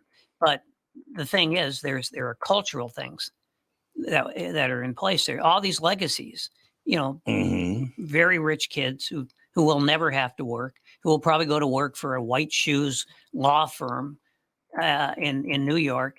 and it's just money going down from one generation to the next. Yeah. Well, a lot of those generations are pulling their money from those colleges. They are right now. Yeah. Right now they are. Yeah. Boy, they're very. And I think they should. And I think all taxpayer dollars shouldn't be. I don't think the tax. You see how much taxpayer dollars go to these colleges? Yes, I do. It's in the billions too. Well, I'll tell you what. I called Harvard and I said, I'm sorry, but I'm not giving you any more money now that you let Al Franken in. I'm done. I'm done with it. I get these. Where is Al Franken? I don't know. He disappeared. Sure did. I don't know. He was trying comedy for a while, but it didn't seem to work. Never good at that. He was No. terrible. Why did he give up so easy? He must have had some kind of guilt that he gave up so easy. It makes you wonder. Because he didn't really do anything. But why did he give up so easy? That's what I'm saying. Because he didn't do. Why would you give up so easy? All you did is go like this. But why would you fight for your right? It has to be something. Some It people has to be something. Some people fight and some don't. That's true. It goes a little deeper than that. But yeah, but the thing is, whoever we're talking about, whether it's Al or anyone else, the colleges are part of the whole culture problem in this country. Yes, they are. It's the money thing, and so if when you look at what's going on in campuses where people are, basically there are a certain amount of people, and that's obviously not anywhere near a majority, but you're going to hear about these kids who are decided that maybe Hitler did have a good idea. Oh God, we got that going again, dude. I think there's some colleges it is the majority. A couple of them. Yeah, I think so. Pretty big crowds, man. Unbelievable. Pretty big crowds. It's still a minority, but it's getting bigger, and it's not, you can't just sort of say, well, how it is, college students, they're going through a phase. It's a little worse than that. But what's more of a minority of the Jewish students? They're a very minority. Mm-hmm. Yeah, well, that's right. Well, they're 2% of the country. How can they can't not be a minority? So pretty much anyway. the anti-Semites are majority over the Jews in a college They're campus. they're a plurality comparatively. Yes. Yes. Let me ask you guys a question, because everybody I've talked about this before, and people have asked me about it. In 1970, I tested out high school when I was 16 years old. 1970, I went over to the University of Minnesota. I lasted 1 day. And the reason I lasted 1 day is I said, I have nothing in common with any of these people. I do that all the time. It was well, there is that. Yeah, that's I walk true. into places all the But time. if I saw that 53 years ago, that this is not the average people that go to these institutions. Well, they didn't want to be among average people. They wanted to be among the elite because they themselves wanted to be the elite. But that's what I'm saying. I just didn't fit in at all. I wanted to get an education. I didn't want to be a member of the elite. That's not why most people go to college. Well, God, most of the people I knew in college were the people who worked at the Minnesota Daily with me. And they, most of them were just grinders. They were grinding away. They weren't pretentious. They were far from pretentious. They were just seeing this as perhaps a pretty good profession for them. Yeah. And they were nerds. They were just total nerds. So those are the people I knew in college. Wait a minute, you fit in with the nerds? Well, I never considered myself a nerd, but other people thought so. But the people I worked with at the Daily didn't see me as a nerd. They saw me as an asshole. Well, for a while, as long as you could avoid Dungeons and Dragons, you could safely say I'm not a nerd quite yet. So did you ever, you never rolled for initiative at some point? For what? Okay, so you're not a nerd if you don't know what that means. Good. If you don't know what that means, you're not a nerd. What does it mean? have no idea. Dungeons and Dragons. Oh, I see. Okay. Mm-hmm. Yeah, no, that was the de facto nerd hobby for like but that 20, was 30 years. Maybe your generation. Yeah. I just worked 70 hours a week and I had no time to go to class. So you didn't go. Yeah, you told me that before. You never went to class. I wouldn't have learned anything. No, oh God, no. I used to go to other schools' classes. Oh, did you? Seriously. Just kind of walk in and nobody cared? Better looking girls. Oh, well, there you go. Seriously, me and my friend Jeff used to hitchhike all the way to another school and go to class because they had all the good looking girls there. Totally honestly, I could not stand the ass kissing. It was the one day I went, I was like, oh my God, these people are disgusting. That spills over to me in today's world. No I go doubt to events about and I go, nope. We're getting out of here. Well, I'll tell you, most teachers, professors, instructors, whatever they're called in college, they don't like ass kissers. They want someone who will stand up and argue with them. Well, this woman loved the ass. Well, there's always a few. Yeah, there's always. She loved them. Yeah, you of course you hit upon a different sort of and you walked into like psychology 101. It was psychology 101, and you have to remember it was 1 year after they burned all the cities down in America after Martin Luther King was assassinated. Sure. Yeah. So the entire country was on fire 1 year earlier. So that might have had something to do with it too. Could have, yeah. They're different times. That was sad watching my neighborhood burned to the ground. All of Plymouth Avenue burned to the ground, man. It was terrible. Yeah. I love that place. It was such a great neighborhood. You would go from the Catholic to the Black to the Jewish area. It was just one. It was heaven. It was 69, right? 69, yeah. Yeah. Yep. And when did Newark burn to the ground? It was about the same time, wasn't it? About the same, yeah. I was wondering if maybe it was 1 year earlier because they were sort of in the forefront, but it might have been 69. Well, because Martin Luther King was assassinated when in 68. May, wasn't it? Was it May of 68? Andy, would you look that up? 67 or 68? I might have been 67. It might have been 67. Because I know I was in high school. April 68. It was okay, April yeah. 68. So just before I graduated from high school. There you go. So it was 68. Yep. So yeah, that next year after they assassinated Martin Luther King, well, it did start in 68, but it got really bad in 69. Yeah. I was too little, too young. Too young. Me too. Yeah, I was like 4. I was like -20. Well, I was only 14. Yeah. So there you go. Yeah, I was thinking 15. I was 4. I guess I was 15. But yeah, I mean, it's Mike and I have been talking all morning long about the fact that every time you look at a problem, the problem is caused by money. Every time now. Of course. Since the first murder in human history. That's probably true. No, Cain killed Abel because he had 50 cents on him. No, the first murder was actually a woman.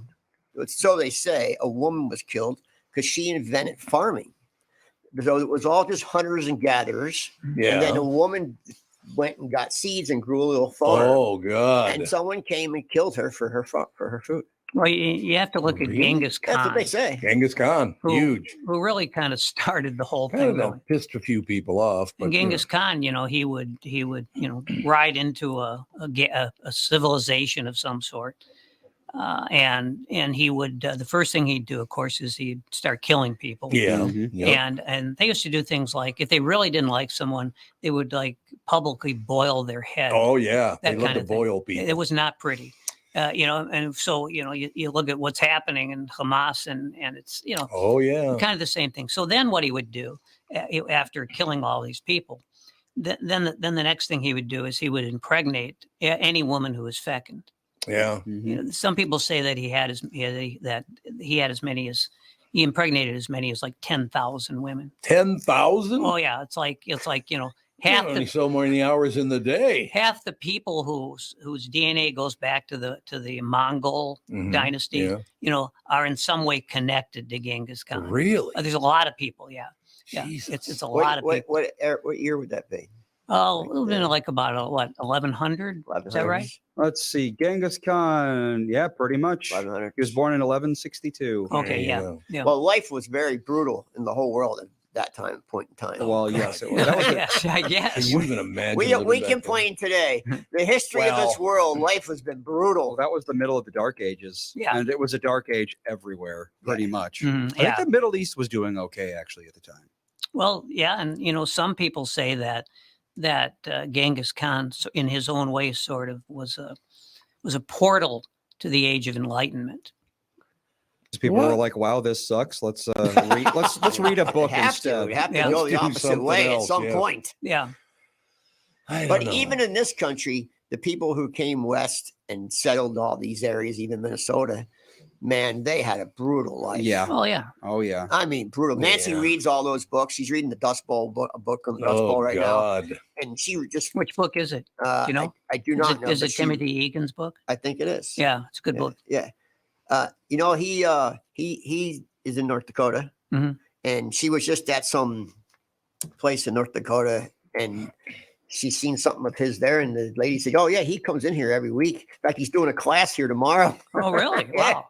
And she just missed it by a day, but yeah, she reads all that stuff. The Midwest people who settled it, but the toughest one are the people who first came. Well, sure. And they were all the tricked rag. into going there, by the way, by very rich people. Yeah, and they were living in sod huts, like four Sod huts, people in a right. 12 by 12 sod hut with chickens under their bed in the dead of winter. Yeah. And a lot of the babies were either dead on arrival because, of course, there was no nutrition for the mother. right, and then some of them, and a lot actually, babies and old people tended to die from pneumonia because of all the dust that got into their lungs. It's been a very long time since any American has seen, well, not any American, but in general, Americans have seen hard times. Absolutely. Yeah. It's of that been kind. Yeah. multiple generations. So, well, it depends on like the Vietnam veterans. You know, I'm not there saying were no hard times here, but what they saw. Sure. No, there's people right now that have hard times, but I'm saying in general, as a whole, like the average American,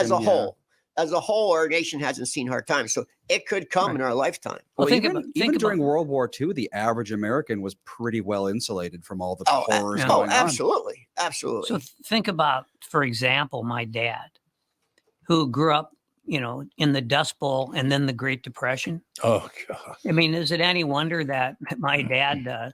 Let's put it this way: if you asked him to put on his happy face, he might go for your throat. I couldn't see him. So he never knew any kind of joy. No. In his childhood, for sure. And of course, you got to talk about anti-Semitism since he grew up in Oklahoma. Yeah, absolutely. So my dad, he earned his doer mentality. There was a trifecta there. It's one of my favorite words. Doer is one of my favorite words because I like to be doer. Yeah, me too. I like the whiskey. And you like the whiskey. But there you're talking about people who never knew any joy. And that's right. The people who came here from Eastern Europe back at the turn of the century, they didn't come here because they thought they were going to have a great time. They had never experienced anything like that. They just wanted their kids to maybe be able to do. No, that's very, very nice. Yeah, it was all about the kids having a better life than them. Every time you guys talk about that, I just think about the Grapes of Wrath, one of the greatest lines in the history of writing. It's just fantastic. Fantastic. Yeah. When they're in the back of the pickup truck with Grandma or Ma. The Joad family, yeah. Yeah, they're in the back of the pickup and Ma's sitting in a rocking chair in the back of the pickup. And one of the boys goes, "I'm telling you, man, I'm really worried about Ma." And the other son goes, "Well, she is 55. Yeah. Like, what? That's right. Oh, yeah, that was the lifespan. I think that's the lifespan now in like Russia.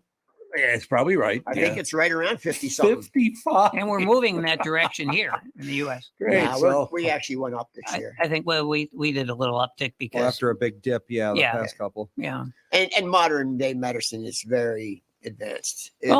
Listen, I'm a huge fan of Western medicine. Yeah, our medicine, our modern day medical is just unbelievable. Well, at least it's cheap.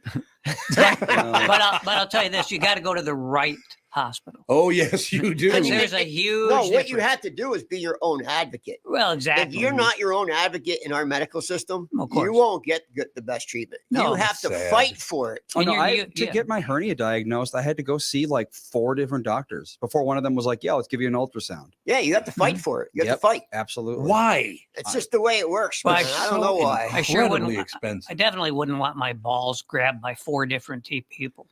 One would be enough. No. I've learned this on some situations.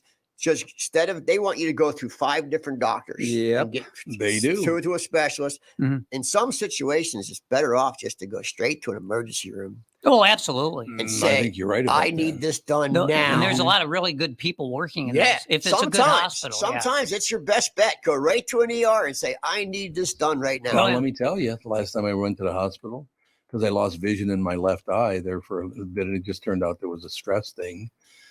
I was there for 3 hours. Bill was $12,000. Oh, it's ridiculous. $12,000 for what? I know. I've seen some to comfort you. I was real comforted when I looked at that. I was like, "Oh my God!"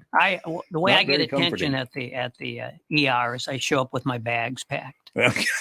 Ready to go. No, seriously. Oh no, when I go to the ER, I'm bringing my laptop. Yeah. I'm bringing a charger for my phone. Because you can be there for 4 or 5 hours easy. Well, I know that I'm not going home that night. So, really? Oh yeah. When my intestines shut down, it's going to be 4 to 5 days. So I just show up with that and I tell them what's wrong. And then they insist on imaging, and they repeat what I just said. Yeah. And then they find a room for me. Well, that's good. And I'm not talking about the medicine and all the rest of it, but I just, how much money did Pfizer make off of You COVID? couldn't even count it. It's got to be $1 trillion. I think probably more. It's probably more than $1 trillion. I'm Oh, serious. yeah. Oh my God. Now they're on what? 5 vaccines? I think there's 5. Yeah. Next week, 7? I'll be getting my 6th one. Yeah. You're getting the 6th one. Mhm. I've had three vaccinations and 2 boosters, and I still got so COVID you get the twice. same as me. Yeah. Still got COVID twice. Yeah. Well, it's not just the vaccination. You got to Well, do everything right to have a shot. And even My- then, you may not have a My shot. life, I do everything right. It's I'm still unbelievable. contemplating getting a flu shot. Except for those people. I'm Well, There you serious. go. Nancy's been telling me all week you should go get a flu shot. I'm like, I don't know, man. well, the flu shot, I think anyone under, say, 50, well, say 60, 65 is a fool not to get a flu shot. But is it going to help me in Yeah. a different country? Well, She's wanted me to get it because I'm going to South America for a month. I don't know. Probably not, because No, flus different. They have a different they're flu than we have. regional Probably do, yeah. strains. Yeah. Yeah. But I've had the flu one I've time. had the flu bad. And I did not have the vaccination that year, and I wouldn't survive that again. I had the flu so bad when I first came to Minnesota. I actually went to the ER, and I had a towel that I was coughing in, and I went in the ER, and they said my fever was like 106. Yeah, that's about what mine was. I had yeah. I put the place was packed. Nancy was actually with me. I just started dating Nancy, and I put that towel over my chest and yelled, "I've been shot." Oh my I was God! serious. And I Good didn't move. I didn't do it on purpose. Oh, you delirium from the fever. I was delirious. Yep. And they rushed me in a room, ripped my shirt off, and I'm like, "You ain't been shot." And I didn't know what I was talking about. I was just talking crazy. Really? Yeah. And they admitted me in a room right away. But thank you for inspiring us. Mike's got a new avenue. It did work. It did work. Yeah. They rushed me right into a room. God, Yeah, because you can sit in an ER. It doesn't matter how sick you are. You could sit there for 3 hours easily. But have you been shot in the chest? No. No, Rushed you're me. right in there. Oh, well, it's like when I went after my surgery, I had like some extreme pain where my gallbladder used to be. Mhm. They got me in right away because they're like, you could be leaking bile. You could be Oh, dead yeah. in a The only couple hours. the only 2 times I got right in was that time when I said I've been shot.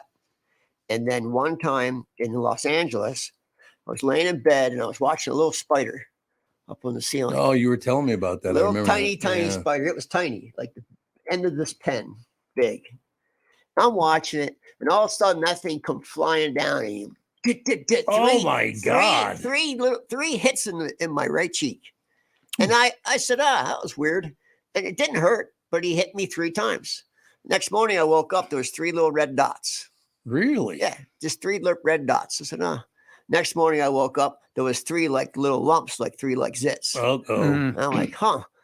When did the pus start coming? Next day I woke up. There you my, go. My cheek was a golf ball. The next day I woke up, it was a grapefruit. Oh my and God! I went to the hospital, Cedar Sinai.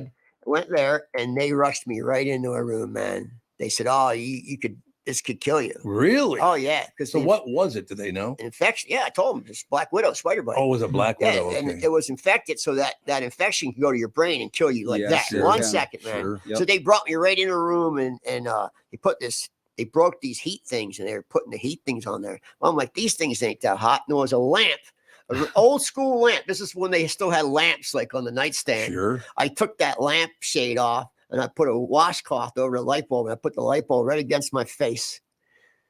And the heat pulled all that infection out. And they Oh. came in and they were pulling, I'm not kidding you, it was like taffy. Out of my face. Jesus. Oh, there goes lunch. Yeah. The hole on my face was as big as a nickel. And I thought I would be permanently scarred for life. But they didn't, it was gone. Really? Yeah, I thought my cheek would be totally disfigured. And what town was this in? Los Angeles. West Hollywood. So you got black widows all over Los Angeles. Huh? Oh, Florida too. Black Well, you widows went are to a everywhere. very- Florida has more, I think. Yeah, Florida's got more. Yeah. You went to a very elite hospital, so that couldn't have hurt. No, seriously. It was the closest hospital. Yeah. And they take anyone. Cedar-Sinai. That's Yeah. you know Oh, that's yeah, Cedar-Sinai. that's the gold But standard. they Used to do- have one here. They do take Yeah, anyone. Mount Well, Sinai Mount Hospital. Sinai, Yeah, that yeah. was the one that the Jewish people built. Yeah, right. In the early 50s, because Yep. in the early 50s, Jewish doctors were not allowed to practice in any of the hospitals. Really? Mhm. I didn't know that. Oh yeah. It's, not that long ago when you Unbelievable. think about it. No, That was here? Yeah. Really? Oh yeah. I was already born, so there you go. That's why that hospital, Mount Sinai, which is not there anymore, that's why it was built. It was built by the Jewish community, and also because Jewish people who were very ill then would have a good hospital to go to, Yeah. because most of them couldn't go to a real hospital. Did Kid Can own it? He may have contributed. That's I'm what not I'm sure. thinking. Yeah, probably. I think Kid Can went around collecting, if I remember. I wouldn't be surprised. Yeah, I think that is true. Fergie, of course, as he's known to his friends. Fergie. I love that. Yeah. A certain columnist always referred to him as Fergie. Not Sid. It could have been Sid. Well, my brother Terry used to deal the card games for Kid Can's poker games over on Penn Avenue North. Really? Yeah. He had a lot of stories on that. Oh, I bet. Yeah, there's no doubt about Boy, that. one false shuffle and you're dead. You end up dead. Yeah, that was a different era. There's no question Well, about Kid that. Can, the reason that he was the guy who ruled the underworld was because he was just meaner and more vicious than the others. It wasn't that he was especially smart or anything. He was just more inclined to kill you. But you know why he got the name Kid Can? I can't remember. Sydney actually got mad at me because I asked him about it. Don't bring that up. Apparently, every time when he was a little boy, there was a fight, he'd go hide in the bathroom. Really? Yeah. So I guess he was smart. So he was Kid Can, and then he got sick of being called Kid Can, so he became a psychopath. Oh yeah. Well, they And called that's- him Fergie because Fergie, I Why love that. Fergie? well, it was short for forgessen, which yeah. is the Yiddish word for forgetful. Forgetful. Yeah. So he was known apparently as being quite forgetful. Forgetting. Yeah. I do remember those days, man. And Sydney knew him very well. Yeah. Oh, Well, no didn't- question. I think Carl Pohlad and Kid Can were partners in the streetcar system, weren't they? And then they were partners in the bus. Well, I mean, company. Kid Can especially. He was of course deeply involved with the transit scandal, He was, yeah. where they tore up all the rails, and then with a few payoffs, they owned all those very expensive rails and the cars, the streetcars themselves. Yes. And then some of those streetcars they then sold to the city of New Orleans. Yeah. Yeah. I think that's when didn't Hubert Humphrey get involved in that sale, if I remember correctly. Now, again, I'm just pushing out things that I heard when I was a kid. Well, Humphrey, of course, is he's the guy who really cracked down on all that anti-Semitism in the when Minneapolis he was mayor, and Minneapolis was known as the most anti-Semitic city in the country. Really? Why I was didn't that? know that. Yeah, it's true. Yeah, that is absolutely true. Yeah. Really? Yep. Time magazine. Really? Why was that? I to this day I still don't understand that. Again, that's where I grew up. Was where all the problems were. Yeah, because we didn't even have 2% in those days. No. Well, there was some bar somewhere that had like swastikas in the stained glass or something. Yeah. Yeah, I don't doubt that. Like way back when. Well, you had you had a Minneapolis. clash, obviously a cultural clash. Mostly it was Norwegians and Germans. And Germans, Yeah. absolutely. And so, when a very few number of Jews started moving in, and they were all consigned to the ghetto, of course, Mhm. which later became the Black Ghetto, but originally it was the Jew. It was Well, it was the shtetl, is what it was. The shtetl, yeah. Where was that here? North Minneapolis. Plymouth Avenue. Yeah, It was Catholics, blacks, and Jews. Yeah. they a lot of Jews worked downtown, and so but the streetcars didn't run after 6 p.m. So the Jews had to be home by 6 p.m. Unbelievable. Yeah, they didn't want them downtown. There was a Mexican section as well. It wasn't as big though, because there were nowhere near as many Mexicans It was South Minneapolis, right? in South Minneapolis. Yeah. Yeah. It still is. Yeah. They have some very good Yep. Mexican restaurants to this day. Well, Best except place- they closed down my favorite. Yes, place, Best they did. place to get tires. Yeah. To get tires. Oh, absolutely. If you ever want a good price on tires, always find a Hispanic neighborhood. Really? Absolutely. What's that based on? I have no idea how they get the deals they do, but they get them, man. There you go. Good for them. It was a wonderful place to grow up, I will tell you. Yeah, you saw the strife. And, when this whole thing started with the colleges going after the Jews and all that stuff. Yeah. My friends' grandparents with the numbers on their arms. And I will never forget. Because as a little boy, you don't understand. How can you? I didn't even understand. No, I mean, it's like, why do you have tattooed numbers on your arm? Never understood all that. this stuff going on right now scares me, man. I've never been scared in my life. I'm telling you. But you should be concerned. Right after the Jews, it's going to be someone else. Oh, yeah. They say democracy is not in favor right now. It certainly is There's an not. awful lot of people who don't believe in democracy. And some of them have a lot of power. Well, and why is that, do you think? There's so many reasons. I don't know. You said it earlier. Money. About money. It's all about money. Money and It its is. power and its resentment, its grievance. And hate. It's hate, exactly. And the thing is, all that hate, is now, it was always there. But now that it's okay, it's bubbling up. You know what's amazing to me is I didn't witness a lot of hatred in my neighborhood. Well, my mother always, she I goes didn't. back, of course, but she grew up in North Minneapolis. Mhm. She was actually 2 years younger than Sid.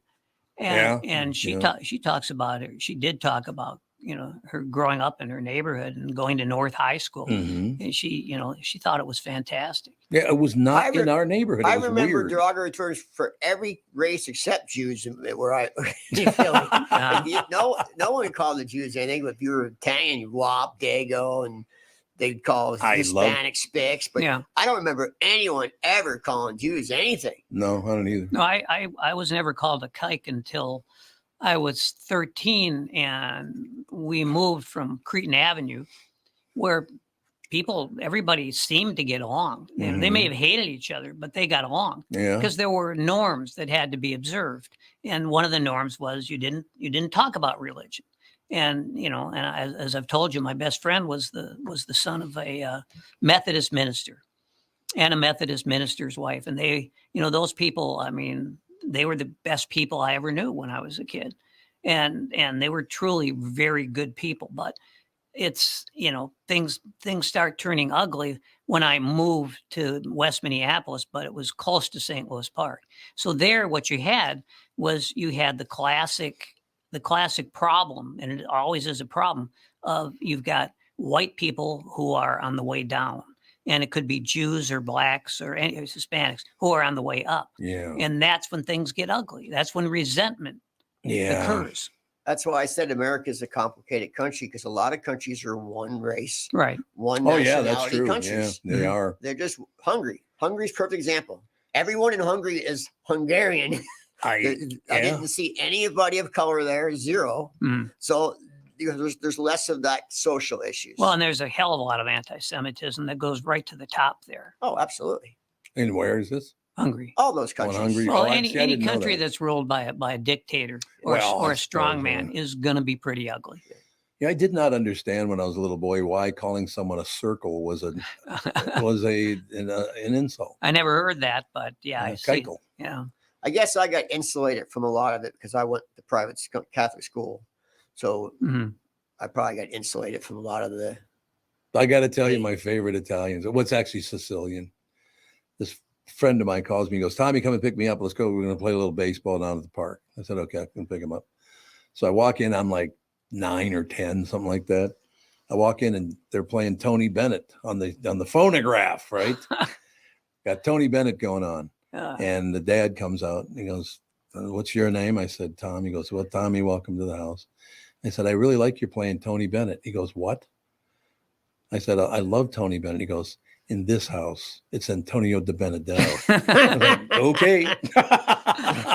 His name is not Tony Bennett in here. Just a couple months ago, I'm walking through this big motorcycle swap meet with an Italian. Love it. And he's a pure Puritan. And he goes, "Stop. Made me and Nancy stop." He said, listen. And I'm listening. I hear some guy talking, like maybe 5 booths down. I'm like, "What are we listening at?" He goes, "Hear that guy talking?" I'm like, "Yeah." He goes, "Hear Al, his talks like music." Yeah. and I'm like, what the fuck you talking about, dude? He goes, That's a Sicilian. Oh yeah, Sicilians. Yeah, it's true. They do kind of sing when they listen talk. to him. Listen to him. Yep. Listen to that beautiful tone. How it flows. He's so into it. So into it. This is another Italian from northern Italy. Just in awe of this guy. Oh, he wasn't Sicilian? The guy I was with was not, just an Italian. But he still loved it? Yeah, he goes, listen, that's beautiful. That's beautiful. Amazing. That's actually wonderful. All of Italy is in love with Sicily. I thought one of my favorite trips I ever took was to Italy, and the people there. The people in Italy are amazing. I love Italy. I don't love Sicily. I can go there and have a good time, but it's just not for me as much as mainland Italy. Yeah, yep. I don't know why. It's just some places are just too much. There's places that are great, like Ragusa is beautiful, but some places are just too hectic, too much, too fast, too many fast talkers. But I don't know if you know this or not, but they have pretty good food in Italy. they do. And that's another thing. Even the crappy countries have better food than we do. Yeah. That's one thing America has the worst. And I'm serious. Every third world country has better food than we do. Well, you got to know where to go here. That's true. Our food's our processed garbage, cargo. Yeah. Sorry, cargo. No, it's true though. You're right. No, you're absolutely right. It's just crappy food, man. Yeah. No, I would have to agree with most of it. When I was in high school, I discovered Dinkytown when I was in seventh grade. Now, in theory, we weren't allowed to go into Dinkytown for lunch. Why not? It was like you had to be like seniors. That was the rule. Oh, you did? They didn't want you going off campus, but off campus meant you crossed University Avenue. Right. And that's when I discovered ethnic food. And so, one day it would be I'd go to the Japanese place. Sure. And the next day, of course, there were plenty of Italian places. But then there was the one American place that I always went to when I felt like it, which was at least once a week, which was Al's Breakfast. Al's Breakfast. Yep. So that was Al's Breakfast and one of the Italian places and the Japanese place.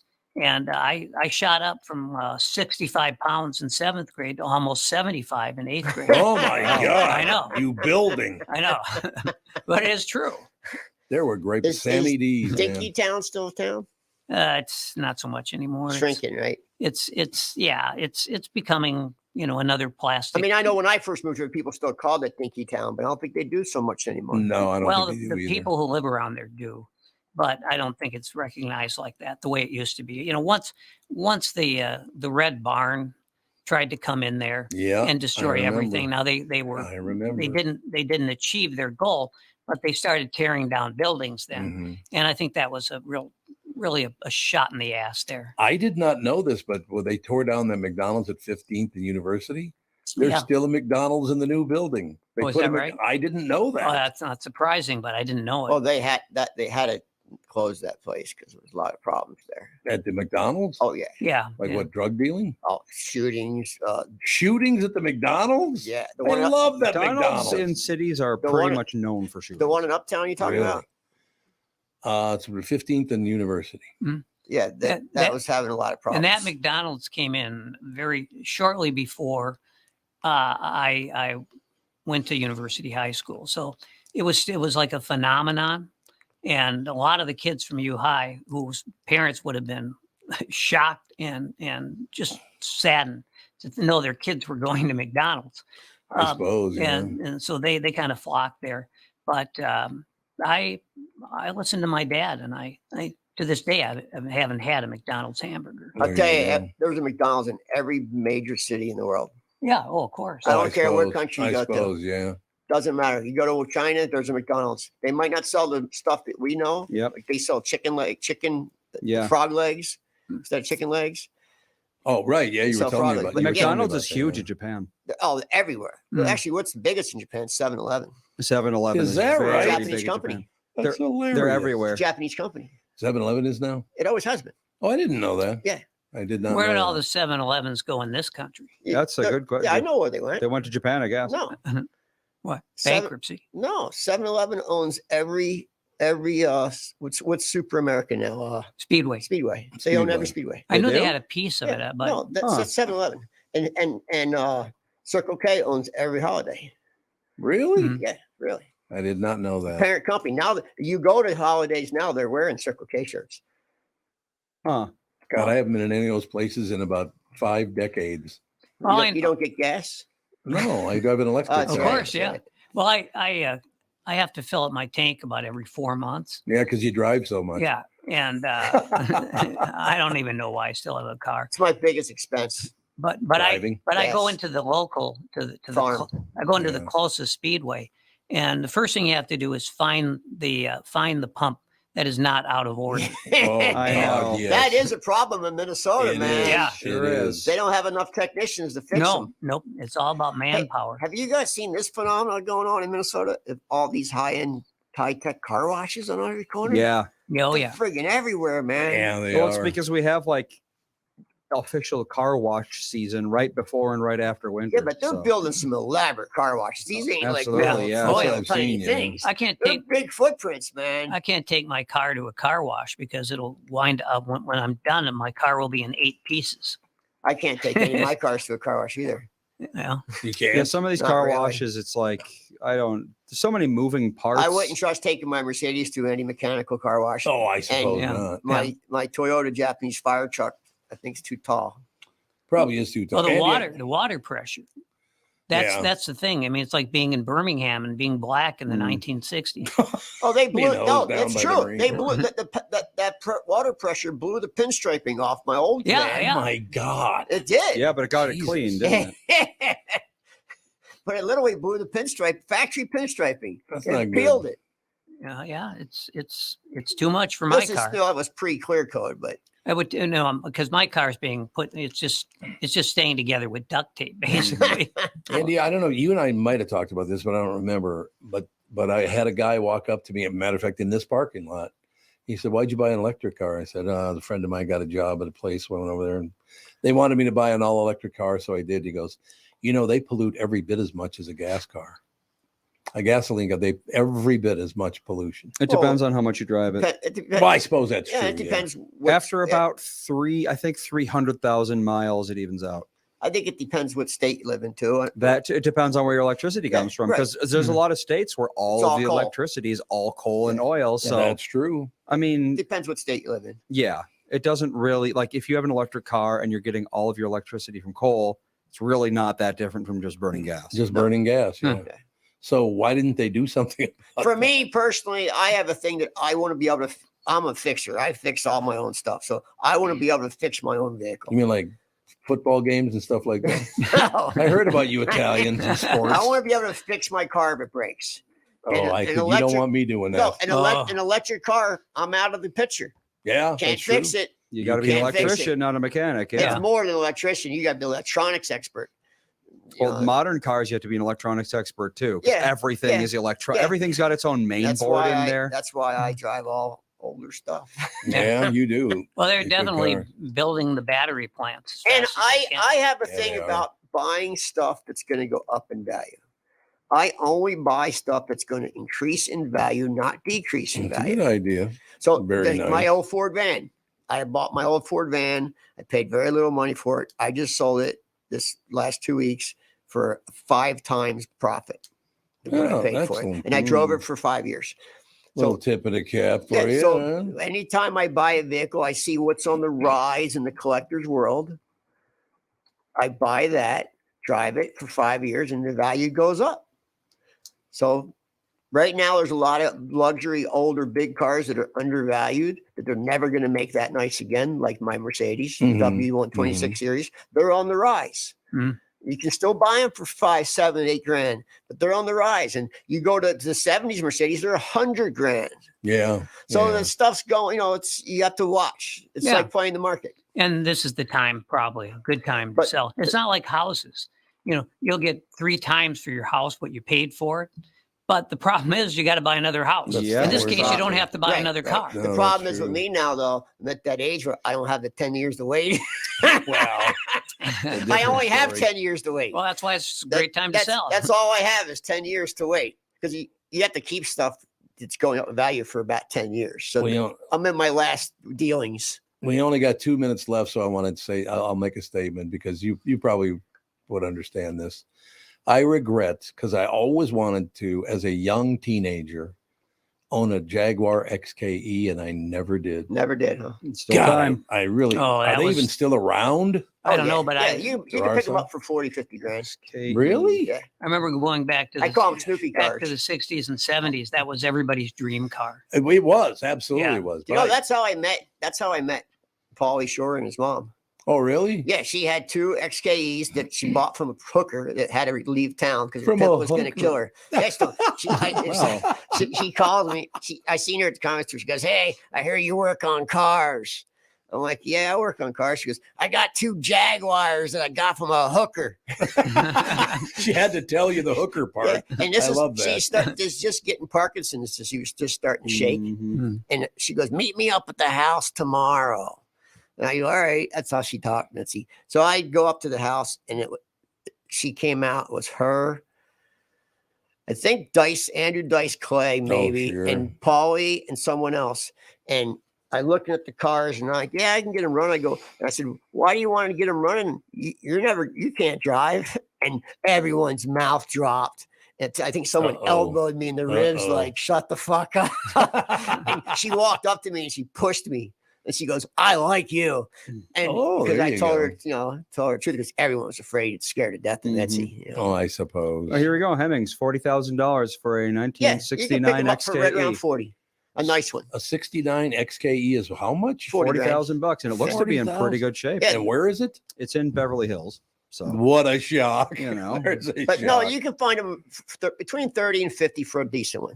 So basically, I could drive it for about 3 months in Minnesota because it's rear-wheel drive. Well, you wouldn't want to drive it in Minnesota. No. It does, however, have a Panasonic AM/FM radio. There's a lot of them in Palm Beach too.